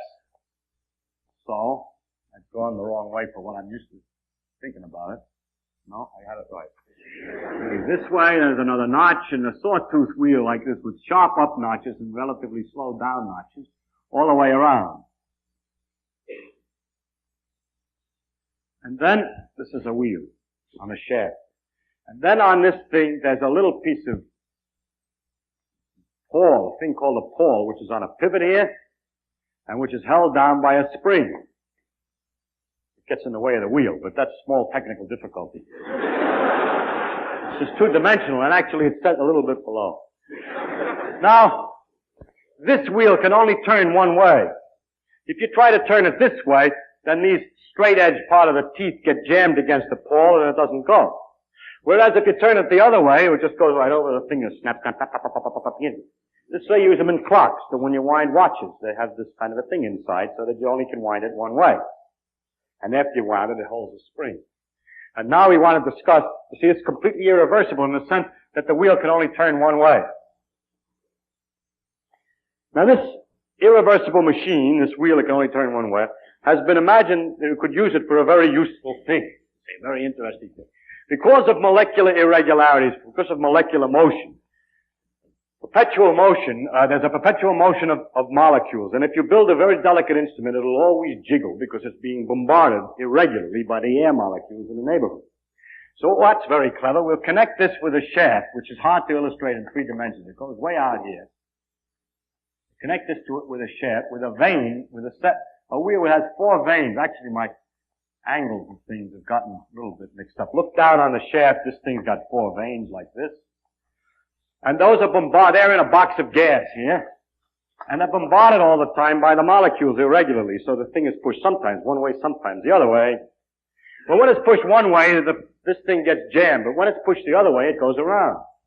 So we find the wheel perpetually going around, and we have a kind of perpetual motion. That's because this wheel is irreversible. But actually, we have to look into the details. The way this works is that when the wheel goes one way, it lifts the pawl up, and then the pawl snaps down against the next tooth. And it will bounce. If it's perfectly elastic, it'll go bounce, bounce, bounce, bounce all the time, and the wheel can just go down around the other way when the pawl accidentally bounces up. So this will not work unless it's true that when the pawl comes down, it sticks, or stops, or bounces and cuts out. If it bounces and cuts out, there must be what we call damping or friction again. And then the falling down and bouncing and stopping, which is the only way this will work one way. Heat is generated by the friction. So this part of the wheel over here will get hotter and hotter. But however, when it begins to get quite warm, something else happens.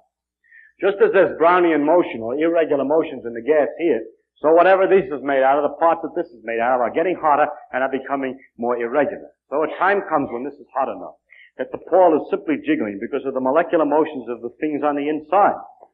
And so it bounces up and down on here because of molecular motion, the same thing that was making this vein turn around. And in bouncing up and down on here, it is up as much as it is down. And when it is up as much as it is down, a tooth can go either way. As a matter of fact, the thing will be driven backwards. If this one was hot and this one was cold, the wheel that you thought would go only one way will go the other way.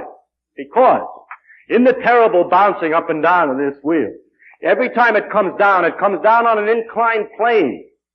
And so pushes the wheel this way. Then it bounces up again, comes down on another inclined plane, and so on. And so if this side is hotter than this side, it'll go around this way. What's it got to do with the temperature of this side? Suppose I didn't have that at all. Oh. Then, if it's pushed forward by falling on an inclined plane, the next thing that'll happen is it'll bounce against that tooth, and the wheel will bounce back. But in order to prevent the wheel from bouncing back, we put a damper on it. We put veins in the air so it can't go back. And then it will go one way, but the wrong way. And so it turns out that no matter how you design it, a wheel like this will go the one way if this side is hotter, and go the other way if this side is hotter. But after there's a heat exchange between the two and everything is calmed down, it will neither go one way or the other. And so that's the technical way in which the phenomena of nature will go one way as long as they're out of equilibrium, as long as one side is quieter than the other, or one side is bluer than the other. The conservation of energy would let us think that we have as much energy as we want. Nature never loses or gains energy. Yet the energy of the sea, for example, the thermal motion of all the atoms in the sea is practically unavailable to us. In order to get that energy organized, herded, used, make it useful, make it available for use, we have to have some place that's at a different temperature. We have to use a difference in temperature, or else we'll find that although the energy is there, we cannot make use of it. There's a great difference between energy and availability of energy. The energy of the sea, for example, is a large amount, but it's not available to us. I think I can give an analogy to give some idea of what the difficulty is this way. The conservation of energy means that the total energy in the world is kept the same. But in the irregular jiggling, that energy can be spread about so uniformly that there's no, in certain circumstances, that there's no way to make more go one way than the other. There's no way to control it anymore. I don't know if you've ever had this experience, but I have had going to the beach with many towels and so on, and sitting happily on the beach and having a tremendous downpour suddenly come, picking up the towels as quickly as you can and running into the bathhouse. Then you start to dry yourself. You find that this towel's a little wet, but it's drier than you are. And you keep drying this one, then you find that one's too wet. It's wetting you as much as it's drying you, and you try another one, and pretty soon you discover a horrible thing. All the towels are damp, and so are you. And then you keep picking them up and putting them down and rearranging them, and there's no way to get any drier, no matter how many towels, even though you have many towels. Because there's no difference, in some sense, between the wetness of the towel and the wetness of yourself. I could invent a kind of a quantity which I could call ease of removing water, or, let's call it the ease of removing water. The towel has the same ease of removing water from it as you have. And so when you touch the towel to you, as much water comes off of you, from the towel to you as it goes from you to the towel. It doesn't mean there's the same amount of water in the towel as there is on you. A big towel will have more water in it than a little towel, but they have the same dampness. So when things get to the same dampness, then there's nothing you can do any longer. Now, the water is like the energy because the total amount of water isn't changing. But if we had a world which was limited, see, if the bathhouse door is open and you can run into the sun and get dried out, or find another towel, you see, okay, that's different. Then you got saved. But if you have everything closed and you can't get away from these towels, you can't get a new towel. So if you imagine a part of the world that was closed, wait long enough, and in the accidents of the world, the energy, like the water, will be distributed all over all of the parts evenly. And there's nothing left of one-wayness. There's nothing left of the real interest of the world as we experience it. Thus, in this situation here, which is a limited one, in which nothing else is supposed to be involved, the temperatures gradually become equal on both sides, and the wheels doesn't go around either one way or the other. And in the same way, this situation is that there is if you leave a system long enough, it gets the energy thoroughly mixed up in it, and no more energy is really available to do anything. Incidentally, the thing that corresponds to the dampness is called the temperature. And although when I say two things at the same temperature, when things get balanced, it doesn't mean they have the same energy in them. It just means it's just as easy to pick energy off of one as to pick it off the other. So if you put them next to each other, nothing apparently happens. They pass energy back and forth. The net result is nothing. So when things have become all at the same temperature, then there's no more energy available to do anything. And the principle of irreversibility is that if things are at a different temperature and are left to themselves, as time goes on, they become more and more at the same temperature. And that the availability of energy is perpetually decreasing. This is another name for what's called the entropy law, which says entropy is always increasing. But never mind the word. To state it the other way, the availability of energy is always decreasing. And that's a characteristic of the world in the sense that it's due to the chaos of molecular irregular motions. Things of different temperature, left to themselves, tend to become of the same temperature. But a piece of, if you have two things at the same temperature, like water on a ordinary stove without a fire, the water isn't going to freeze and the stove get hot. But if you have a hot stove with ice, it goes the other way. So the one-wayedness is always the loss of the availability of energy. Well, that's all I want to say on the subject, but I want to make a few remarks about some characteristics. Here we have an example in which an obvious effect, the irreversibility, is not an obvious consequence of the laws, but that the effect is rather far from the basic laws. It takes a lot of analysis to understand why this effect, and that the effect is of first importance in the economy of the world, in the real behavior of the world, in all obvious things. My memory, my characteristics, the difference between past and future are completely involved in this, and yet the understanding of it is not prima facie available by knowing about the laws. It takes a lot of analysis.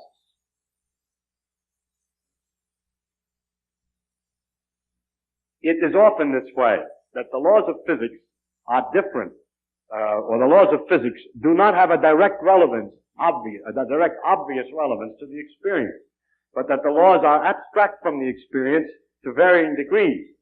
In this particular case, the fact that the laws are reversible, although the phenomena are not, is an example. There are often great distances between the detail laws, and the main aspects of real phenomena. For example, it's something of this kind, that if you watch a glacier from a distance and you see the big rocks falling into the sea and the way the ice moves and so forth and so on, it isn't really essential to remember that it's made out of little hexagonal ice crystals, that the ice crystals are hexagonal. And yet, the character of the little hexagonal ice crystals, if understood well enough, is in fact the consequence of this is in fact the motion of the glacier. But it takes quite a while to understand. In fact, nobody knows enough about ice to, no matter how much they study the crystal yet, to really understand all the behavior of the glacier. But the hope is that if we do understand the ice crystal, we'll ultimately understand the glacier. But there's a large, in fact, although we've been talking in these lectures about the fundamentals of the physical laws, I must say immediately that one does not, by knowing all the fundamental laws as we know them today, immediately obtain an understanding of anything much. It takes a while, and even then it's only partial. Nature, as a matter of fact, seems to be so designed that the most important things in real world seem to be a kind of complicated accidental result of a lot of laws. To give an example, nuclei, which involve several nuclear particles, protons and neutrons, are very complicated. They have what we call energy levels. They can sit in states or conditions of different energy. And various nuclei have various energy levels. And it's a complicated mathematical problem, which we only can partly solve, to find the position of the energy level. Now, it's not, you can understand that it's complicated, and therefore there's no particular mystery about the fact that nitrogen with 15 particles inside happens to have a level at 2.4 million volts, and another level at 7.1, and so on. And the exact position of the levels is obviously a consequence of an enormous complexity. But the remarkable thing about nature is that the whole universe, in its character, depends upon precisely the position of one particular level in one particular nucleus. In the carbon-12 nucleus, there's a level at 7.82 million volts. It so happens. And that makes all the difference in the world. The situation is the following, that if we start with hydrogen, and it appears that in the beginning or in the earliest times, the world was practically all hydrogen. Then, as the hydrogen comes together under gravity and gets hotter, nuclear reactions can take place and it can form helium. And then the helium can combine only partially with the hydrogen and produce a few more elements, a little heavier, but they disintegrate right away back into helium. So that it was for a while a great mystery about where all the other elements in the world came from. Because starting with hydrogen, the cooking processes inside the stars would not make much more than helium and a few others, half a dozen other less, as a matter of fact, other elements. And faced with this problem, Professor Hoyle said that there is one way out. I think saltpeter also. He's here, so I have to be very careful. If 3 helium atoms could come together to form carbon, we could easily calculate how often that should happen in the star. And it turned out it should never happen much, except for one possible accident. If there happened to be an energy level at 7.82 million volts in carbon, then the 3 helium atoms would come together, would stay a little longer than they ought to, on the average, if there were no level there, before they come apart. And staying there a little longer, there's enough time for something else to happen and to make other elements. And if there was a level of 7.82 million volts in carbon, then we could understand where all the other elements in the periodic table come from. And so, by a backhanded, upside-down argument, was predicted that there is in carbon a level of 7.82 million volts, and then experiments in the laboratory with carbon show indeed that there is. And therefore, the existence in the world of all these other elements is very closely related to the fact that there is this particular level in carbon. But the position of this particular level in carbon seems to us, after knowing the physical laws, to be a very complicated accident of 12 complicated particles interacting. So I wish to illustrate by this example that an understanding of the physical laws doesn't give an understanding in a sense of understanding significance of the world in any way. The details of real experience are very far often from the fundamental laws. There are, in a way of speaking, in the world, we have a way of discussing the world which you could call, we discuss it at various hierarchies or levels. Now, I don't mean to be very precise, this as a level, as another level, as another level, but I will indicate by describing a set of ideas to you, just one after the other, what I mean by hierarchies of ideas. For example, at one end, we have the fundamental laws of physics. Then we invent other terms for concepts which are approximate, who have, we believe, their ultimate explanation in terms of the fundamental laws. For instance, heat. Heat is supposed to be the jiggling, and it's just a word for a hot thing, is just a word for a mass of atoms which are jiggling. For that, fundamentally, we should think of the atoms jiggling. But for a while, if we're talking about heat, we sometimes forget about the atoms jiggling. Just like when we talk about the glacier, we don't always think of the hexagonal ice, the snowflakes which originally fell. Another example of the same thing is a salt crystal. Looked at fundamentally, a lot of protons, neutrons, and electrons. But we have this concept, salt crystal, which carries a whole pattern already of fundamental interactions, or idea like pressure. Now, if we go higher up from this, in another level, we have properties of substances like refractive index, how light is bent when it goes through something, or surface tension, the fact that the water tends to pull itself together, is described by a number. I remind you that we have to go through several laws down to find out that it's the pull of the atoms and so on. But we still say surface tension, and don't worry when we're discussing surface tension of the inner workings always. Sometimes we do, sometimes we don't. Go on, up in the hierarchy. With the water we have the waves, and we have a thing like a storm. We have a word for storm, which represents an enormous mass of phenomena. Or sunspot, or star, which is an accumulation of things. And it's not worthwhile always to think of it way back. In fact, we can't, because the higher up we go, we have too many steps in between, each one of which is a little weak, and we haven't thought them all through yet.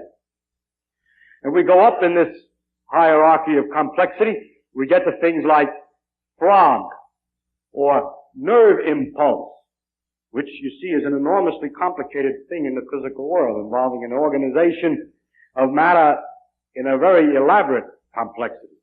And then we go on, we come to things, words, and concepts like man, and history, or political expediency, and so forth, which is a series of concepts that we use to understand things at an ever higher level.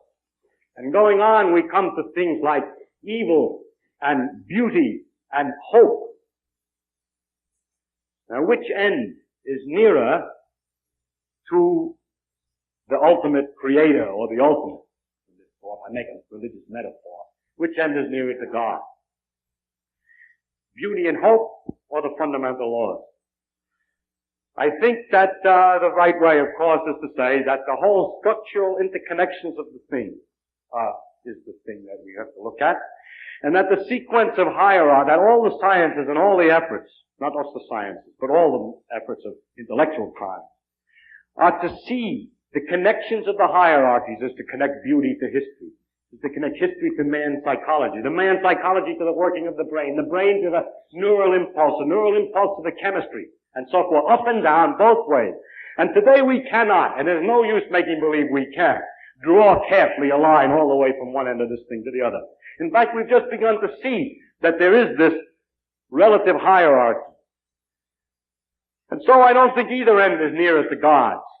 And it's to stand at either end and to walk out off the end of the pier only, hoping out in that direction is the complete understanding, is a mistake. And to stand with evil and beauty and hope, or to stand with the fundamental laws, hoping that way to get a deep understanding of the whole world, with that aspect alone, is a mistake. And it is not sensible either for the ones who specialize at one end and the ones who specialize at the other end to have such disregard for each other. They don't, actually, but the people say they do. But that actually the great mass of workers in between, connecting one step to another, are improving all the time our understanding of the world, both from working at the end and working in the middle. And in that way, we are gradually understanding this connection, this tremendous world of interconnecting hierarchies. Thank you.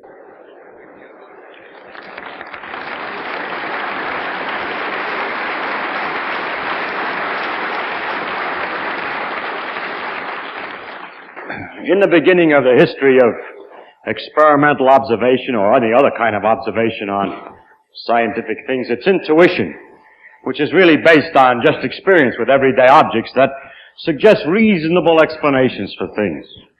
But as we try to widen and make more consistent our description of what we see, as it gets wider and wider and we see a greater range of phenomena, the explanations become what we call laws instead of simple explanations. But the one important odd characteristic is that they often seem to become more and more unreasonable, more and more intuitively far from obvious.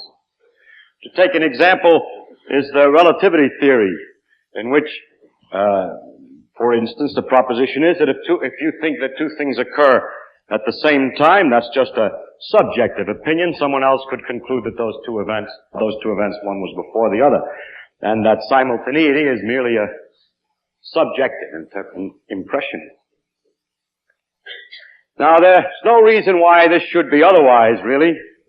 The things of the direct everyday experience involve large numbers of particles, or involve things moving very slowly, or involve other conditions that are very special and represent, in fact, a very limited experience with nature. It's a small section only that one gets of natural phenomena from a direct experience. It's only through the refined measurements and careful experimentation that we can get a wider vision. And then we see unexpected things. We see things that are far from what we would guess. We see things that are very far from what we could have imagined. And so our imagination is stretched to the utmost. Not as in fiction to imagine things which aren't really there, but our imagination is stretched to the utmost just to comprehend those things which are there. And it's this kind of a situation that I want to talk about tonight. Start, for instance, with the history of light. At first, light was seen to behave, it would appear to behave very much like a rain of particles, of corpuscles, like rain. Bullets from a gun, same idea. Then with further research, it was clear that it was not right, but that light actually behaved like waves, like water waves, for instance. And then in the 20th century, on further research, it appeared that light actually behaved in many ways, again, like particles. In the photoelectric effect, you could count these particles, they're called photons now, and so forth. Again, electrons, when they were first discovered, behaved exactly like particles. Bullets. Very simple. Further research show, in electron diffraction experiments and so on, that they behave like waves. And as time went on, there was a growing confusion in the question of how the things really behave, the waves or particles or waves, because everything looked like both. Now this growing confusion was resolved in 1925 or 26 with the advent of the correct equations for quantum mechanics. And now we know how the particles, how the electrons and how light behave. But what can I call it? I can say they behave like a particle wave, or they behave in typical quantum mechanical manner. There isn't any word for it. If I say they behave like particles, they give the wrong impression. If I say they behave like waves, they behave in their own inimitable way, which technically could be called the quantum mechanical way. They behave in a way that is like nothing that you have ever seen before. Your experience with things that you have seen before is inadequate, is incomplete. The behavior of things on a very tiny scale is simply different. They do not behave just like particles. They do not behave just like waves. Atoms do not behave like weights hanging on a spring and oscillating. Nor do they behave like miniature representations of the solar system with little planets going around in orbits. Nor does it appear to be somewhat like a cloud or fog of some sort surrounding the nucleus. It behaves like nothing that you've seen before.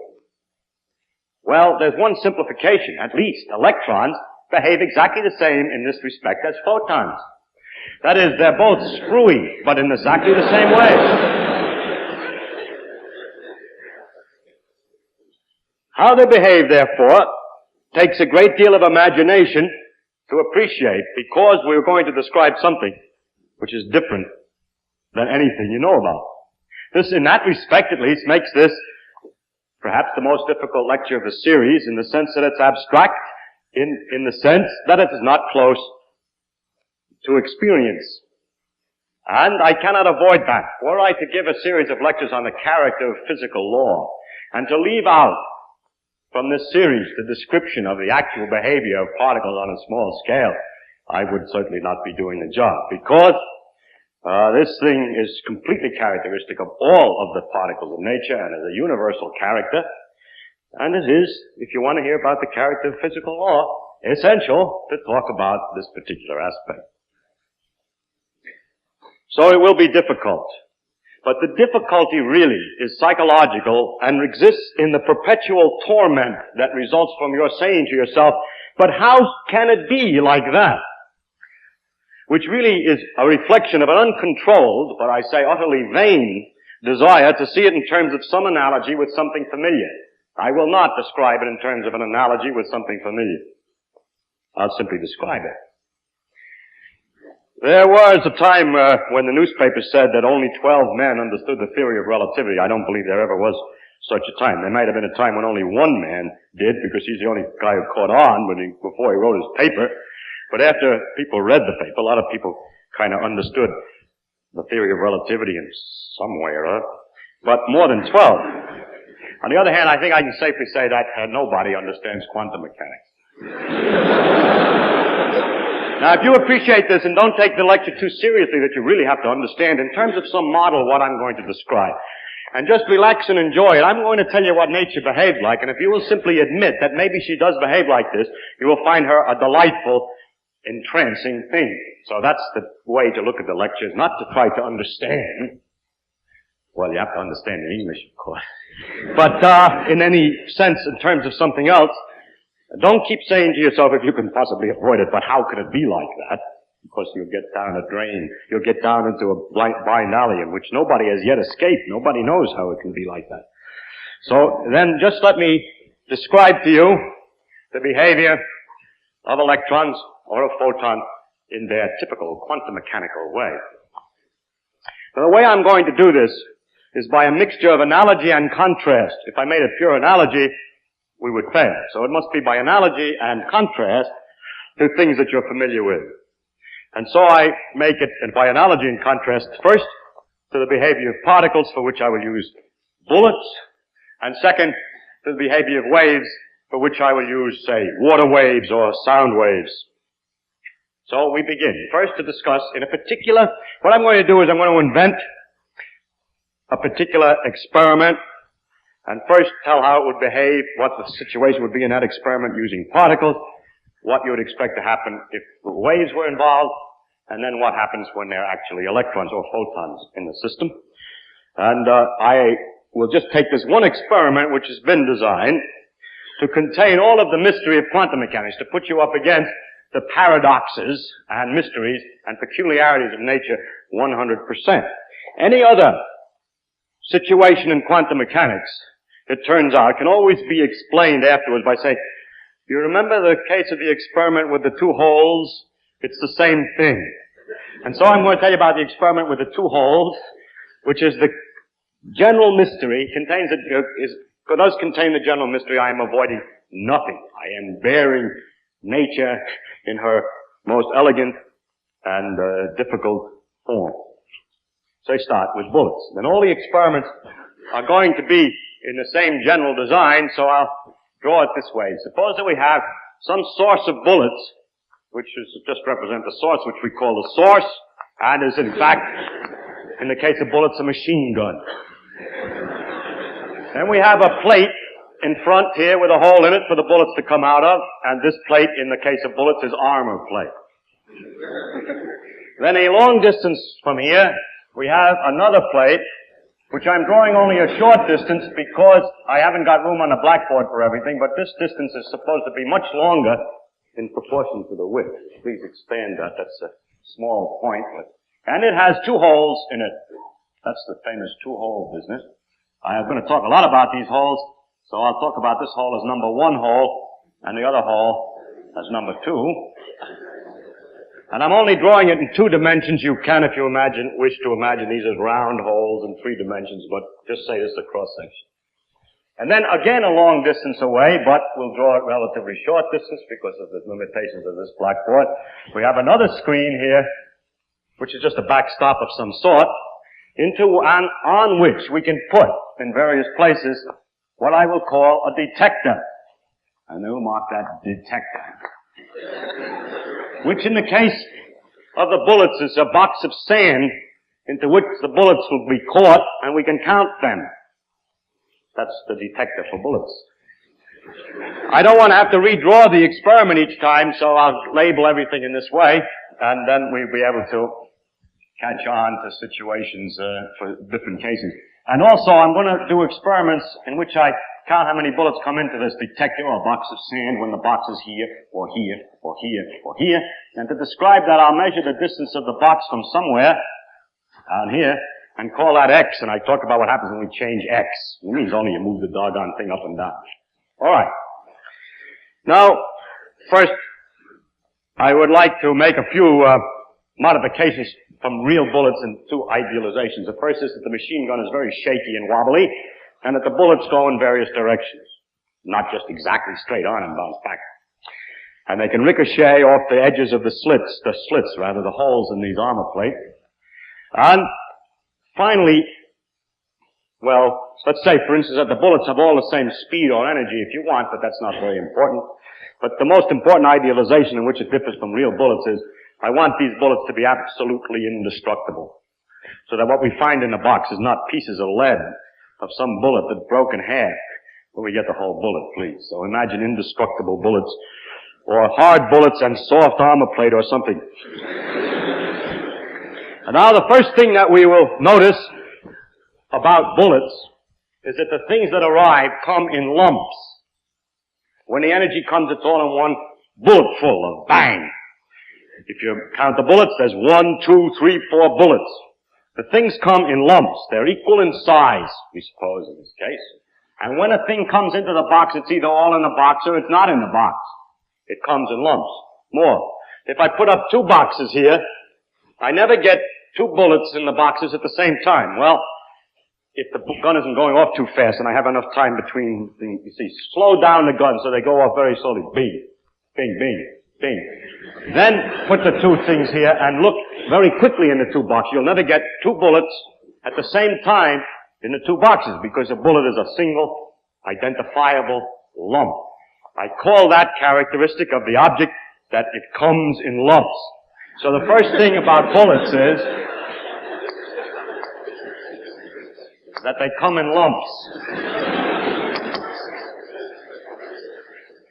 And now what I'm going to measure is how many bullets arrive here on the average in a long period of time. So you wait an hour and you count how many bullets are in the can, in the sand, and average that. Now, we call that, if you want, per, let's say we take a definite time like per hour and say the number of bullets that arrive per hour.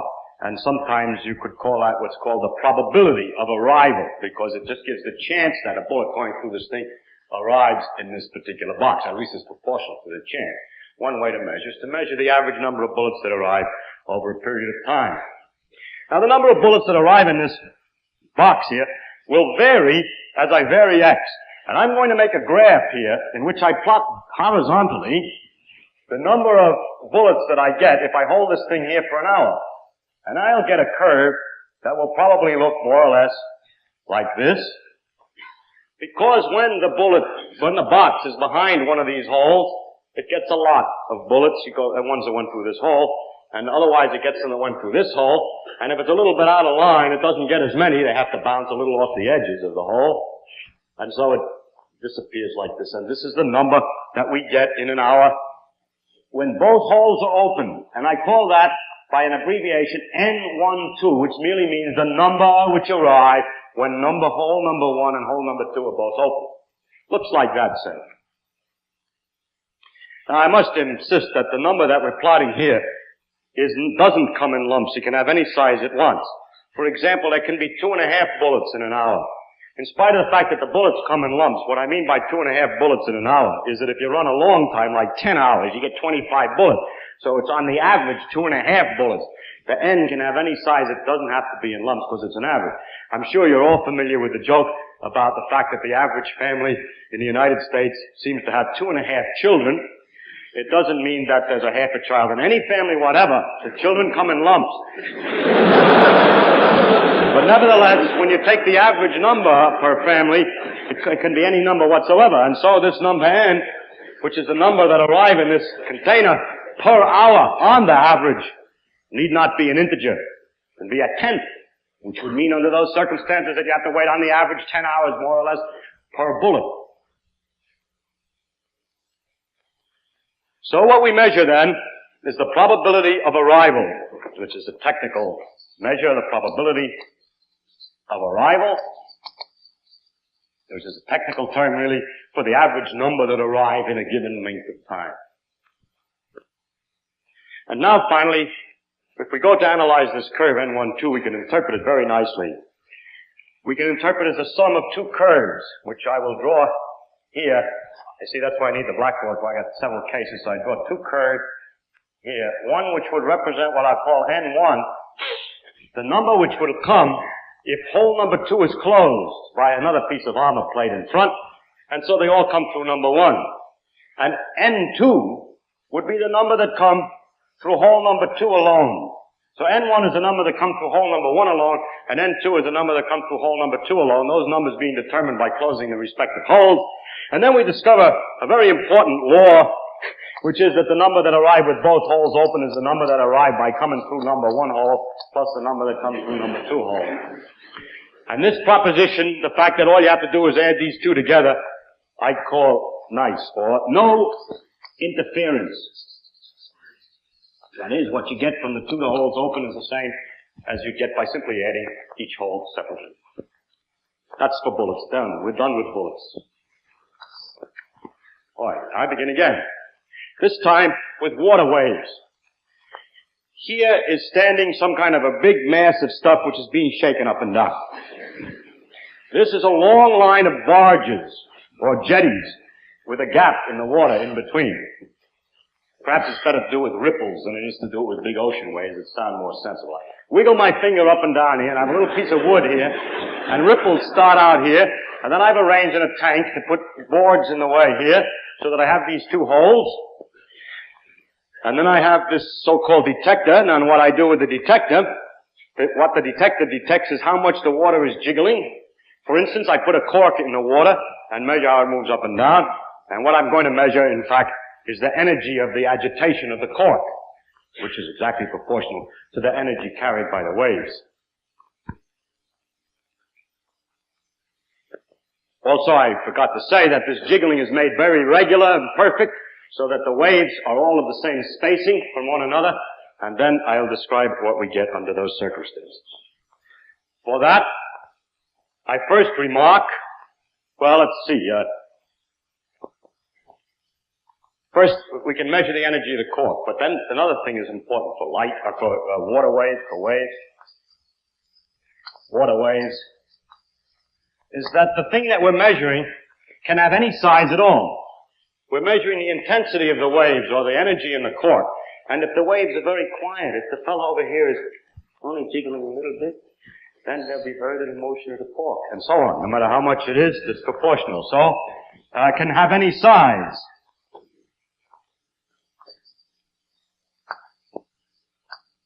It doesn't come in lumps. It's not all there or nothing.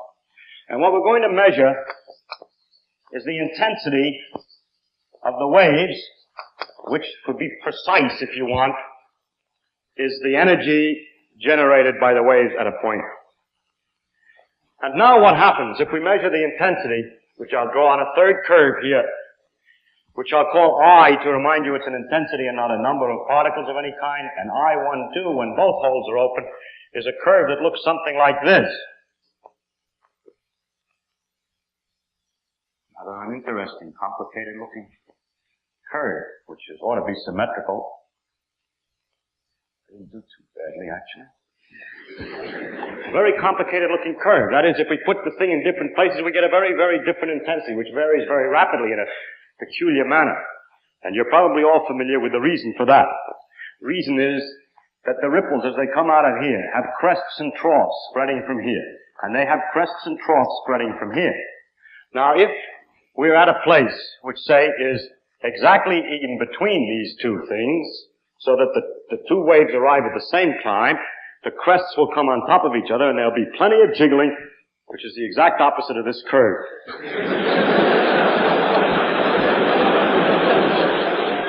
So I'll have to put, there should be another bump. We have a lot of jiggling right in dead center.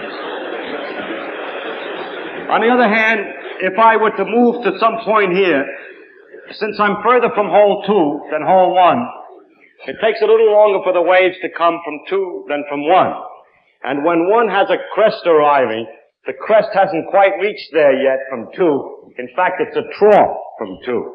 So the water tries to move up and it tries to move down from the influences of the waves coming from the two holes, and the net result is it doesn't move at all, or practically not at all, and so we have these low bumps at that place.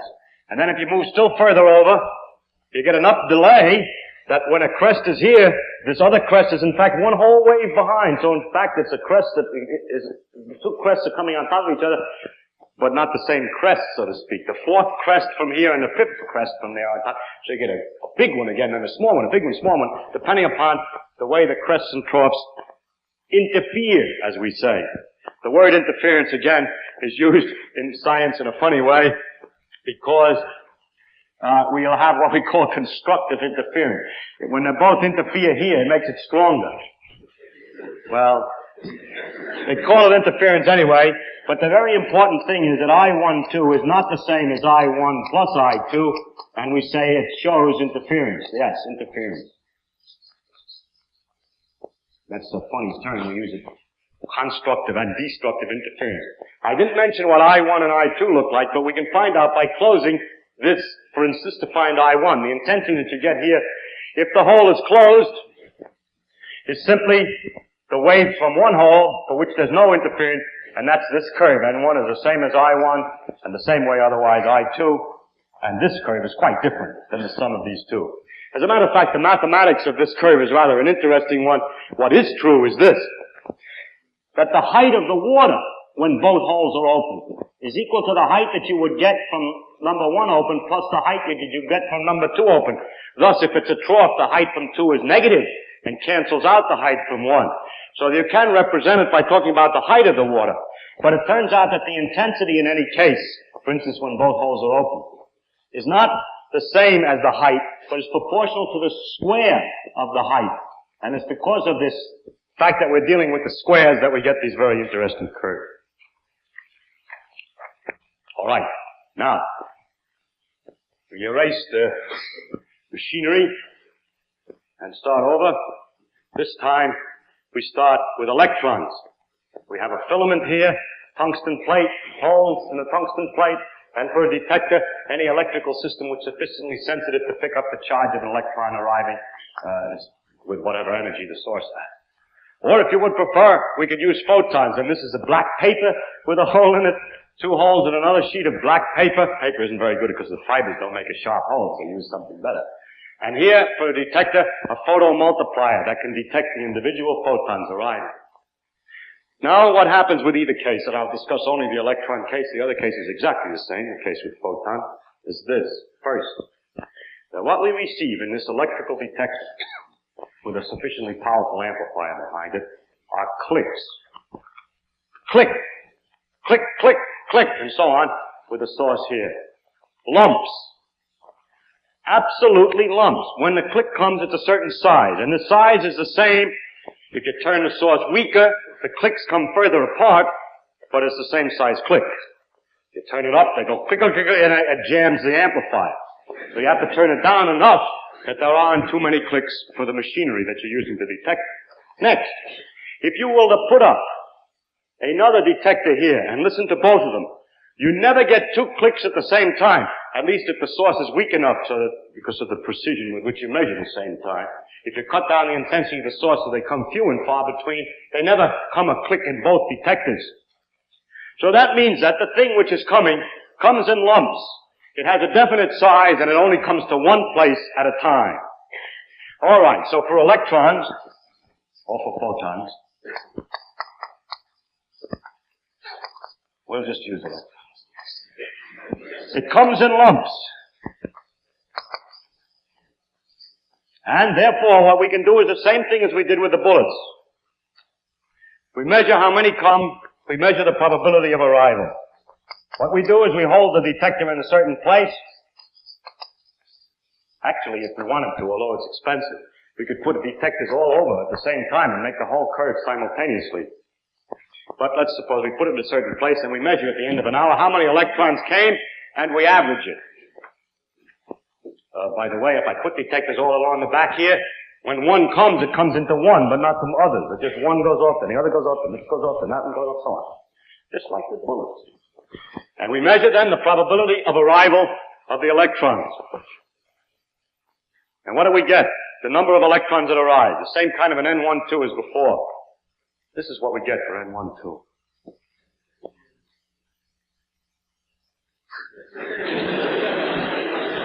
N12 is this is what we get with both holes open. And that's the phenomenon of nature. That she produces the curve, which is the same as you would get from an interference of waves. But she produces a curve for what? Not for the energy in a wave, but for the probability of arrival of one of these lumps. The mathematics is simple. You change I to N, and you have to change H to something else, which is new. You call it something because it's not the height of anything, but in order, this curve has a simple mathematical form. There's an A, which can be represented as an A1 plus an A2, which we call a probability amplitude, because we don't know what it means. Which to arrive from hole 1 plus the probability amplitude to arrive from hole 2, and you add the two together to get the total probability amplitude to arrive, and square it. Just direct imitation of what happens with the wave, because we've got to get the same curve out, so we use the same mathematics. Let's find out, I better check on one point though, about the interference I forgot to say. What happens if we close one of the holes? Let's try to analyze this interesting curve, which now, for electrons, I erase all the stuff with the light. Well, everything with light is erased. And now we're talking about electrons. This curve isn't important in our case. This is the number which arrives. Now, we would like to analyze this curve.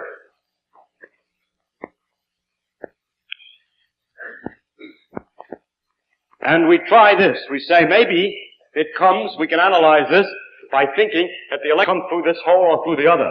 So we can close one hole and measure how many come through hole number 1, and we get that curve. Or we can close this hole and measure how many come through hole number 2, and we get that curve. And these two added together is not this, and so this is not the same as N1 plus N2, and it does show interference.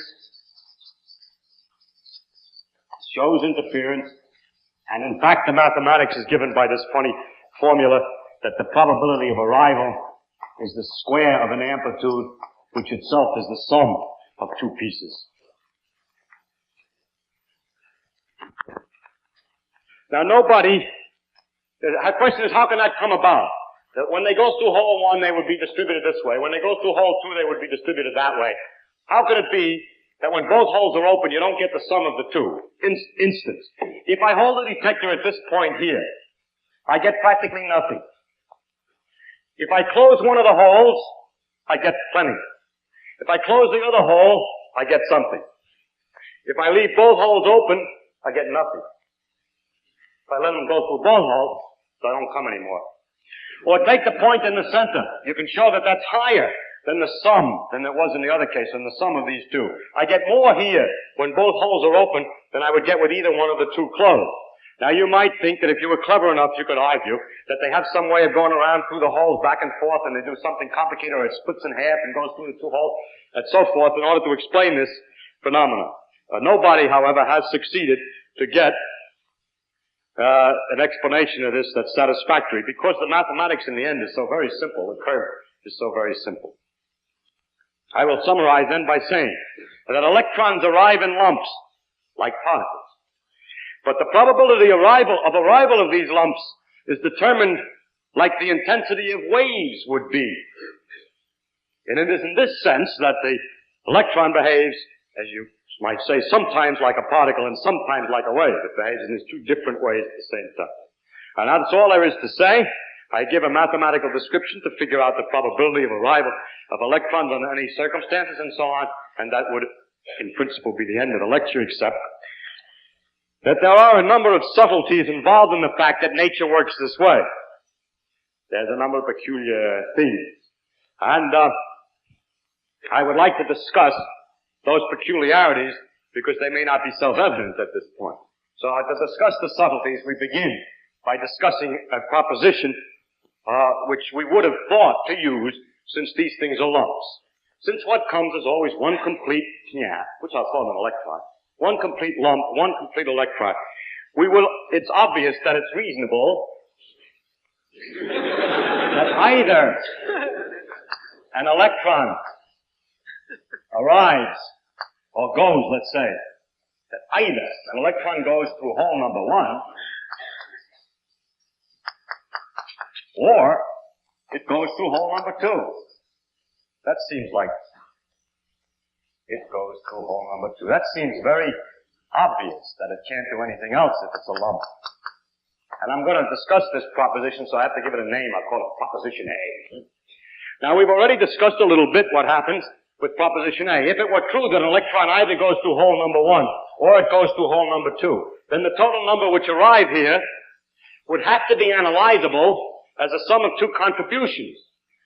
The total number which arrive here will be the number that come here via hole 1 plus the number that come via hole 2. And since this curve cannot easily be analyzed as a sum of two pieces in such a nice manner, and since the experiments which determine how many would have arrived would have arrived, if only hole number 1 were open, don't give the result that this number is the sum of these two, it is obvious that we should conclude that this proposition is false. It is not true that the electron either comes through hole number 1 or hole number 2. Maybe it divides itself in half temporarily and so on. So proposition A is false. That's logic.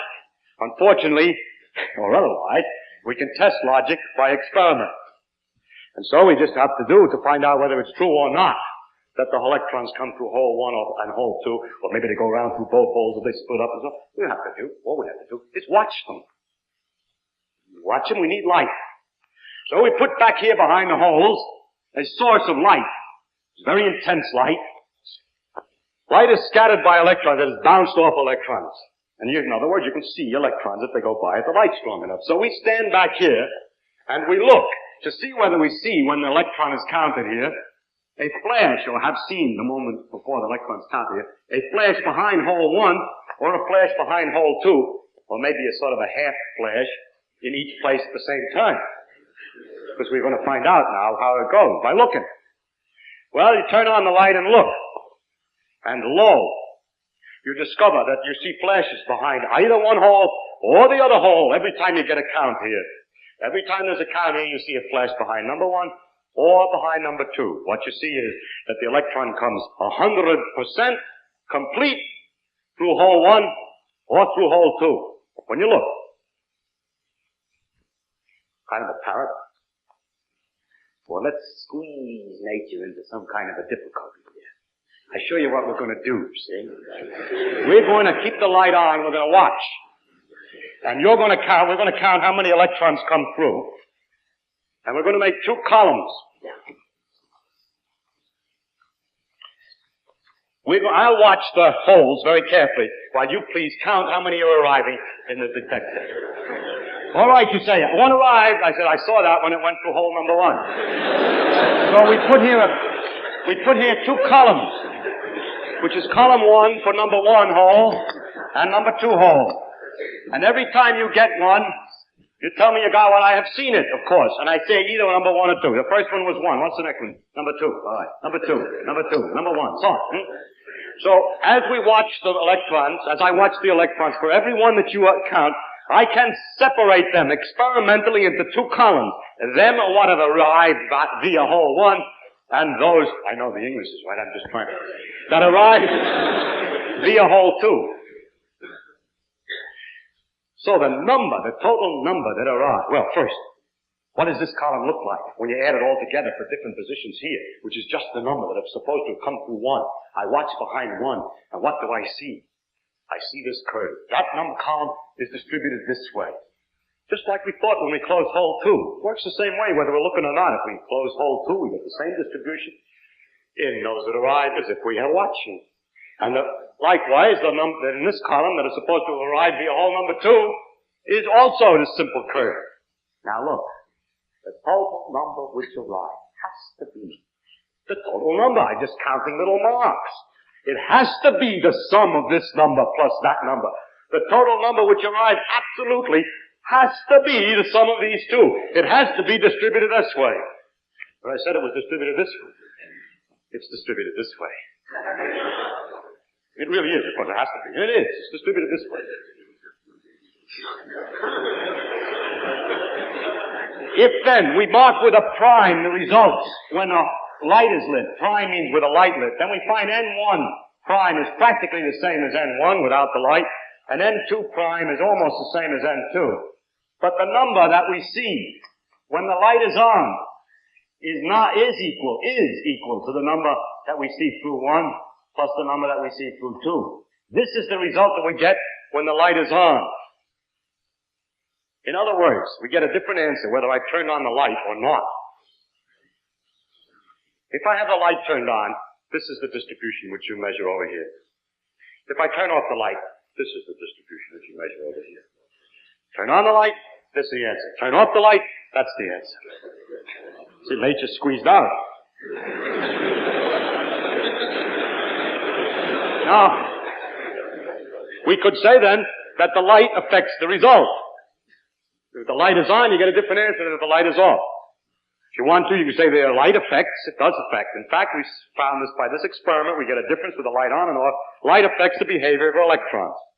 If you want to talk about the motion of the electrons through here, which is a little inaccurate, you can say that the light affects the motion, so that those which might have arrived at the maximum are somehow been deviated or kicked by the light and arrive at the minimum instead, so smoothing the curve to produce this thing. You see, electrons are very delicate. Although when you're looking at a baseball and you shine light on it, it doesn't make any difference. The baseball goes the same way. Electrons are very flimsy, very delicate. And when you shine a light on them, a little tough on the electron, it knocks them about a bit. And instead of doing that, they do this, because you turn the light on so strong. You hit them with a hammer. It's not just a delicate thing like when you're looking at a baseball with light. They are hit them with a hammer. But you turn up the light too strong. turn it weaker and weaker and weaker until it's very dim. Then use very careful detector that can see very dim light. And look with the dim light. Now, as the light gets dimmer and dimmer, you can't expect with very, very, very weak light to affect the electron so completely as to change the pattern 100% from this pattern to this pattern. As the light gets weaker and weaker and weaker, somehow it should get more and more like no light at all. And how then does this turn into that? Well, it turns out that light is not like a wave of water, but light also comes in particle-like character called photons. And as you turn down the intensity of the light, you're not turning down the effect, you're turning down the number of photon particle-like things that are coming out of the source. So as I turn down the light, I'm getting fewer and fewer photons. The least I can scatter from an electron is one photon, and if I have too few photons, well, sometimes the electron will get through, and it just happened, there wasn't enough light, there was no photon coming by, I didn't see it. So a very weak light doesn't mean a small disturbance, it just means a few photons. And what happens is that I have to invent a third column. You see, you get a click over here. I say, I saw that one. That was in number 1 hole. This was behind hole number 2. Then another comes. I'm sorry, I didn't see that. There wasn't enough light to give a photon at that time, so there must be a third column under didn't see. And when the light is very strong, there are very few in there. When the light is very weak, most of them end in there. So that there are 3 columns, this one, and sometimes in here. You can guess what happens. The ones I do see are distributed this way. The ones I didn't see are distributed that way. And as I turn the light weaker and weaker, well, I see less and less of them. A greater and greater fraction are not seen. And the actual curve, in any case, is a sort of a mixture of this, and as the light gets weaker, so that fewer and fewer are seen, it gets more and more like that in a continuous fashion. So, in this case, if the electrons are not seen and nothing bounced off the light under those circumstances, you get this complicated pattern for those electrons which were not seen. The ones in the column didn't see are exactly distributed in this complicated way, and the other 2 columns are in these 2 ways here.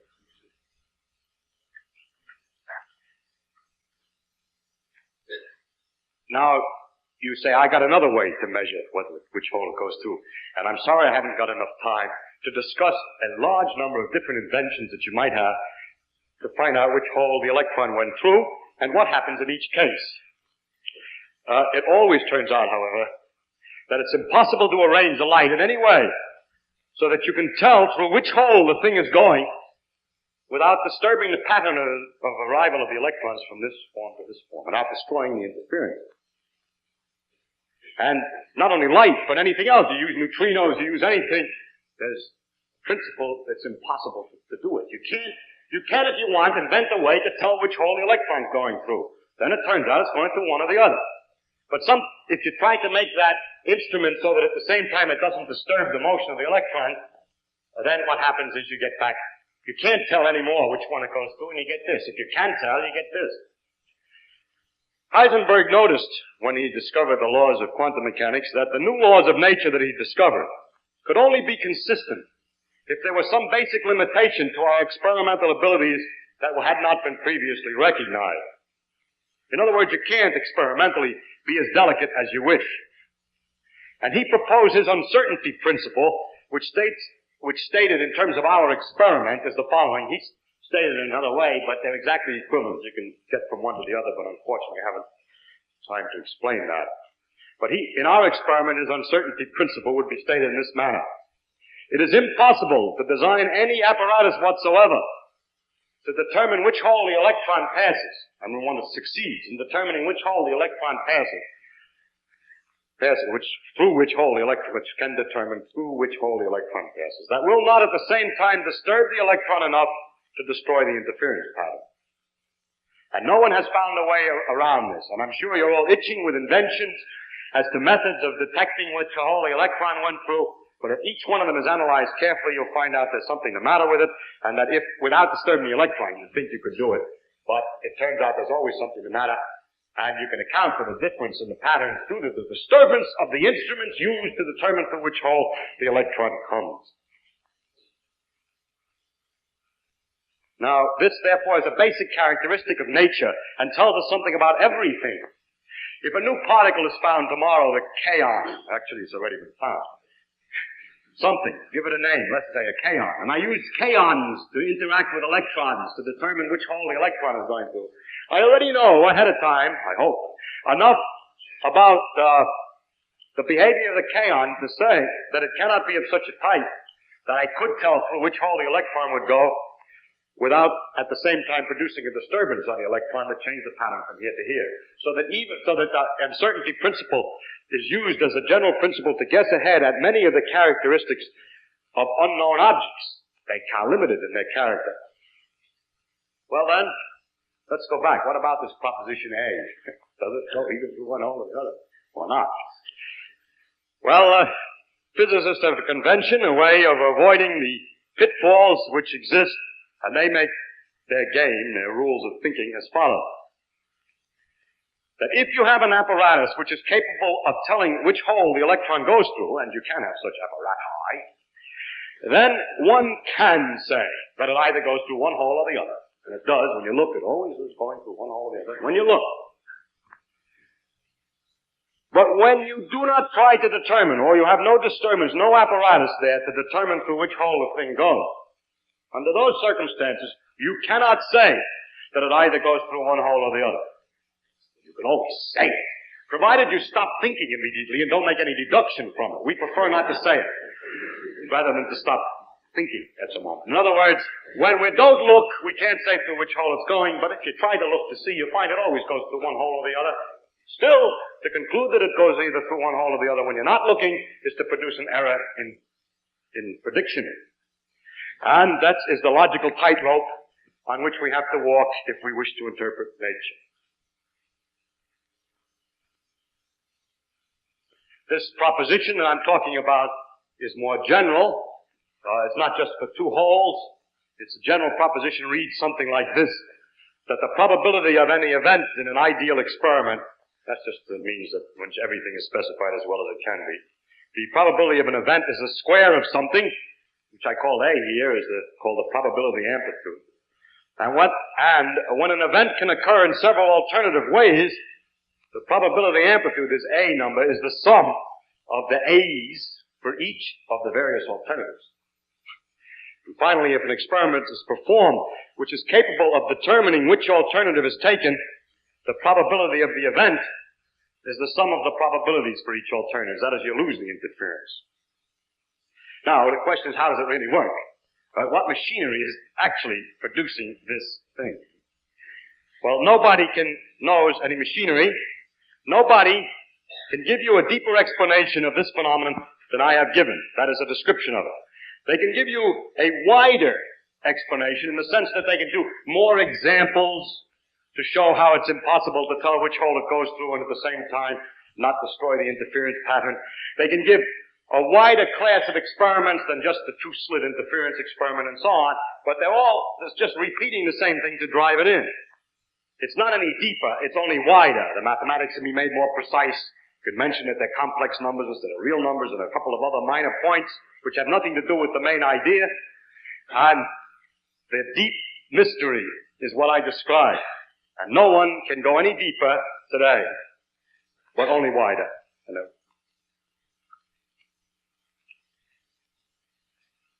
Now, I mentioned probabilities in this calculation. What we're calculating here, this curve, is the probability of arrival of an electron. The question is there any way to determine where it really arrives? We are not averse to using the theory of probability, that is calculating odds, when a situation is very complicated. You throw up a die, and it spins so many times. And the air with the various resistors and atoms and all this complicated business that we're perfectly willing to allow that we don't know enough details, and so we calculate the odds that the thing will come this way or that way. But here, what we're proposing, is it not, is that there be probability all the way back at the fundamental laws. That in the fundamental laws of physics, there are odds. For example, suppose that I have an experiment so set up that with the light out, I get this interference situation and know that. Then I say that with the light on, I can't predict through which hole it will go. I only know that each time I look, it'll be one hole or the other. but there is no way to predict ahead of time through which hole it goes. The future, in other words, is unpredictable. It is impossible to predict in any way from any information ahead of time through which the thing will go, or which hole it will be seen behind.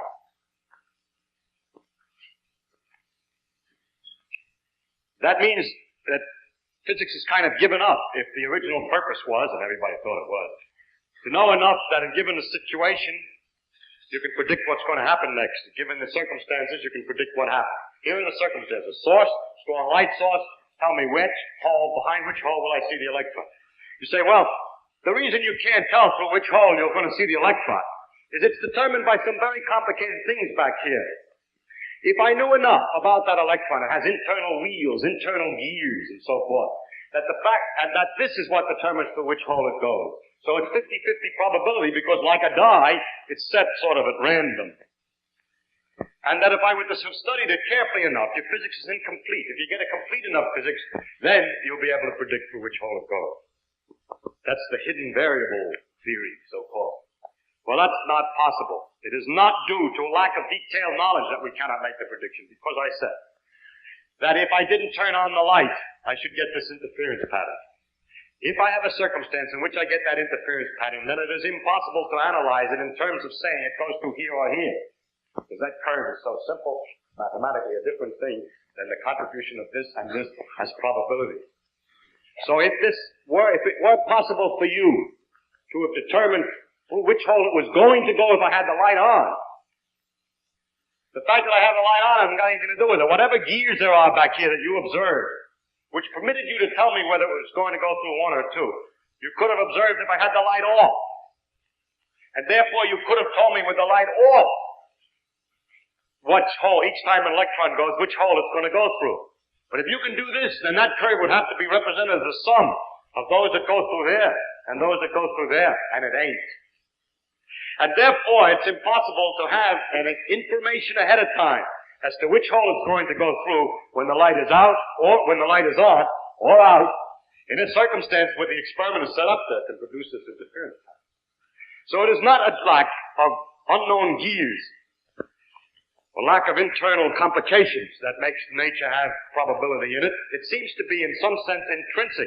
Someone has said it this way: nature herself doesn't know which way the electron is going to go.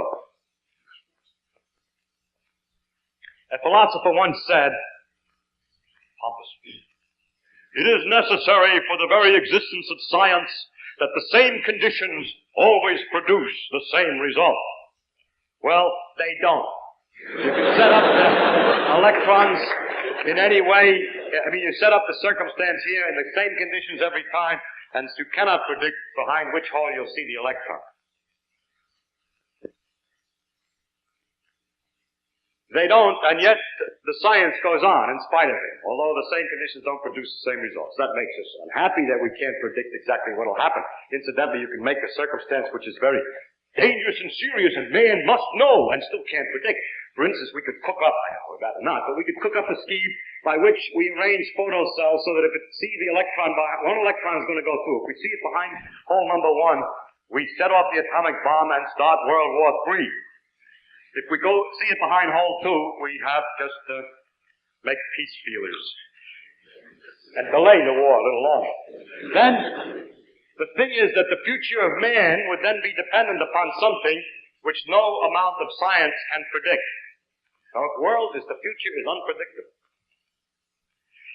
What is necessary for the very existence of science and so forth, and what the characteristics of nature are not to be determined by pompous preconditions. They are determined always by the material with which we work, by nature herself. We look and we see what we're going to find, what we find, and we cannot say ahead of time successfully what it's going to look like. The most reasonable possibilities turn out often not to be the situation. What is necessary for the very existence of science is just the ability to experiment, the honesty in reporting results. The results must be reported without somebody saying what they'd like the results to have had been. And finally, an important thing is the intelligence to interpret the results, but important point about this intelligence is that it should not be sure ahead of time about what must be. Now, it can be prejudiced and say that's very unlikely. I don't like that. Prejudice is different than absolute certainty. I don't mean absolute prejudice, just bias. But not strict bias, see, not complete prejudice. As long as you're biased, it doesn't make any difference, because if the fact is true, there will be a perpetual accumulation of experiments that perpetually annoy you until they cannot be disregarded any longer. Only can be disregarded if you're absolutely sure ahead of time of some precondition that science has to have. In fact, it is necessary for the very existence of science that minds exist which do not allow that nature must satisfy some preconceived conditions like those of our philosophy.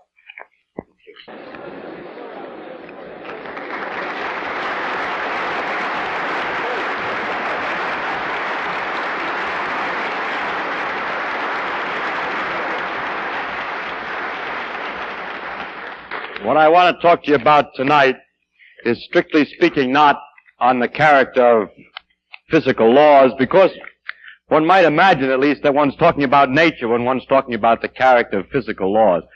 But I don't want to talk about nature, but rather how we stand relative to nature now. I want to tell you what we think we know, and what there is to guess, and how one goes about guessing it. Someone suggested that it would be ideal if, as I went along, I would slowly explain how to guess the laws and then create a new law for you right as I went along. I don't know whether I'll be able to do that. But first, I want to tell about what the present situation is, what it is that we know about the physics. You think that I've told you everything already, because in all the lectures I told you all the great principles that are known. But the principles must be principles about something. The principles that I just spoke of, the conservation of energy, is the energy of something. And quantum mechanical laws are quantum mechanical principles about something. And all these principles added together still doesn't tell us what the content is of the nature. That is what we're talking about. So I will tell you a little bit about the stuff on which all these principles are supposed to have been working. First of all is matter, and remarkably enough, all matter is the same. The matter of which the stars are made is known to be the same as the matter on the earth by the character of the light that's emitted by those stars. They give a kind of fingerprint by which you can tell that's the same kind of atoms in the stars as on the earth. The same kind of atoms appear to be in living creatures as in non-living creatures. Frogs are made out of the same goop in different arrangement than rocks. So that makes our problem simpler. We have nothing but atoms. All the same everywhere. And the atoms all seem to be made from the same general constitution. They have a nucleus, and around the nucleus there are electrons. So I begin to list the parts of the world that we think we know about. One of them is electrons, which are the particles on the outside of the atoms. Then there are the nuclei, but those are understood today as being themselves made up of two other things, which are called neutrons and protons, two particles. Incidentally, we have to see the stars and see the atoms, and they emit light, and the light is described by particles themselves, which are called photons. And at the beginning we spoke about gravitation, and if the quantum theory is right, then the gravitation should have some kind of waves which behave like particles too, and they call those gravitons. If you don't believe in that, just read gravity here. The same. Now, finally, I did mention that in what's called beta decay, in which a neutron can disintegrate into a proton and an electron and a neutrino, or alien antineutrino, there's another particle here, a neutrino. In addition to all the particles that I'm listing, there are, of course, all the antiparticles, but that's just a quick statement and takes care of doubling the number of particles immediately. But there's no complications. Now, with the particles that I've listed here, all of the low-energy phenomena, all of, in fact, ordinary phenomena that happen everywhere in the universe as far as we know, with the exception of here and there some very high-energy particle does something, or in the laboratory we've been able to do some peculiar things, but if we leave out those special cases, all ordinary phenomena are presumably explained by the action and emotions of these things, these kind of things. For example, life itself is supposedly made understandable in principle from the action of movements of atoms, and those atoms are made out of neutrons, protons, and electrons. I must immediately say that when we say we understand it in principle, I only mean that we think we would, if we could figure everything out, find that there's nothing new in physics to be discovered in order to understand the phenomena of life. Or, for instance, for the fact that the stars emit energy, solar energy, or stellar energy, is presumably also understood in terms of nuclear reactions among these particles and so on. And all kinds of details of the way atoms behave are accurately described in this kind of, with this kind of model, at least as far as we know at present. In fact, I can say that in this range of phenomena today, as far as I know, there are no phenomena that we are sure cannot be explained this way, or even that there's deep mystery about. This wasn't always possible. There was, for instance, for a while a phenomenon called superconductivity. There still is the phenomenon, which is that metals conduct electricity without resistance at low temperatures, and it was not at first obvious that this was a consequence of the known laws with these particles, but it turns out that it has been thought through carefully enough, and it's seen, in fact, to be a consequence of known laws. There are other phenomena, such as extrasensory perception, which cannot be explained by this known knowledge of physics here, and it is interesting, however, that that phenomenon has not been well established, and that we cannot guarantee that it's there. So, if it could be demonstrated, of course that would prove that the physics is incomplete, and therefore it's extremely interesting to physicists, whether it's right or wrong, and many, many experiments exist which show it doesn't work. The same goes for astrological influences. If it were true that the stars could affect the day that it was good to go to the dentist, then, as in America we have that kind of astrology, then it would be wrong, the physics theory would be wrong, because there's no mechanism understandable in principle from these things that would make it go. And that's the reason that there's some skepticism among scientists with regard to those ideas.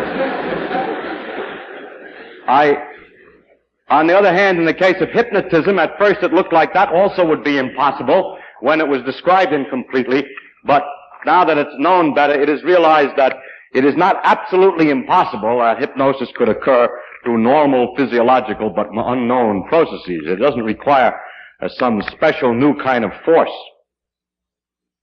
Now, today, although the knowledge of the theory of what goes on outside the nucleus of the atom seems precise and complete enough in the sense that, given enough time, we can calculate anything as accurately as it can be measured.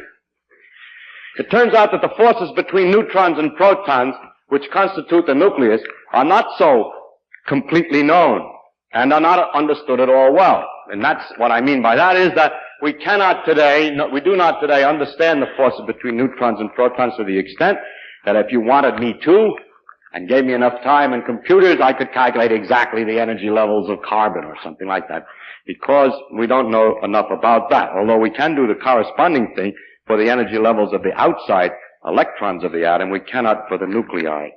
So the nuclear forces are still not understood very well.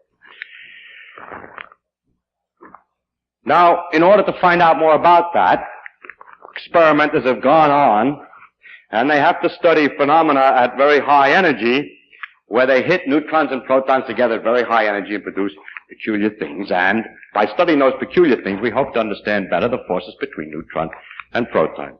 Well, a Pandora's box has been opened by these experiments, although all we really wanted was to get a better idea of the forces between neutrons and protons. When we hit these things together hard, we discover that there are more particles in the world. And as a matter of fact, in this column, there was plus over 4 dozen other particles have been dredged up in an attempt to understand these. And these 4 dozen other are put in this column because they're very relevant to the neutron and proton problem. They interact very much with neutrons and protons, and they got something to do with the force between neutrons and protons. So we've got a little bit too much. In addition to that, while the dredge was digging up all this mud over here, it picked up a couple of pieces that are not wanted and are irrelevant to the problem of nuclear forces. One of them is called a mu meson or muon, and the other was a neutrino which goes with it. There are two kinds of neutrinos, one which goes with the electron and one which goes with the mu meson. Incidentally, most amazingly, all the laws of the muon and its neutrino are now known as far as we can tell experimentally. The law is they behave precisely the same as the electron and its neutrino, except that the mass of the mu meson is 207 times heavier than an electron, and that's the only difference known between those objects. But it's rather curious, but I can't say any more because nobody knows any more. Now, 4 dozen other particles is a frightening array, plus the antiparticles, is a frightening array of things, but it turns out they have various names: mesons, pions, kaons, lambda, sigma. It doesn't make any difference. With 4 dozen particles, there are going to be a lot of names. But it turns out that these particles come in families, so it helps us a little bit. Actually, some of these so-called particles last such a short time that there are debates whether it's in fact possible to define their very existence, whether there's a particle or not, but I won't enter into that debate. In order to illustrate the family idea, I take the 2 cases of a neutron and a proton. The neutron and proton have the same mass within 0.1% or so. One is 1836, the other is 1839 times as heavy as an electron, roughly, if I remember the numbers. But the thing that's very remarkable is this, that for the nuclear forces, which are the strong forces inside the nucleus, the force between a pair of protons, 2 protons, is the same as between a proton and a neutron, and is the same again between a neutron and a neutron. In other words, for the strong nuclear forces, you can't tell a proton from a neutron. Or a symmetry law. Neutrons may be substituted for protons without changing anything, provided you're only talking about the strong forces. If you're talking about electrical forces, oh no. If you change a neutron for a proton, you have terrible difference, because the proton carries electrical charge and a neutron doesn't. So by electrical measurement, immediately you can see the difference between a proton and neutron. So this symmetry, that you can replace neutrons by protons, is what we call an approximate symmetry. It's right for the strong interactions of nuclear forces. But it's not right in some deep sense in nature because it doesn't work for the electricity. This is called a partial symmetry, and we have to struggle with these partial symmetries. Now, the families have been extended. It turns out that the substitution neutron-proton can be extended to substitution over a wider range of particles, but the accuracy is still lower. You see, that neutrons can always be substituted for protons is only approximate. It's not true for electricity. And that the wider substitutions that have been discovered are legitimate is still more poor, a very poor symmetry, not very accurate. But they have helped to gather the particles into families and thus to locate places where particles are missing and to help to discover the new ones. This kind of game of roughly guessing at family relationships and so on is illustrative of the kind of preliminary sparring which one does with nature before really discovering some deep and fundamental law, before you get the deeper discoveries. Examples are very important in the previous history of science. For instance, Mendeleev's discovery of the periodic table for the elements is analogous to this game. It is the first step, but the complete description of the reason for the periodic table came much later with atomic theory. In the same way, organization of the knowledge of nuclear levels and characteristics was made by Maria Mayer and Jensen in what they call the shell model of nuclei some years ago, and it's an analogous game in which a reduction of the complexity is made by some approximate guesses. And that's the way it stands today. In addition to these things, then we have all these principles that we were talking about before. Principle of relativity, that things must behave quantum mechanically, and combining that with the relativity, that all conservation laws must be local. And so we put all these principles together, we discover there are too many. They're inconsistent with each other. It seems as if we add quantum mechanics plus relativity plus the proposition that everything has to be local, plus a number of tacit assumptions which we can't really find out because we're prejudiced. We don't see what they are, and it's hard to say what they are. Adding it all together, we get inconsistency because we really get infinity for various things when we calculate them. Well, if we get infinity, how will we ever agree that this agrees with nature? It turns out that it's possible to sweep the infinities under the rug by a certain crude skill. And temporarily, we're able to keep on calculating. But the fact of the matter is that all the principles that I told you up till now, if put together, plus some tacit assumptions that we don't know, gives trouble. They cannot mutually consistent. Nice problem.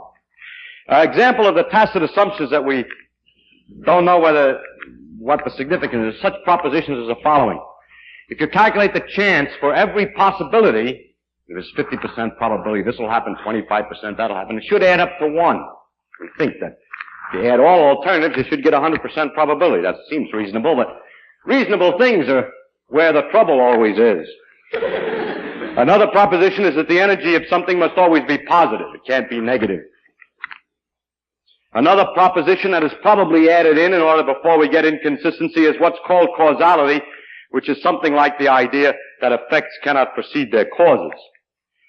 Actually, no one has made a model in which you disregard the proposition about the probability or you disregard the causality, which is also consistent with quantum mechanics, relativity, locality, and so on. So we really do not know exactly what it is we're assuming that gives us the difficulty producing infinities. Okay, now that's the present situation. Now I'm going to discuss how we would look for a new law. In general, we look for a new law by the following process. First, we guess it. Then we well, don't laugh, that's really true. Then we compute the consequences of the guess to see if this is right, if this law that we guessed is right, we see what it would imply, and then we compare those computation results to nature. Or we say compare to experiment or experience. Compare it directly with observation to see if it works.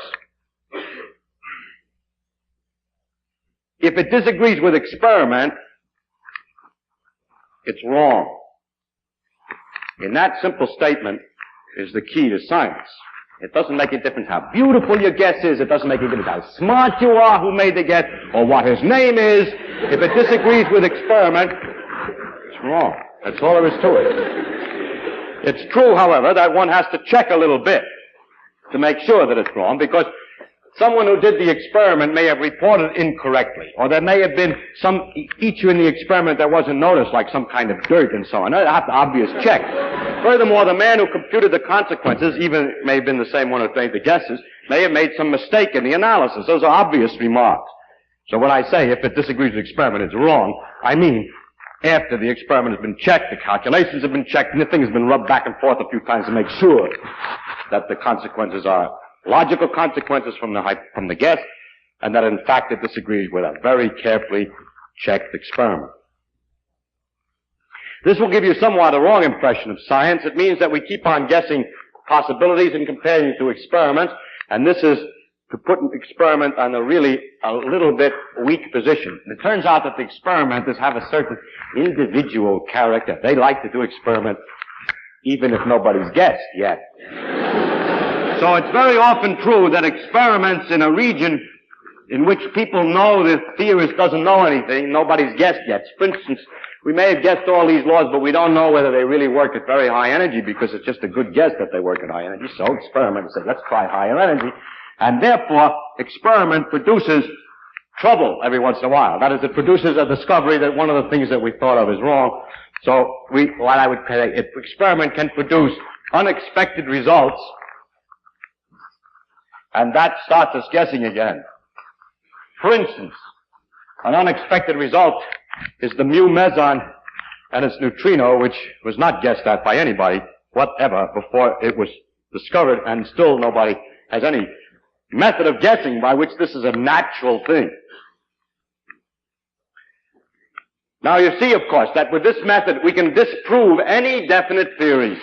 If you have a definite theory, a real guess from which you can really compute consequences which could be compared to experiment, then in principle we can get rid of any theory. You can always prove any definite theory wrong. Notice, however, we never prove it right. Suppose that you invent a good guess, calculate the consequences, and discover that every consequence that you calculate agrees with experiment. The theory is then right? No, it is simply not proved wrong. Because in the future, there could be a wider range of experiments, you can compute a wider range of consequences, and you may discover then that the thing is wrong. That's why laws like Newton's laws for the motion of planets last such a long time. He guessed the law of gravitation, calculated all the kinds of consequences for the solar system and so on, compared them to experiment, and it took several hundred years before the slight error of the motion of Mercury was developed. During all that time, the theory had been failed to be proved wrong and could be taken to be temporarily right, but it can never be proved right because tomorrow's experiment may succeed in proving what you thought was right wrong. So we never are right, we can only be sure we're wrong. However, it's rather remarkable that we can last so long. I mean, have some idea which will last so long. Incidentally, some people, one of the ways of stopping the science would be to only do experiments in the region where you know the laws. But the experimenters search most diligently and with the greatest effort in exactly those places where it seems most likely that we can prove the theories wrong. In other words, we're trying to prove ourselves wrong as quickly as possible, because only in that way do we find progress. For example, today, among the ordinary low-energy phenomena, we don't know where to look for trouble. We think everything's all right. And so there isn't any particular big program looking for trouble in nuclear reactions or in superconductivity. I must say I'm concentrating on discovering fundamental laws. There's a whole range of physics which is interesting in understanding at another level these phenomena like superconductivity and nuclear reactions, but I'm talking about discovering trouble, something wrong with the fundamental law. So nobody knows where to look there, therefore all the experiments today are in this field of finding out a new law are at high energy. I must also point out to you that you cannot prove a vague theory wrong. If the guess that you make is poorly expressed and rather vague, and the method that you use for figuring out the consequences is rather a little vague, you're not sure, I mean, you say, I think everything's because it's all due to Muggles, and Muggles do this and that more or less, so I can sort of explain how this works, then you see that that theory is good because it can't be proved wrong. If the process of computing the consequences is indefinite, then with a little skill, any experimental result can be made to look like an expected consequence. You're probably familiar with that in other fields. For example, A hates his mother. The reason is, of course, because she didn't caress him or love him enough when he was a child. Actually, if you investigate, you find out that, as a matter of fact, he did love him very much and everything was all right. Well, then, it's because she was overindulgent when he was a child. So by having a vague theory, it's possible to get either result. Now, wait. Now, the cure for this one is the following. It would be possible to say, if it were possible to state ahead of time how much love is not enough and how much love is overindulgent exactly, and then there would be a perfectly legitimate theory against which you can make tests. It is usually said when this is pointed out, how much love is and so on, oh, you're dealing with psychological matters and things can't be defined so precisely. Yes, but then you can't claim to know anything about it. Now, we have examples you'll be horrified to hear in physics of exactly the same kind. We have these approximate symmetries. Works something like this. You have approximate symmetry, you suppose it's perfect. Calculate the consequences. Easy if you suppose it's perfect. You compare with experiment. Of course, it doesn't agree. Of course. The symmetry you're supposed to expect is approximate. So if the agreement is pretty good, you say, nice. If the agreement is very poor, you say, well, this particular thing must be especially sensitive to the failure of the symmetry. Now, you laugh, but we have to make progress in that way. In the beginning, when the subject is first new, and these particles are new to us, this jockeying around, this is a feeling way of guessing at the result. And this is the beginning of any science. And the same thing is true of psychology as it is of the symmetry propositions in the physics. So don't laugh too hard. It's necessary in the very beginning to be very careful. It's easy to fall over the deep end by this kind of vague theory. It's hard to prove it wrong. It takes a certain skill and experience to not walk off the plank on the game. In this process of guessing, computing consequences, and comparing to experiment, we can get stuck at various stages. For example, we may, in the guess stage, get stuck. We have no ideas. We can't guess an idea. Or we may get in the computing stage stuck. For example, Yukawa guessed an idea for the nuclear forces in 1934. Nobody could compute the consequences because the mathematics was too difficult. So therefore they couldn't compare it with experiments successfully, and the theory has remained for a long time until we discovered all this junk. And this junk was not contemplated by Yukawa, and therefore it's undoubtedly not as simple, at least, as the way Yukawa did it. Another place you can get stuck is at the experimental end. For example, the quantum theory of gravitation is going very slowly, if at all, because there's no use. All the experiments that you can do never involve quantum mechanics and gravitation at the same time, because the gravity force is so weak compared to electrical forces. Now, I want to concentrate from now on, because I'm a theoretical physicist, I'm more delighted with this end of the problem, as to what goes, how do you make the guesses. Now, it's strictly, as I said before, not of any importance where the guess comes from. It's only important that it should agree with experiment, and that it should be definite as definite as possible. What you say then is very simple. We've set up a machine, a great computing machine, which has a random wheel in it that makes a succession of guesses. And each time it guesses a hypothesis about how nature should work, computes immediately the consequences, and makes a comparison to a list of experimental results that it has at the other end. In other words, guessing is a dumb man's job. Actually, it's quite the opposite, and I will try to explain why. The first problem is how to start. You see, I'll start with all the known principles. But the principles that are all known are inconsistent with each other. So something has to be removed. So we get a lot of letters from people. We're always getting letters from people who are insisting that we ought to make holes in our guesses as follows. You see, you make a hole to make room for a new guess. Somebody says to you, people always say space is continuous, but how do you know when you get to a small enough dimension that there really are enough points in between? It isn't just a lot of dots separated by little distances. Or they say, you know those quantum mechanical amplitudes that you told me about, they're so complicated and absurd. What makes you think those are right? Maybe they aren't right.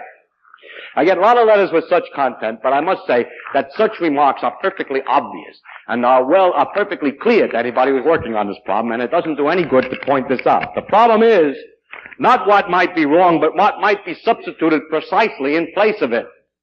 If you say anything precise, for example, in the case of a continuous space, suppose the precise proposition is that space really consists of a series of dots only, and the space between them doesn't mean anything, and the dots are in a cubic array. Then we can prove that immediately is wrong. That doesn't work. You see, the problem is not to change or to say something might be wrong, but to replace it by something, and that is not so easy. As soon as any real, definite idea is substituted, it becomes almost immediately apparent that it doesn't work. Secondly, there's an infinite number of possibilities of these simple types. It's something like this. You're sitting working very hard. You work for a long time trying to open a safe. And some Joe comes along who doesn't know anything about what you're doing or anything except that you're trying to open a safe. He says, why don't you try the combination 10, 20, 30? Because you're busy. You're trying a lot of things. Maybe you already tried 10, 20, 30. Maybe you know that the middle number is already 32 and not 20. Maybe you know that, as a matter of fact, this is a 5-digit combination. There we have. So these letters don't do any good. And so please don't send me any letters trying to tell me how the thing is going to work. I read them to make sure that I haven't already thought of that. But it takes too long to answer them because they usually in the class try 10, 20, 30. And as usual, nature's imagination far surpasses our own. As we've seen from the other theories, they are really quite subtle and deep. And to get such a subtle and deep guess is not so easy. One must be really clever to guess, and it's not possible to do it blindly by machine. So I want to discuss the art of guessing nature's laws. It's an art. How is it done? One way you might think, well, look at history. How did the other guys do it? Well, look at history. We first start out with Newton. He has in a situation where he had incomplete knowledge. And he was able to get the laws by putting together ideas which all were relatively close to experiment. There wasn't a great distance between the observations and the tests. Now that's the first thing, but now it doesn't work so good. Now the next guy who did something, another man who did something great was Maxwell, who obtained the laws of electricity and magnetism. Well, what he did was this. He put together all the laws of electricity, due to Faraday and other people that came before him, and he looked at them and he realized that they were mutually inconsistent. They were mathematically inconsistent. In order to straighten it out, he had to add one term to an equation. By the way, he did this by inventing a model for himself of idler wheels and gears and so on in space. And then he found that what the new law was, and nobody paid much attention because they didn't believe in the idler wheels. We don't believe in the idler wheels today, but the equations that he obtained were correct. So the logic may be wrong, but the answer is all right. In the case of relativity, the discovery of relativity was completely different. There was an accumulation of paradoxes. The known laws gave inconsistent results, and it was a new kind of thinking, a thinking in terms of discussing the possible symmetries of laws. And it was especially difficult because it was at the first time realized how long something like Newton's laws could be right and still ultimately be wrong. And second, that ordinary ideas of time and space that seem so instinctive could be wrong. Quantum mechanics was discovered in two independent ways, which is a lesson. There again, and even more so, an enormous number of paradoxes were discovered experimentally. Things that absolutely couldn't be explained in any way by what was known. Not that the knowledge was incomplete, but the knowledge was too complete. Your prediction was this should happen, it didn't. The two different routes were one by Schrödinger, who guessed the equation, another by Heisenberg, who argued that you must analyze what's measurable. So two different philosophical methods reduced to the same discovery in the end. More recently, the discovery of the laws of this interaction, which are still only partly known, had quite a somewhat different situation. Again, this time it was a case of incomplete knowledge, and only the equation was guessed. The special difficulty this time was that the experiments were all wrong. All the experiments were wrong. Now, how can you guess the right answer when you calculate the result that disagrees with the experiment, and you have the courage to say the experiments must be wrong? I'll explain where the courage comes from in a minute. Now, today, we haven't any paradoxes. Maybe. We have this infinity that comes if we put all the laws together. But the rug-sweeping people are sweeping the dirt under the rug, are so clever that one sometimes thinks that's not a serious paradox. The fact that there are all these particles doesn't tell us anything except that our knowledge is incomplete. Now, I'm sure that history does not repeat itself in physics, as you see from this list, and the reason is this. Any scheme, like think of symmetry laws, or put the equations in mathematical form, or any of these schemes, guess equations and so on, are known to everybody now, and they're tried all the time. So if the place where you get stuck is not that, you try that right away. We try looking for symmetries, we try all the things that have been tried before, but we're stuck. So it must be another way next time. So each time that we get in this logjam of too much trouble, too many problems, it's because the methods that we're using are just like the ones we used before. We try all that right away. But the new scheme, the new discovery is going to be made in a completely different way. So history doesn't help us very much. I'd like to talk about a little bit about this Heisenberg's idea that you shouldn't talk about what you can't measure, because a lot of people talk about that without understanding it very well. They say in physics you shouldn't talk about what you can't measure. If what you mean by this, if you interpret this in the sense that the constructs or inventions that you make, that you talk about, must be such a kind that the consequences that you compute must be comparable to experiment. That is, if you don't compute a consequence like a moo must be 3 goos when nobody knows what a moo and a goo is, that's no good. If the consequences can be compared to experiment, then that's all that's necessary. It is not necessary that moos and goos can't appear in the guess. That's perfectly all right. You can have as much junk in the guess as you want, provided that you can compare it to experiment. That's not fully appreciated because it's usually said, for example, people usually complain of the unwarranted extension of the ideas of particles and paths and so forth into the atomic realm. Not so at all. There's nothing unwarranted about the extension. We must, and we should, and we always do, extend as far as we can beyond what we already know, those things, those ideas that we've already obtained. We extend the ideas beyond their range. Dangerous, yes. Uncertain, yes. But the only way to make progress. It's necessary to make science useful, although it's uncertain. It's only useful if it makes predictions. It's only useful if it tells you about some experiment that hasn't been done. It's no good if it just tells you what just went on. So it's necessary to extend the ideas beyond where they've been tested. For example, in the law of gravitation, which was developed to understand the motion of the planets. If Newton simply said, I now understand the planets, and didn't try to compare it to the Earth's pull, and we can't, if we're not allowed to say, maybe what holds the galaxies together is gravitation. We must try that. It's no good to say, well, when you get to the size of galaxies, since you don't know anything about it, anything can happen. Yes, I know. But there's no science in it. There's no understanding ultimately of the galaxies. If you, on the other hand, you assume that the entire behavior is due to only known laws, this assumption is very limited and very definite and easily broken by experiment. What we're looking for is just such hypotheses. Very definite, easy to compare to experiment. And the fact is that the way the galaxies behave so far doesn't seem to be against the proposition. It would be easily disproved if it were false, but it's very useful to make the hypothesis. I'll give another example even more interesting and important.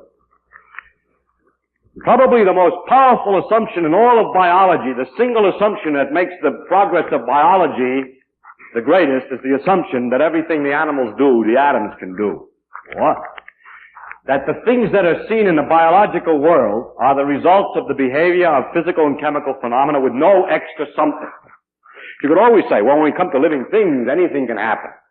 If you do that, you never understand the living things. It's very hard to believe that the wiggling of the tentacle of the octopus is nothing but some fooling around of atoms according to the known physical laws. But if investigated with this hypothesis, one is able to make guesses quite accurately as to how it works, and one makes great progress in understanding the thing. So far, the tentacle hasn't been cut off. What I mean is, it hasn't been found that this idea is wrong. It's therefore not unscientific to take a guess, although many people who are not in science think it is. For instance, I had a conversation about flying saucers some years ago with laymen. Because I'm scientific, I know all about flying saucers. So I said, I don't think there are flying saucers. So my antagonist said, is it impossible that there are flying saucers? Can you prove that it's impossible? I said, no, I can't prove it's impossible. It's just very unlikely. That, they say, you are very unscientific. If you can't prove it impossible, then how can you say it's likely, that it's unlikely? Well, that's the way, that is scientific. It is scientific only to say what's more likely and less likely, and not to be proving all the time possible and impossible. To define what I mean, I finally said to him, listen, I mean that from my knowledge of the world that I see around me, I think that it is much more likely that the reports of flying saucers are the result of the known irrational characteristics of terrestrial intelligence rather than the unknown rational efforts of extraterrestrial intelligence. It's just more likely, that's all. And it's a good guess.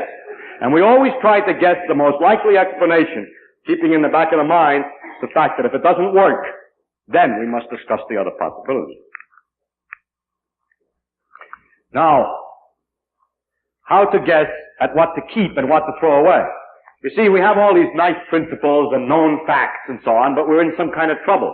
That we get the infinities or we don't get enough of a description, we're missing some parts, and sometimes that means that we have probably to throw away some idea. At least in the past it's always turned out that some deeply held idea has to be thrown away, and the question is what to throw away and what to keep. If you throw it all away, it's going a little far, and you don't got much to work with. After all, the conservation of energy looks good, and it's nice, I don't want to throw it away, and so on.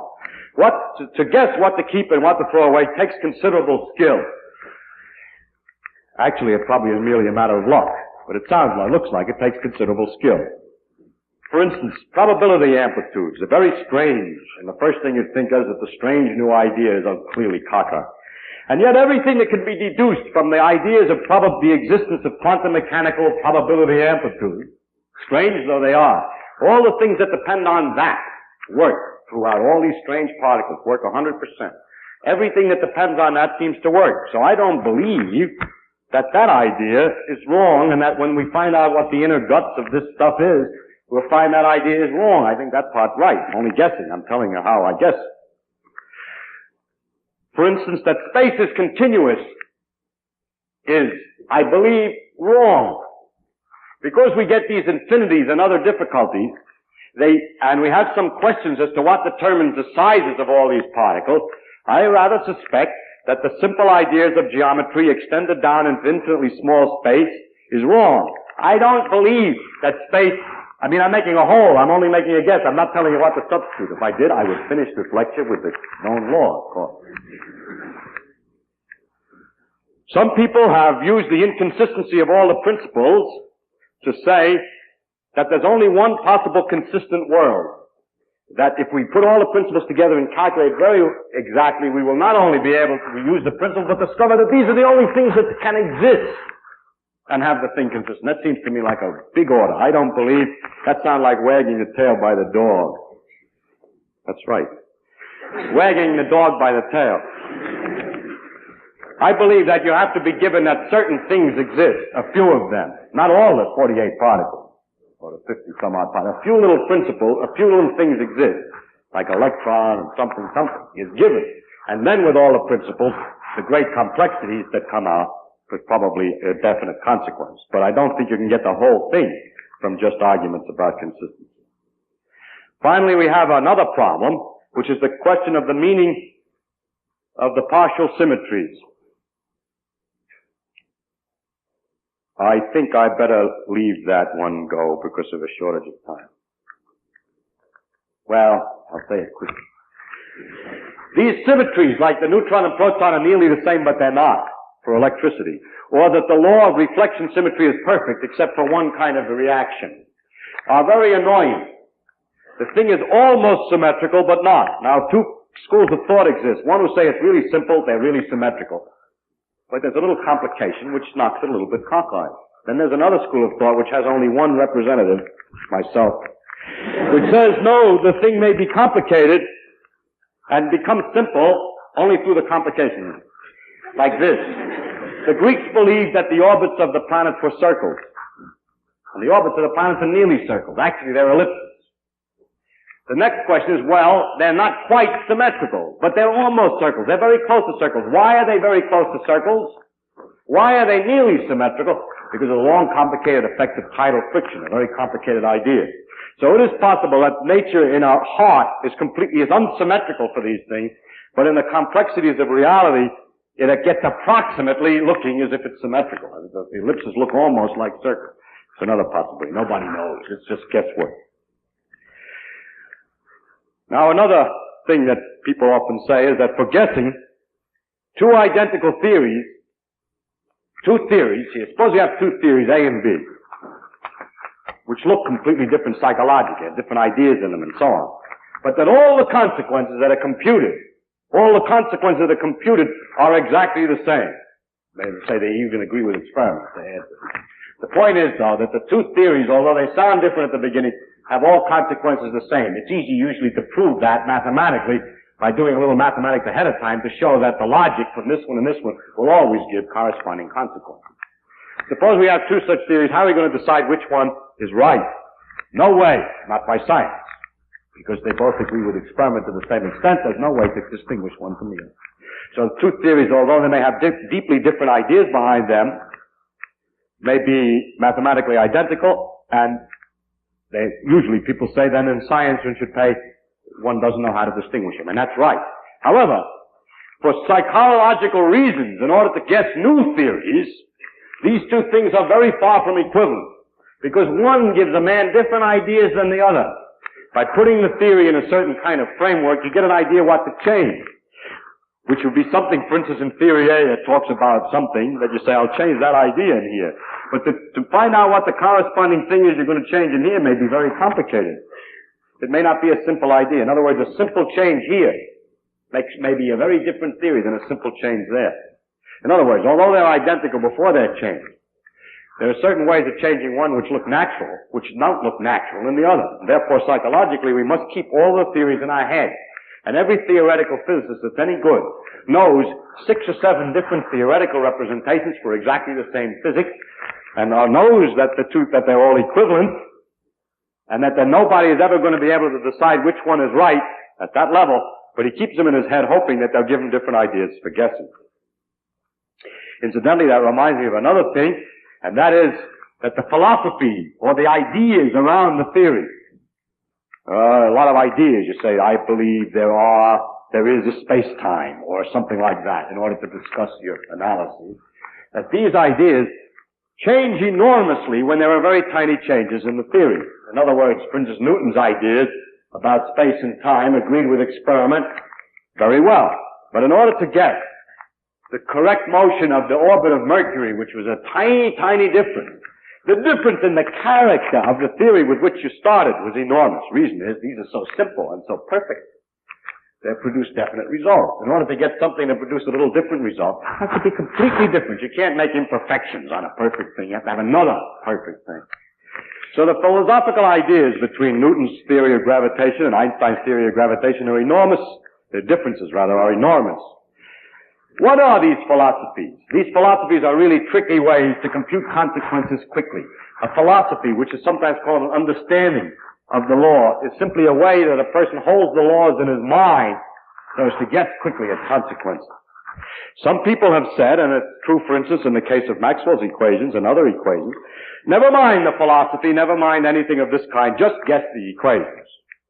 The problem is only to compute the answers so that they agree with experiment, and is not necessary to have a philosophy or argue or words about the equation. That's true in a sense, yes and no. It's good in the sense you may be, if you only guess the equation, you're not prejudicing yourself and you'll guess better. On the other hand, maybe the philosophy helps you to guess. It's very hard to say. For those people who insist, however, that the only thing that's important is that the theory agrees with experiment, I would like to make an imaginary discussion between a Mayan astronomer and his student. The Mayans were able to calculate with great precision the predictions, for example, for eclipses and the position of the moon in the sky, the position of Venus, and so on. However, it was all done by arithmetic. You count a certain numbers, you subtract some numbers, and so on. There was no discussion of what the moon was. There wasn't even a discussion of the idea that it went around. There was only calculate the time when there would be an eclipse or the time when it would rise, the full moon, and when it would rise half moon, and so on. Just calculating only. Suppose that a young man went to the astronomer and said, I have an idea. Maybe those things are going around, and there are balls of rocks out, like rocks out there. We could calculate how they move in a completely different way than just calculate what time they appear in the sky and so on. So of course, the Mayan astronomer would say, yes. How accurate can you predict eclipses?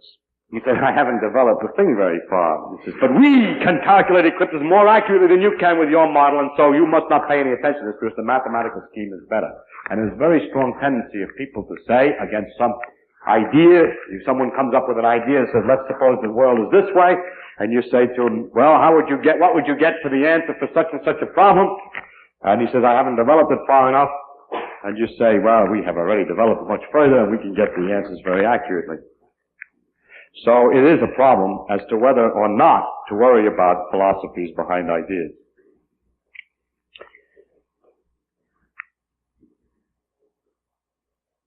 Another thing, of course, that one can use to guess is to guess new principles. For instance, in Einstein's gravitation, he guessed, on top of all the other principles, the principle that corresponded to the idea that the forces are always proportional to the masses. He guessed the principle that if you were in an accelerating car, you couldn't tell that from being in a gravitational field. And by adding that principle to all the other principles, was able to deduce correct laws of gravitation. Well, that outlines a number of possible ways of guessing. I would now like to come to some other points about the final result. First of all, when we're all finished, and we have a mathematical theory by which we can compute consequences, it really is an amazing thing. What do we do? In order to figure out what an atom is going to do in a given situation, we make up a whole lot of rules with marks on paper, carry them into a machine which opens and closes switches in some complicated way, and the result will tell us what the atom is going to do. Now, if the way that these switches opens and close was some kind of a model of the atom, in other words, if we thought the atom had such switches in it, then I would say, well, I understand more or less what's going on.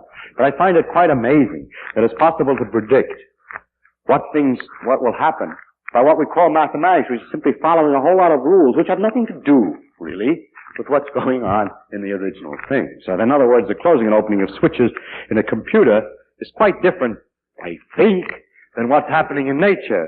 And that is, to me, very surprising. And finally, I would like to say, one of the most important ideas, the most important things in this guess, compute, consequences, compare, experiment business is to know when you're right. It is possible to know when you're right way ahead of computing all the consequences. I mean, of checking all the consequences. You can recognize truth by a beauty and simplicity. It's always easy when you've got the right guess and make 2 or 3 little calculations to make sure it isn't obviously wrong to know that it's right. When you get it right, it's obvious that it's right, at least if you have any experience. Because most what happens is that more comes out than goes in. That your guess is in fact that something is very simple. And at the moment you guess that it's simpler than you thought, then it turns out that it's right. If it can't be immediately disproved. Doesn't sound silly. I mean, if you can't see immediately that it's wrong and it's simpler than it was before, then it's right. The inexperienced and crackpots and people like that will make guesses that are simple or right, but you can immediately see that they're wrong. That doesn't count. And others, the inexperienced students, make guesses that are very complicated, and it sort of looks like it's all right, but I know it's not true, because the truth always turns out to be simpler than you thought. What we need is imagination, but imagination in a terrible straitjacket. We have to find a new view of the world that has to agree with everything that's known, but disagree in its predictions somewhere, otherwise it's not interesting. And in that disagreement, agree with nature. If you can find any other view of the world which agrees over the entire range where things have already been observed, but disagrees somewhere else, you've made a great discovery. Even if it doesn't agree with nature, it's darn hard. It's almost impossible. Not quite impossible. To find another theory which agrees with experiments over the entire range in which the old theories have been checked, and yet gives a different consequences in some other range. In other words, a new idea is extremely difficult. It takes a fantastic imagination. And what of the future of this adventure? What will happen ultimately? We are going along guessing the laws. How many laws are we going to have to guess? I don't know. Some of my colleagues say, well, science will go on, but certainly not, there will not be perpetual novelty, say for 1,000 years. This thing can't keep on going. We're always going to discover new laws, new laws, new laws. If we do, it'll get boring, that there are so many levels, one underneath the other. So the only way that it seems to me that it can happen, what can happen in the future is first, either that everything becomes known, that all the laws become known. That would mean that after you had enough laws, you could compute consequences, and they would always agree with experiments, which would be the end of the line. Or it might happen that the experiments get harder and harder to make, more and more expensive, that you get 99.9% of the phenomena, but there's always some phenomenon which has just been discovered that's very hard to measure, which disagrees, and gets harder and harder to measure. As you discover the explanation of that one, there's always another one, and it gets slower and slower and more uninteresting. That's another way that it can end. But I think it has to end in one way or another. And I think that we are very lucky to live in the age in which we're still making the discoveries. It's an age which will never come again. It's like the discoveries of America. You can only discover it once. It was an exciting day when there was investigations of America. But the age that we live in is the age in which we are discovering the fundamental laws of nature. And that day will never come again. I don't mean we're finished. I mean we're right in the process of making such discoveries. It's very exciting. It's marvelous. But this excitement will have to go. Of course, in the future there will be other interests. There'll be interests of the connection of one level of phenomena to another. Phenomena in biology and so on, all kinds of things. Or if you're talking about explorations, exploring planets and other things. But there will not still be the same thing as we're doing now. It'll be just different interests. Another thing that will happen is that if all is known, ultimately, if it turns out all is known or it gets very dull, the vigorous philosophy and the careful attention to all these things that I've been talking about will gradually disappear. The philosophers who are always on the outside making stupid remarks will be able to close in. Because we can't push them away by saying, well, if you were right, you'd be able to guess all the rest of the laws. Because when they're all there, they'll have an explanation for it. For instance, there are always explanations to why the world is three-dimensional. Well, there's only one world, and it's hard to tell if that explanation is right or not. So if everything were known, there would be some explanation about why those are the right laws. But that explanation will be in a frame that we can't criticize by arguing that that type of reasoning will not permit us to go further.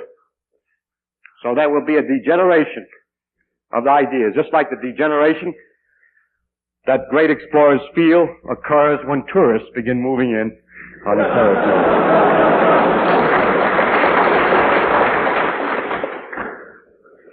Now, I must say that in this age, people are experiencing a delight, a tremendous delight, the delight that you get when you get how nature will work in a new situation never seen before. From experiments and information in a certain range, you can guess what's going to happen in a region where no one has ever explored before. It's a little different than regular exploration. There's enough clues on the land discovered to guess what the land is going to look like that hasn't been discovered. And these guesses, incidentally, are often very different than what you've already seen. It takes a lot of thought. What is it about nature that lets this happen? That is possible to guess from one part what the rest is going to do. That's an unscientific question. What is it about nature? I don't know how to answer it. And I'm going to give, therefore, an unscientific answer. I think it is because nature has a simplicity and, therefore, a great beauty. Thank you very much.